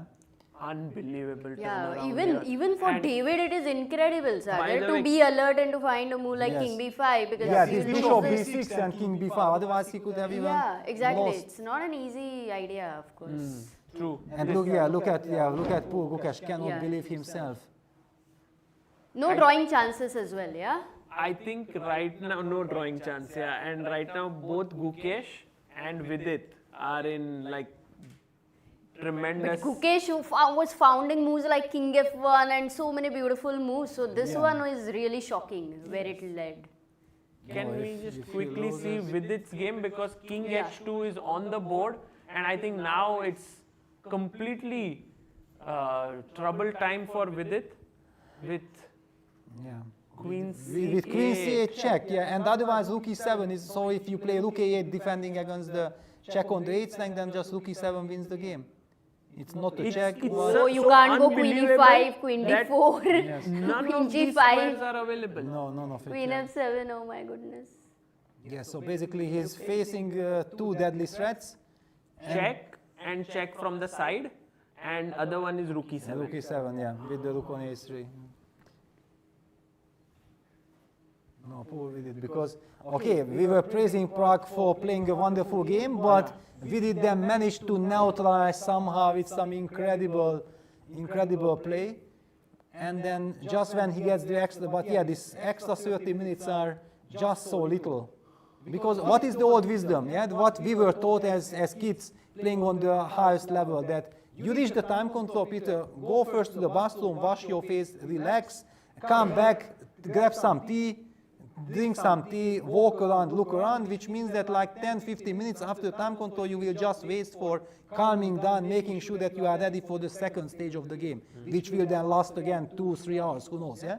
And with this time control, with this 30 minutes, you simply give the players zero time to calm down after the time control. So if the game is not that intensive, then it's fine, then everything is under control. But when you have to make on move 41 tough decisions like this, then you don't know that. Do you have the right to think maybe even 5 more minutes and go down to only to 10 minutes to find the absolute best move, or you convince yourself that, okay, but this move looks okay, I will play it? Honestly, I hate this time control, but it also provides us with some crazy dramas. I actually now understand this time control better, because I used to think, okay, 30 minutes, players have a lot of time, they can at least relax, unwind a bit. At least when I would play, I would feel that. But I also have seen that between moves 41 and 42, lot of mistakes happen. Yes, it's lot because of this. mistakes. Yes. No, okay, one of my most traumatizing experiences with this time control was in the Hanti Mansi's World Cup 2011. I played there against Shankland, the very young Shankland. I already knew that he's strong. I took it very seriously. I was also well prepared. In the first game, I put him under tremendous pressure. Then in the time pressure, I was increasing the pressure, and we reached move 40. I had the white pieces in the first game, thinking that, okay, now it's the time to cash in. Yeah, because I played such a wonderful game, I'm about to win, so let me be precise. So I'm thinking, and I'm going down to like 6-7 minutes when I realize that actually I'm not winning. The lines that I saw, like I just have to calculate till then, by miracle he's holding, surviving. And then finally, with 5 minutes on the clock, I decided to play with different ways to try to win. And I kept on playing for a win till I was down to 30 seconds. I thought, okay, now enough, okay, I was dominating this game, let me make a draw. And I blundered with that move. And I had to resign. Arbiter comes, what's the result of the game? 0-1. From this 6 hours game, for 5 minutes, 59 minutes, 30 seconds, I was dominating this game. And then on the score sheet, it's 0-1, and I have to play for a win with black. With my repertoires, it's just impossible, and I was knocked out by Sam Shankland. Brutal. You know, just completely brutal. Yeah. Yeah, this is something which I think only a chess player can understand. Yes. This pain. I don't think it happens in any other sport No, like this. it just cannot That someone happen, can dominate for like 99% of the time, and then the last minute. changes. Tennis, no, Yeah, very hard, basically, very basically rare. the You only have to dominate again. Yeah, for yeah. the- the only sporting result that comes to my mind, because I was a very big Bayern München fan. Whoever is Bayern München fan remembers this tragic moment when in 1999, in the Champions League final, Bayern München against Manchester United, Bayern was the much better team. They were leading 1-0. They were having chances to score another goal. Till 90th minute, it was 1-0. And in the extra 3 minutes, they got 2 header goals from corner, and Manchester United won the Champions League final. I thought like I will die as a Bayern München fan. This is the pain that I felt when I got knocked out like this against Sam. Wow, wow. But now all eyes on Vidit. Now he's also feeling this. He's now down to 3 minutes. I was thinking what happens exactly, queen f7, so you give queen c8 check. Yeah, you cannot defeat, King because gets then Gukesh, then already they are kicking the king out. That way. Immediate nothing, okay. but And queen g4 here, or rook queen g4, king Yeah, f7. the line still goes, but okay, one already feels that this is lost. And where do you go? Like king f6? Yeah, king f6 now and then, check. okay, yeah. And now the rook and queen coordinate. Yeah, Yeah. yeah, you have to play king g6 and then queen e4 check and finish, yeah. And queen f5, rook g4 check. And you win the queen. So all the lines are long, but you already feel that it's a long track. And you know that all of these lines are losing, and poor Vidit, yeah. He's What happened with Prague last 2 days? Actually, right now, one game, it's like he got it back, yeah? in a Yes, way. here he was not lost, yeah, in this regard. But Yeah. for example, put yourself in Vidit's shoes. Why should Vidit care about what happened with Laporte? Yeah, he was not involved. Yeah, he was not involved in that game. So it's good for Prague, but why it happens against me? Yeah, it's where is my Very point? sad. Yeah. That too, before Residé, such a loss is very hard, right? Yes, yes. I agree. I think it just, but also in a way, it's good to have some loss like this before the candidates. Yes, Yeah, it helps you in candidates, it right? makes you more, I don't know, motivates you perhaps. No, well, of course, if they ask Vidit that, okay, if you lose a game, better here or in candidates, he will say, yeah, better here. Yeah, I'm using this tournament as a practice anyway. So, but yeah, now down to a minute, and no amount of time can help him already. Yeah. And meanwhile, Rapport Maksudlu is now heading towards. Okay, it's still a nightmare look-and game, but whenever there is not a completely hopeless look-and game, there is always hope for a draw. Yeah, this is the problem. Yeah, I think in fact Maksudlu had equalized, right, a little earlier. Well, but let's go back to Vidit because we have to see that the is camera. 3 minutes Yeah. and Yes, we Let's have go to. back to Vidit, yes. Vidit, what move does he choose? Vidit's Because he has camera. 43 seconds. Because okay, here this rapport game will be a very long grind. Yeah. We are not missing out on anything. Can we That have is- Vidit's camera? Yeah. But we need Vidit. Yeah, he's down to 27 seconds.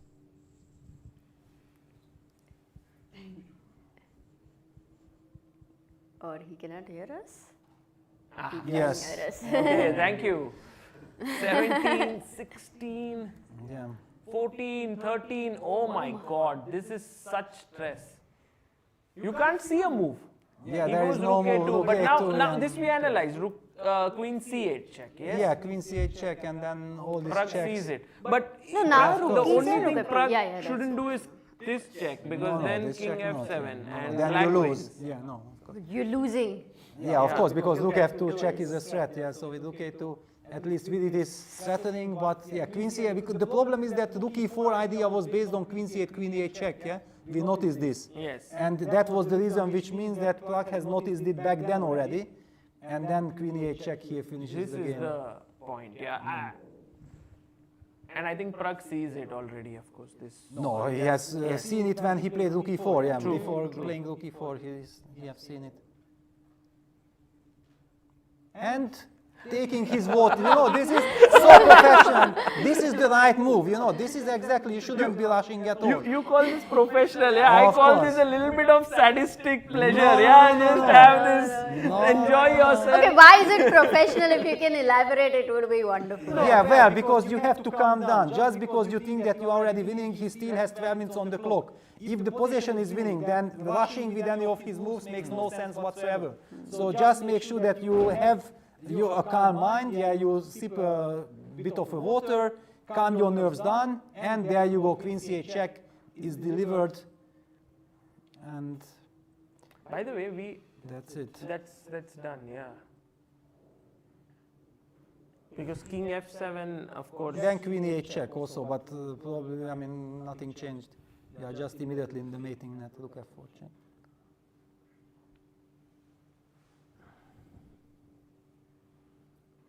Okay, I'm sure there are this many is ways, for, yeah, okay, Queen E7 check, and then after you go, where you go, Rook G4 or Rook H4. Yeah. Yeah, King H7 played.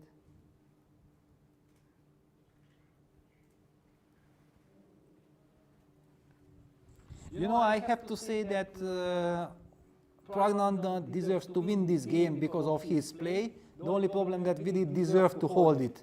Because of he also played well. Yes, he also played well, but we were praising Pragg's play. Yeah, he was just playing brilliantly. Yeah, that Queen C4, Queen B3, H3. They were And really also up to afterward, this Knight C3 move, yeah?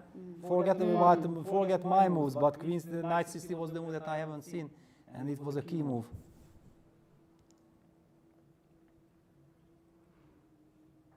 This is such a brutal attack, right? Like it came out of the blue, these two pieces suddenly surrounding the king.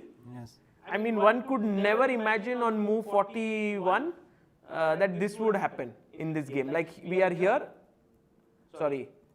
somewhere here, and just 5 moves later, 6 moves later, we have reached here. Like insane turnaround. Yeah, but after Knight D4, Knight F5, yeah, it was very tough. During the break, I was already thinking, going to the bus room, that after Knight F5, because I felt like takes, E5 is hanging in the air. What do? I couldn't calculate it out, but I sensed the danger, yeah, that there is this, the game is not over yet.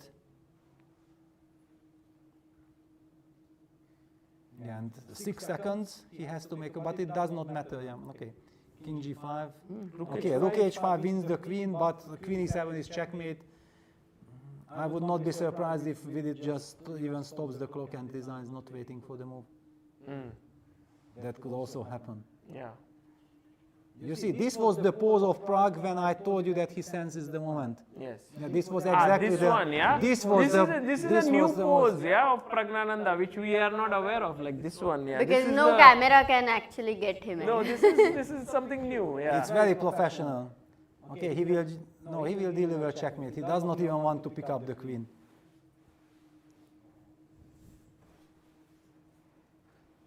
It's already all about checkmate.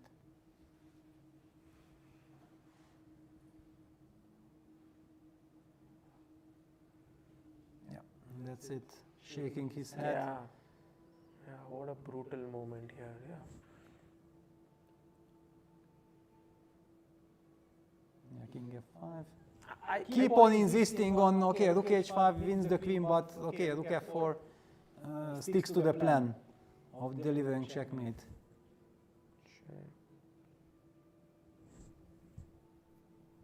King g6. And rook g4. And resigns here. Yeah. Yeah, the handshake. Wow, I have to really applaud both players. What a game. Incredible game. We congratulate Praggnanandhaa and feel very sorry for Vidit. It was just such an amazing fight. Yeah. I think somehow Vidit is like, I was fine. Just he doesn't. Yeah, how could this happen? Yeah, What exactly. happened? What Yeah, happened? How did I land here? And that's a very difficult feeling, right? Because most of the games, you realize where you have gone wrong. But here, I think Vidit, I'm not sure yet realizes which is the moment where it shifted. Yes, okay, he will probably feel that he got under some pressure in the opening. Yeah. This certainly he will feel, but he will also be very satisfied with the way how he handled the pressure, because it was truly impressive. He was low on the clock and he found all the good moves, put up incredible resistance. Seemingly he survived the time control. Yeah, it looked like he has nothing, but still this move knight f5 was posing a lot of practical problems. But great mental fortitude by Pragg, right? Like losing 2 games, but then just coming back. Well, yesterday was very shaky. Yesterday was very shaky, and I was really worried because after these 2 losses, he was playing against Guyan, and Guyan played the queen c2 Nimzo, and this is the most unpleasant line because if you stick to your professional repertoire, it will be a draw, you neutralize, but he wanted to keep chance of something, and then the opening really backfired, and Guyan got a risk-free advantage. I was really worried for Pragg that not that he ends up losing a 3rd game, and he drew it, he calmed himself down.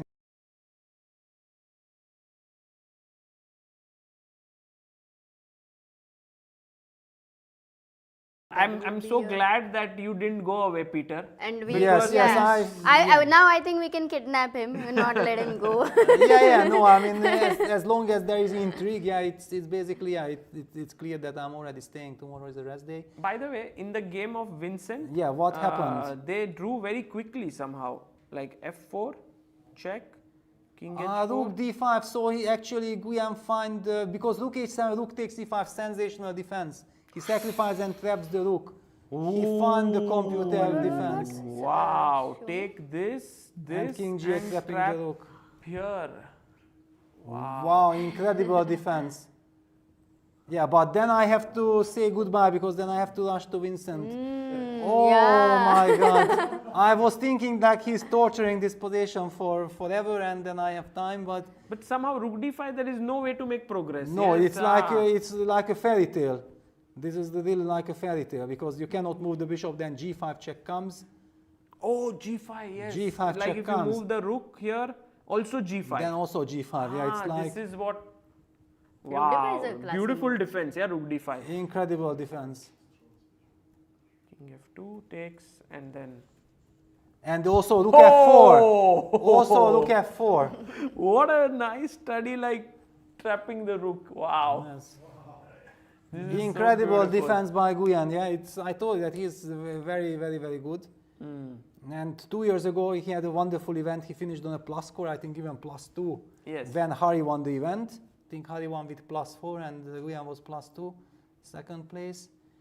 And yeah, now he showed his defensive skills, but it will hurt Vincent and it hurts me already, yeah, because I know that what a difference it would have made, like we discussed, yeah. Sure. But okay, yeah, this is how it is. And what about the other game? There is one more game, the Rapport game. The 5 games. Okay, this is still a nightmare. No, actually, I think that Rapport will win this. Rapport has actually got a winning position out of. Yeah, with this king on g1 stuck on the back rank and this b3 pawn is weak. Yeah, black's king is threatening to march towards the b3 pawn. And the white rook is trying to stop black's king of entering towards the queen side, but even somewhere rook e5, you sacrifice the pawn on h6. If you take then king e3, the king comes to e3, threatens to go there, but also the f pawn is very strong. Mating net. Yeah, it's too much to handle. Yeah, so Ricci should win this. Finally, he will grant it. So we Maybe we will can have a have number. 4 decisive games today. Yeah. Yeah. What a round. After 5 draws yesterday, I think. And we could have got 5 almost. Almost. Yeah, Almost. almost. Yeah, yeah. Almost But, 5 decisive. but I mean, forget about yesterday were 5 draws. It was all also Played. big. Yeah, it's as long as there is fight and there is all this intrigue in the game, I don't really care about the result. The quality that really matters. True. Yeah, it's.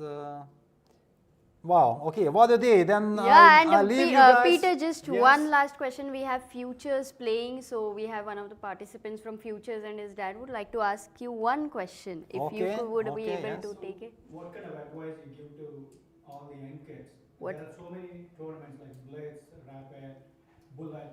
So what kind of things you want kids to start picking up rather than playing everything? Well, I We'll mean, have Can to I ask the repeat- yeah, question because- because Yes, viewers yes, might not be able to hear? So the question from the boy is Ayansh Guntaka, and his father asks that what is the advice that you would give to youngsters? There are all kinds of tournaments happening, classical, rapid, blitz. So what is the advice for the youngsters here? What to play? well, it's a tricky question, yeah, and it's a good question. Of course, I think one really has to, if one is ambitious, yeah, then one has to prioritize classical chess and to try to train as much as possible. But also one has to kind of understand that, yeah, modern times give this possibility that playing online blitz games with good players and also in strong tournaments can be a very good part of training. Yeah, so always to find a good balance. Yeah, that okay, not to exaggerate in any of the aspects. But it's not like already in the old days. I think Botvinnik was very critical about, okay, blitzing is not serious or like this. No, now blitz is very much respected. It's also a very good tool of practicing certain openings. Yeah, so it can simply be used as a good training tool for practice. The bullet game, okay, it's a little bit brainless. Yeah, it's of course, it's a lot of fun. Yeah, so sometimes you are training too much and you are already kind of maybe fed up with too much finesses and too much thinking, and then you feel like, okay, let me play a half an hour, 1 hour of bullet because this will give you the satisfaction and the desire that after I can go back into thinking mode, then it's fantastic. Yeah, but not to exaggerate. Yeah, that's certainly nice. But also now I think that there are these bullet bros and everything. I see brilliant players are playing there. So I'm maybe even misjudging. Maybe already bullet chess has also become something fantastic. But in my mind still I'm old school. Back in my times over the board, okay, we were playing bullet for fun. Yeah? It wasn't really part of the training. I think as chess progresses, the time controls keep getting shorter perhaps. But yeah, thank you, Peter, for this wonderful answer. I'm sure not just everyone here, but everyone back home who were listening would benefit a lot. But thank you for joining us. Yes. And we enjoyed it so much. It was so different. We understood the game so deeply thanks to you. Thanks a lot. And thank you for coming here. Yeah, thanks a lot. Absolutely a pleasure.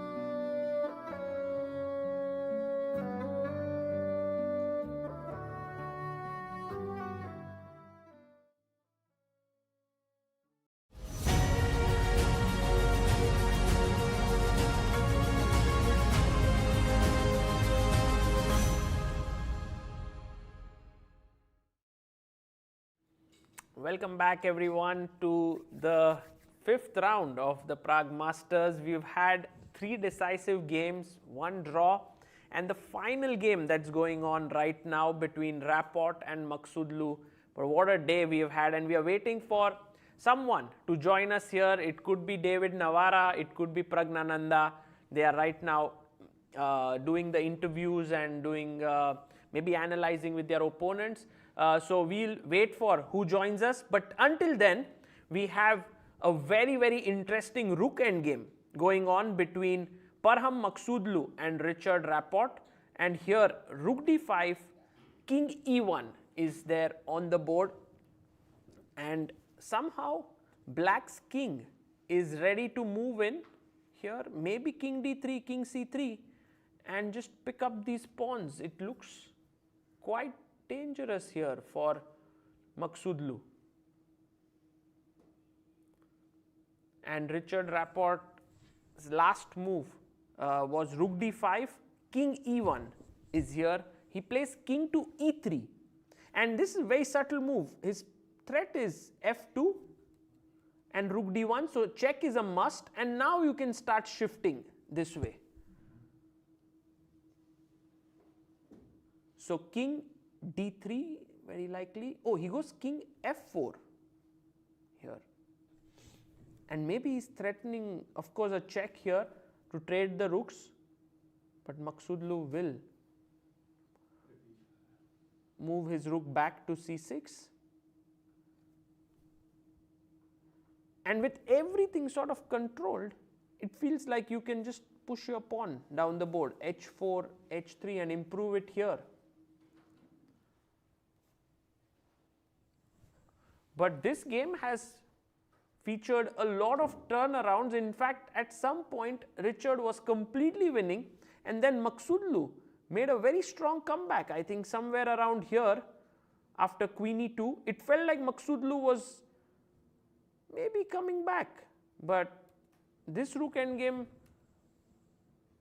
was quite unclear, and it looked like he might be able to hold it, but slowly and steadily, I think Richard managed to make some progress. At this point, perhaps it was not so clear how black would win it.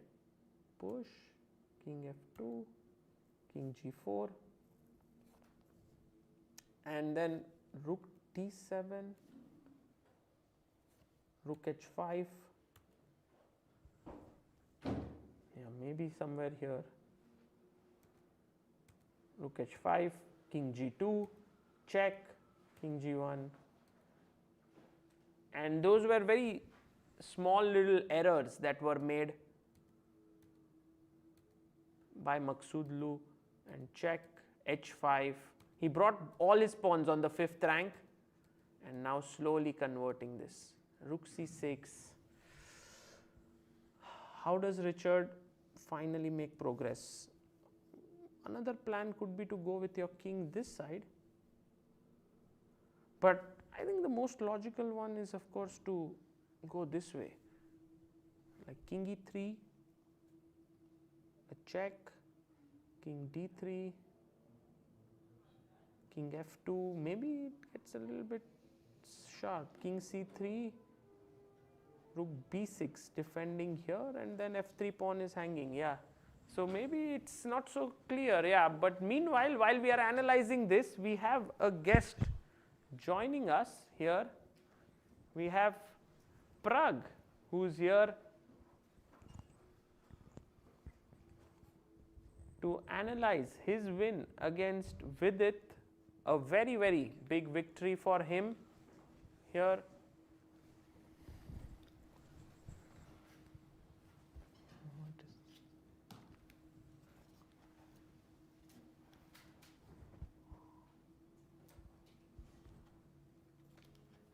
This is nice, yeah. Yeah, it's like your face had chess. So, Pragg, congratulations for your win. Yeah, thank you. After a very topsy-turvy last 3 days, Yeah. I mean, the first day you won and this day you won, but in between was like, how are you feeling overall about this tournament? No, I'm quite happy with my game quality. I think it has been very good. Yeah, just been blundering stuff. Yeah, I'm just trying to avoid blunders. Otherwise, it's good.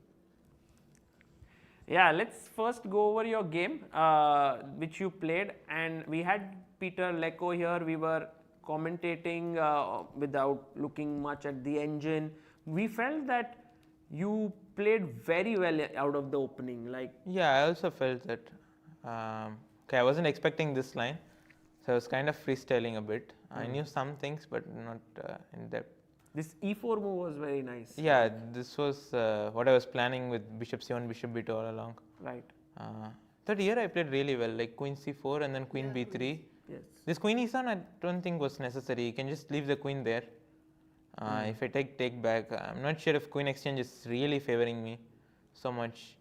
I can get my king to e2 and then still play on, but okay, it's a game, yeah. Right. Yeah, you know, Péter was guessing the move and he mentioned queen c4, and initially I felt, okay, just takes and it could be equal. No, but takes then actually maybe we it's realized- not a yeah, good Because move, of this BC, yeah? rook d7 move. Yeah. lot of pressure. So that was a nice But I move. thought maybe you can just leave the queen there and let me take on e6, and was even considering rook d8, but I don't know.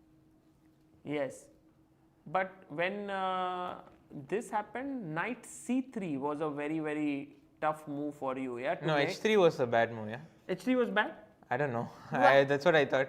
And Commentator also kind of agrees. Ah, okay. No? Yeah, I don't know, but what was the best move here? I also don't know. But it felt bad because I missed knight h7 idea completely.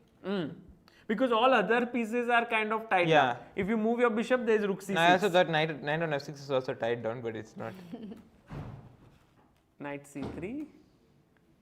And then I Knight thought we c3 played was a good move. Actually, no, I knight thought we c3 played a was good very game, but this difficult bar is just no, going I up and think down.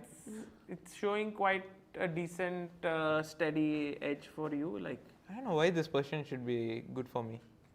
what was your assessment? Sagar, if you go back to the knight c3 position for a moment. yeah. No, I Yeah, I was before h3 I thought I should be better because I also had a very big time advantage. And then I was looking at this move d4 instead of h. Yeah, here I was looking at d4, and there were some lines here. I was not sure what to do after ed4. Seeing so there is two moves here: e5 or rook c6. Wow. E5.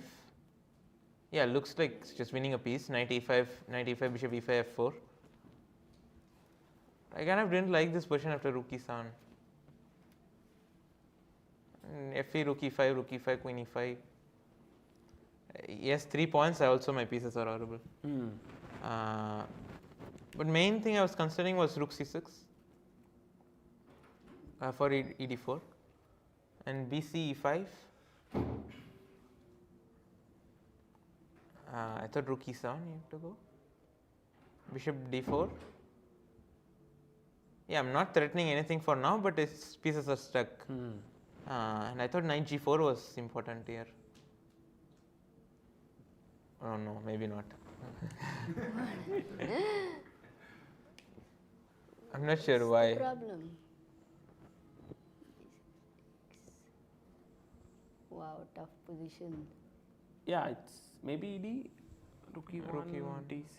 No, I thought here, at first I thought I had to go queen c3 because now I threatened ed, yeah. But then there was this move c5.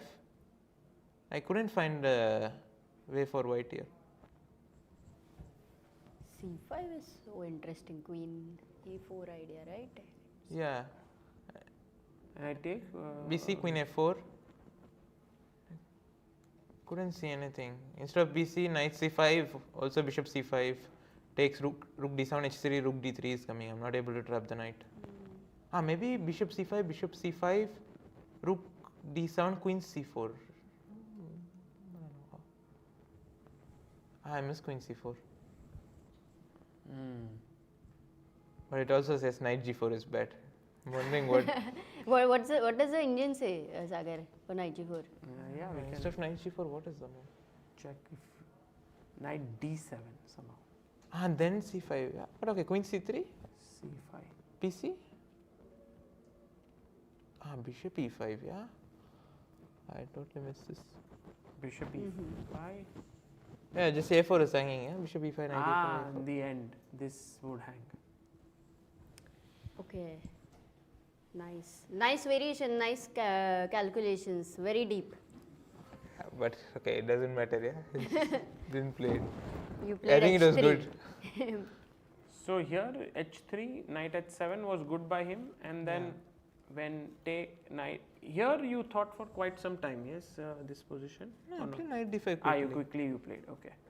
Because somehow the video had, so the moves had stopped at this point. I thought instead of bishop f8, just c6, I couldn't see what I should do. Knight b6, just rook e7.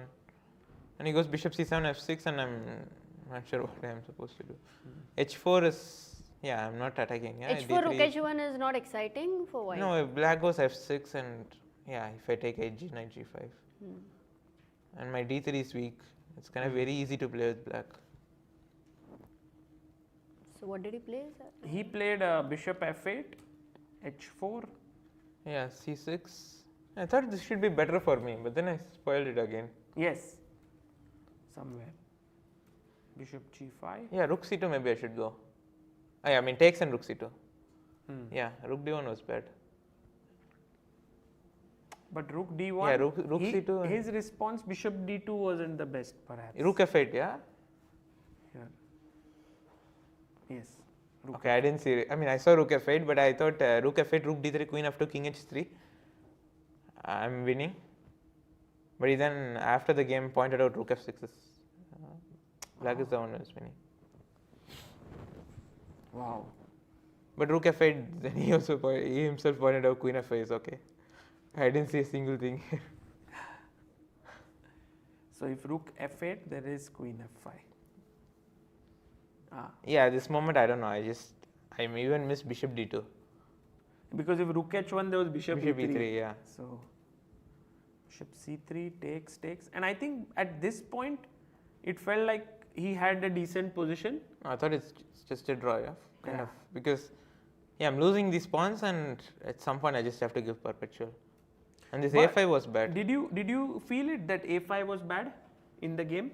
Yeah, I felt it because. But what should he have played according? Yeah, we both realized. I think rook a1 or knight f5 and rook a1. Rook a1. Okay, got it. Yeah, rook a1 or knight f5 and rook a1 is somewhat simpler. No, this I thought when he went a5, I was shocked because this allows me like free attack, yeah. Yes. And I thought either he saw that ab4 is okay for black, or he just missed the c5. When did you see rook e4? After when I was calculating for a5, I thought it's a draw. But then when I went e5, while he was spending time, I realized he missed something here, some rook d4 or something, or e5 itself he missed. So you saw rook e4 from a distance? No, while he was spending time for queen e5, I spotted it. Wow. So you had played e5 just as a good because try. I didn't see anything Good else. try. Okay. The bar of Rapport versus Maqsoodlu is going up and down, What's every happening? move. No, now it's a draw. Yeah? No, wait. King g1 and it's a draw, no? Oh my God. Maybe they're repeating thrice, that's why, but otherwise it's not a. But why is it a win? Exactly. Go two, 3 moves back. Was it winning or what? No, it's actually somehow Rapport has here he was Wait, 1 second. winning. Wait. Let's find it. He's dead winning. Yeah, he's quite winning, but he played this move c4, Which was a blunder. which For what reason? But what was the move? We don't know yet.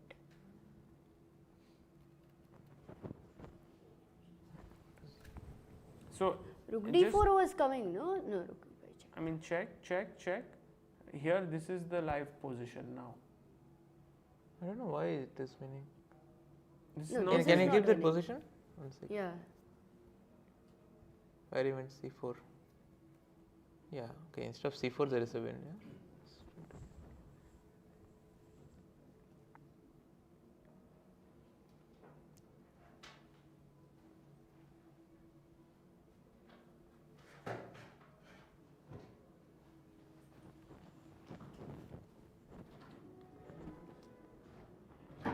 So let's say you play h3 here, rook takes c5, correct?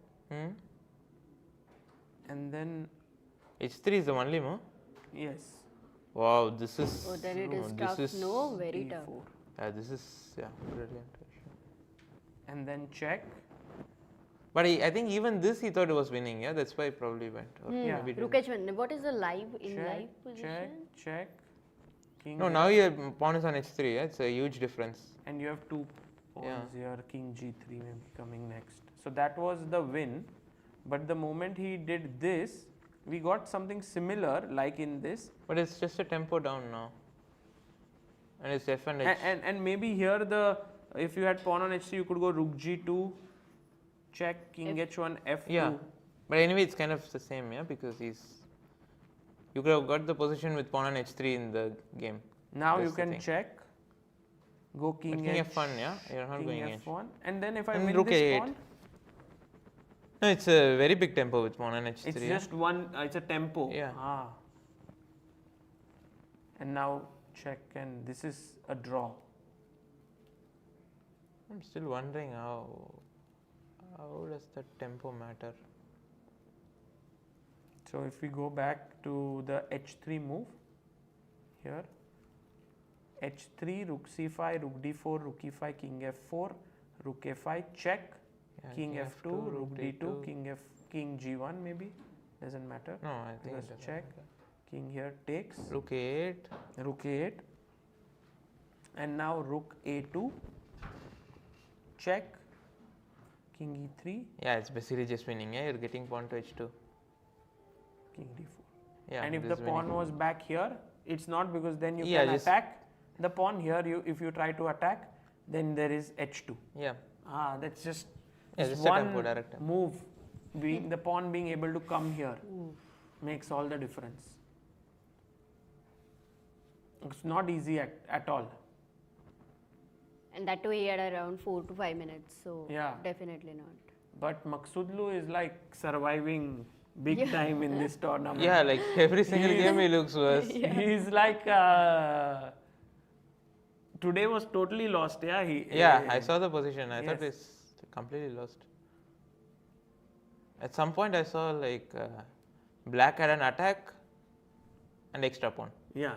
I was like, okay, this should be over. Yes. Yeah. You can going quickly just back to the go game, back to yeah. your game and finish this analysis. So when we reached here and you played this e5, now rook e4. This is the only way, yeah?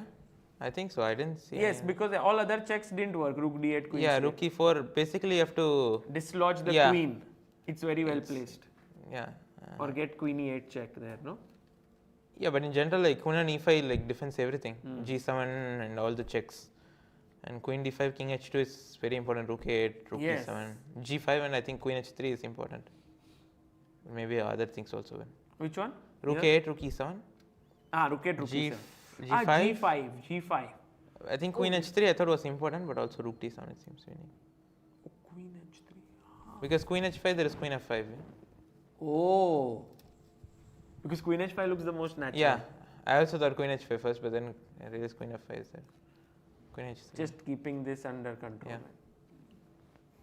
Wow. Pragg, we have to ask you one question. When you lost your game against Those the two last one. players, which one you want? yes. Yeah, against Rapport, Yes. it was like you were dominating throughout the game. And then it was a very big heartbreak for you at that point. Can you take us through what went wrong? Because first you played rook h1 in that position, then you played rook h8. Like, what happened? No, I had like 5 minutes on the clock, so it's yeah enough for the position. And I wanted to play knight e2 in that position, and I think it also wins. But then I realized rook h1 maybe it's just simpler. I'm getting rook h1 check, and the main line I saw was rook h1 g2. No, thing is in the position I'm not able to take on it's not like I'm not able to, but the thing is queen f4, e4 gives this F3, connected yes, pass pawn. yes. So rook h1, I thought, okay, queen d2, king d2, I don't even have anything, yeah, just rook h1 check. You forgot about Yeah, check. my mind just stopped there. And I thought rook h1 is main idea is g2. Then I saw this very nice line, rook h7 check, king f6, knight e4 check, king g6, rook g8 check, king h7, knight f6 double check, and king h6, rook g6 is mate. With bishop on c2. So I thought this is kind of very nice. Knight Okay, F6 like, and rook g6. That. yeah, Ah. this is nice, and okay, this is what I have to show, and then You have to show where? in the game, yeah. Okay. This is what he wants me to show. Right. And then he goes rook f2, and then I'm just shocked that it's nothing. And then I go king e3. So my first instinct was like king e3, rook c2, rook e5. Okay, we make a draw. Then I saw rook e5, rook h2, rook h2, gh2, rook h5. Okay, I'm pawn down. Maybe I have to sit and hold. I thought, okay, it's unnecessary. And I thought for a minute, and I thought, okay, rook h8 I can go. g2 I just give checks. And it's just a easy draw. The moment I went rook h8, I realized there is bishop e6, and I resigned. Yeah, it was like a Yeah, it brutal was- move, bishop e6. I should just followed my instinct. I was just trying to be smart in that position. And then you asked him to analyze. Yeah, this is one of the most, I think, tough things, because when you lose this way, it's very difficult to sort of then get over that. So how are you able to do this? Like, you have lost, you are the emotions are there, but you are able to ask your opponent, let's go and analyze. No, actually, I was more upset for the game against Param than Rapport, because I played really good game. I was quite proud of the game actually. Against Rapport, yeah. Okay, I thought I was quite upset at the board, but then when we got up, I was actually fine immediately. And then we looked at the game. Maybe we looked at it for like 5-10 minutes. And then after that, Vincent and Param were analyzing their game. And I stood there and started analyzing with them. And analyzing with Param is always a lot of fun. So we had Nodirbek joining in, and then I think we were analyzing for more than an hour for sure. Then Péter Lékó joined in while and finding then, where and Vincent then is. Erwin was there. Santos Latasa was there, so we were just having It a was lot like a party, yeah? Everyone Yeah. was joining in. And you forgot about your... there was a lot of fun actually. But is it true, Pragg, that when you sort of win your games, the victory doesn't give you that much of happiness as much as your play, and that is the reason why even when you lose, it's the play which matters for you, not much about, of course winning and losing matters, but that does not take away your sort of... No, it does some games, obviously, some important games. But okay, here in general, I was quite happy with that game, like how I played, I outplayed him throughout, and I was calculating really well. Just that one moment, just that 2-3 moves went wrong. It's not even because of time trouble or anything. I just blanked out for that 5 minutes, and okay, game was over. So it doesn't happen often, so can't be too worried about it. It did not haunt you like at night, like you knew what happened exactly, so that No, it way it didn't. didn't. Still it would be nice to get a win and Sure. be on +2 than on 50%, but yes. Right. And Pragg, does the situation of the candidates and the visa have any impact on you? Like, are you worried about it that, I have to play the candidates and visa and all of it? No, not really. It's kind of the same case for everyone. So Everyone. Yeah. But are you So, worried that, sorry, go on. no, nothing. That's it. So I'm not really worried. They will find a solution for all of us. So. If it's only for me, then okay, I can maybe get worried. Okay, it's for a lot of Because players. there are many players and... That's Right. true. And are you worried for, while Vaishali is playing there, do you get up, watch her games? How is it inside the hall? Yeah, I do, but not like too worried about her games. There is a lot to worry about in my games, so don't have a lot of time. Vaishali. Yeah. Worry. Yes. Well, Pragg, thank you for joining us, and also congratulations on this win. Nice win. Before the rest day, you can take a bit of, relax a bit. Yeah, thank you. Thank you.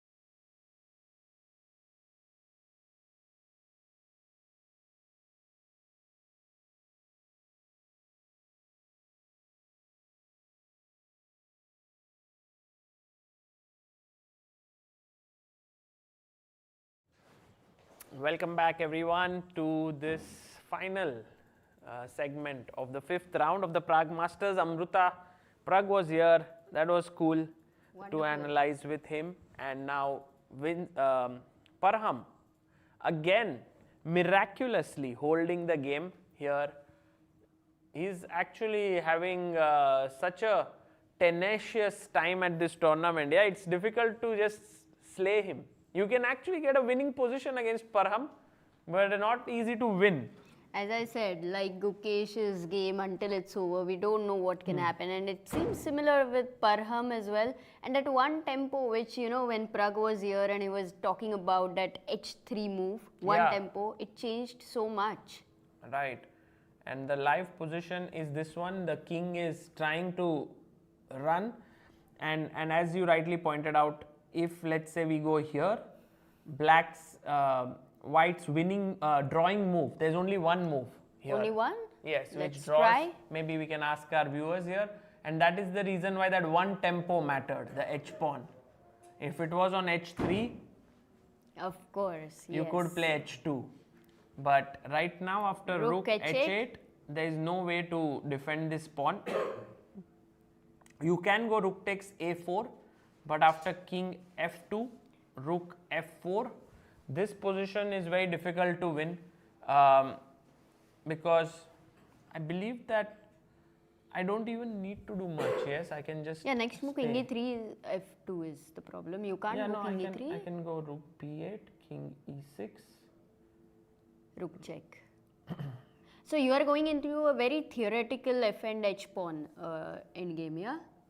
Yeah, maybe I can check and then push your king away. But where the practical chances of white going wrong exist, I believe.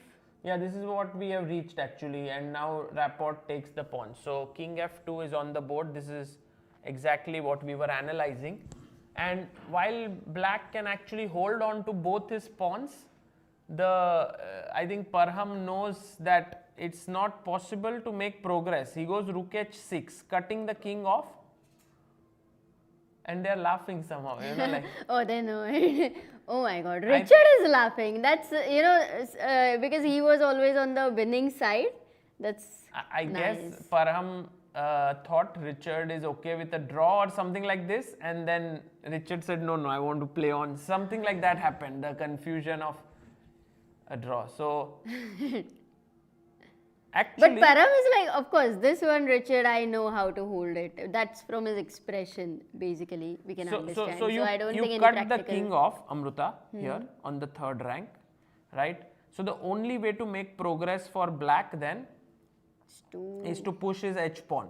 But then when And once you push the that, H pawn, my rook comes from behind and your king is not in time to save your pawn. So I'm going here. So king G6, rook H1, and there is no time, and then I take this pawn. very similar to even rook versus pawn, right? Kings and king and rook versus king and pawn. Yeah. Cutting the 3rd rank. Yeah, cutting the king No, off. this is just easy. Like Very- there are no practical chances. Normally, the practical chances which we have seen in many games where black has been able to win is when the king is advanced. Yeah. But for Richard, it's been a tough 2 rounds. Yeah, after getting that. No, but yesterday he got the win with Pragg. No, yesterday he drew with Vincent. This was day before yesterday. Yesterday he was pressing throughout. Remember, against Vincent, he had this beautiful space but, and all. But Vincent was always right I there, remember, rock solid. It but- was never like but it was tough. Richard was winning. For Richard in that game, right, to not get the win there. Like, he couldn't break through. And today again a tough round. So Today he was winning in many ways, I believe. he pushes his pawn to H3, and I think this is now the last sort of accurate move. Parham plays rook B1, rook H1 coming up. And by the way, while this game Amruta ends most likely in a draw, we would have had 3 decisive games today.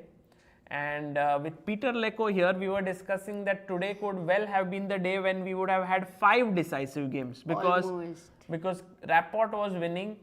Keymer had a very, very pleasant advantage which he could have converted. Yes. But Nguyen Thai Dai one defended like this, study like, yeah, with his rook and. Today was amazing. Also with his thoughts, Peter's stories. I think we had a lot of fun. Before the rest day, I think too good. We are all going to miss Péter, Lékó in the commentary. By the way, Amruta, do you see the boy behind Parham? Who's that player? Yeah, Abhimanyu Mishra. Yes. And also the way in which he sits, the intensity. It's Korobov versus Abhimanyu. Maybe we can quickly have a look at it. Challenger. By the way, Richard plays. Maybe. Yeah, H2, but I mean, look at H1. It's just a draw. Side angle would be a good thing. I believe Richard is going to laugh or what towards the end of the game. Not sure. But he goes rook H4. And now king takes f3. They will agree to a draw.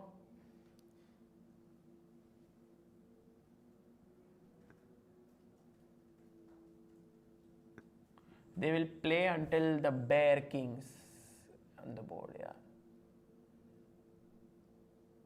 But I like that they are making quick moves now. Yes. Yep. Done. Parham, just amazing save. Yes. He knows that. So he keeps his second position in the tournament with 3.5, and Richard shaking his head. Yeah. Also discussing with. But how is Parham managing? So many horrible positions. No, it's just but he's his saving positive counterplay. attitude. The kind of counterplay, practical play he's finding, that has to be learned. Like when you are in a very tough position, how you can still make it happen to create pressure on your opponent. Yeah, no, it's his positivity that helps him to actually sort of survive in so many bad positions. Yeah. And optimism. So. Yeah, you wanted to have a look at the challengers very quickly. I was just looking at. Vaishali is also playing, I believe. No, she lost to With Erwin Lamy today. Okay. Stalmack won his game against Rebek. Gurel won his game against Finek. Actually, Gurel, there's something very interesting here. Edis Gurel, if he makes his GM norm here, he will become a grandmaster. He needs only one final. So he already has 2 norms. Yeah, and rating and I is think also. his rating is also way above 2500. Wow. So, yeah, have to Turkey keep might a get watch. a new GM at the end of this event. And Santosh Latasa beat Rodstein. Rodstein, after yesterday's long game where he had 2 rooks and a bishop against 2 rooks, but it ended in a draw. And Abhimanyu Mishra versus Anton Korobov here, as we see, is going on. And there, Erwin and Vaishali are analyzing still. Ah, that's why I saw them.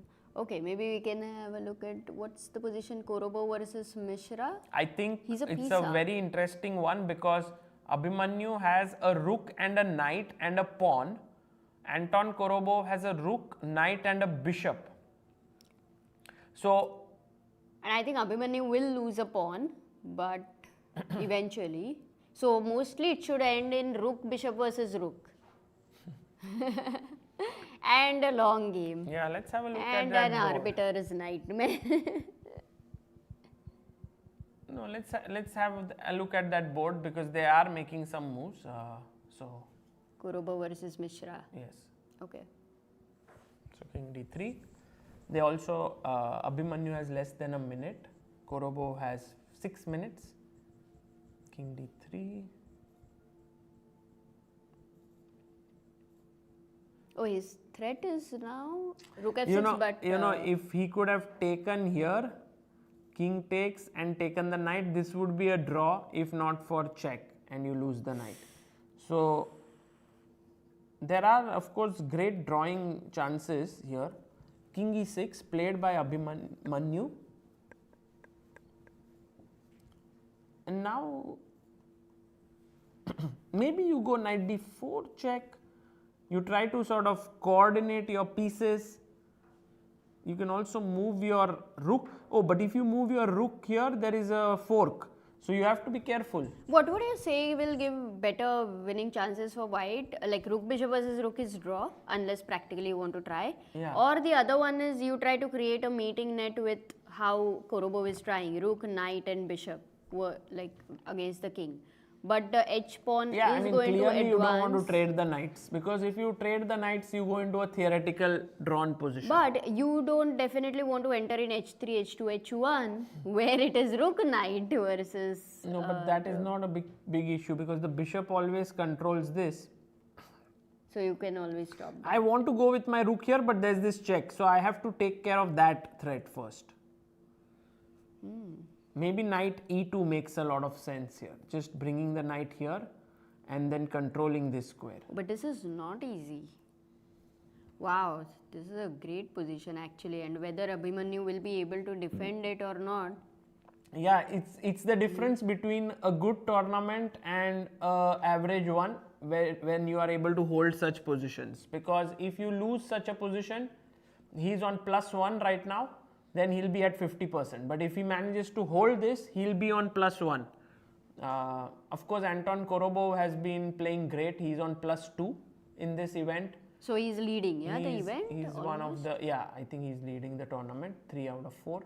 And he might be able to even convert this.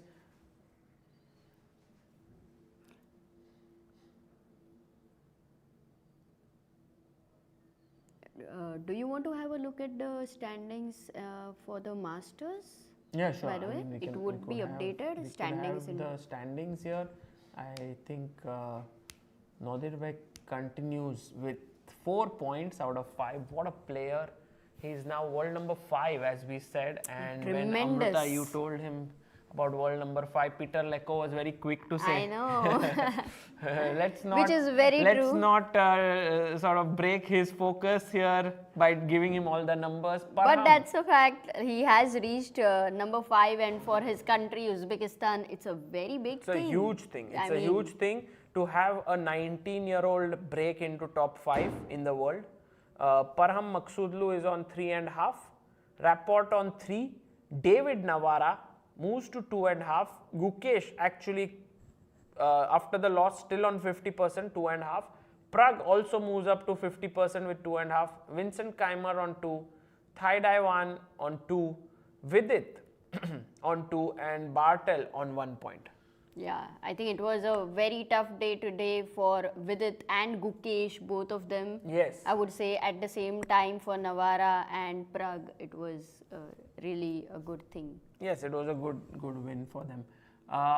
And this is the pairing. We have a rest day tomorrow, but after that, David versus Richard, Thaidawan Nguyen versus Parham, Vidit versus Vincent, Nodirbek versus Praggnanandhaa, and Gukesh versus Mateusz Bartel. I think clearly Nodirbek versus Pragg would be a very, very exciting battle. Yeah. And by the also way, David versus Richard, yes. we completely forgot about, the game of the day today, because guys, you can actually go and vote for the game of the day on praguechessfestival.com/voting. Today would not be easy to decide which would be the game of the day. What would be your game of the day, Sagar, for today? My game of the day, there were 3 decisive games, Amruta. So, But we had Pragg winning, we had Navara winning, and we had, who was the third one to win? Nodirbek. I would actually put Pragg. Yeah, because with it. Navara was not winning and then he won, and Pragg had to find some amazing moves as well at the end of it. I think Pragg's game was perhaps the most for us, but of course there were some confusing choices. But also, so guys, I think Navara might get it because he hasn't won it already. Pragg got it in round 1.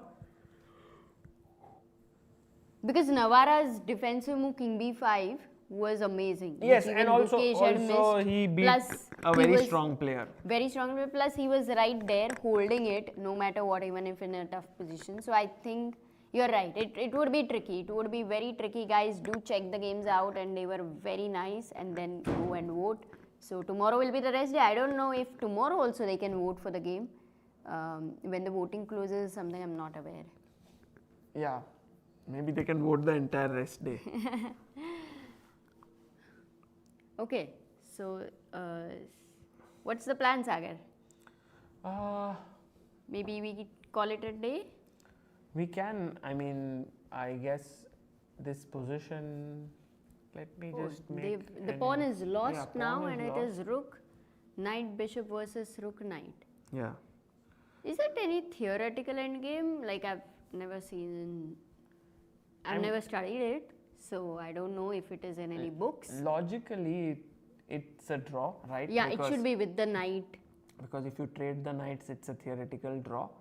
But clearly, Korobov has all the right to play this on for another 50 moves, then trade the knights, then play for another 50 moves. Oh my god. So- So that's going to last for 100 moves. Yeah, maybe not 100, but they'll play on for another few minutes for sure. Because yesterday I couldn't believe that there were 2 rooks and bishop versus two rooks. He could draw, yeah. Finneck held. That means it must not have been very easy. Practically, it was not easy. Yeah. So maybe it's time to call it a day. We'll let people follow this game online. They can check it out online. And we wanted to cover all the games of the Masters section, and it was great fun to follow it. Tomorrow, take some rest. We will be also going here to a very special location from where we'll bring you some footage of how the players spend their rest day. Until then, take care, guys. See you. Good night.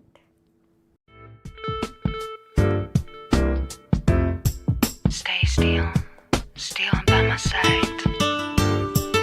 So pretty and so kind. I love your leather eyes, reflecting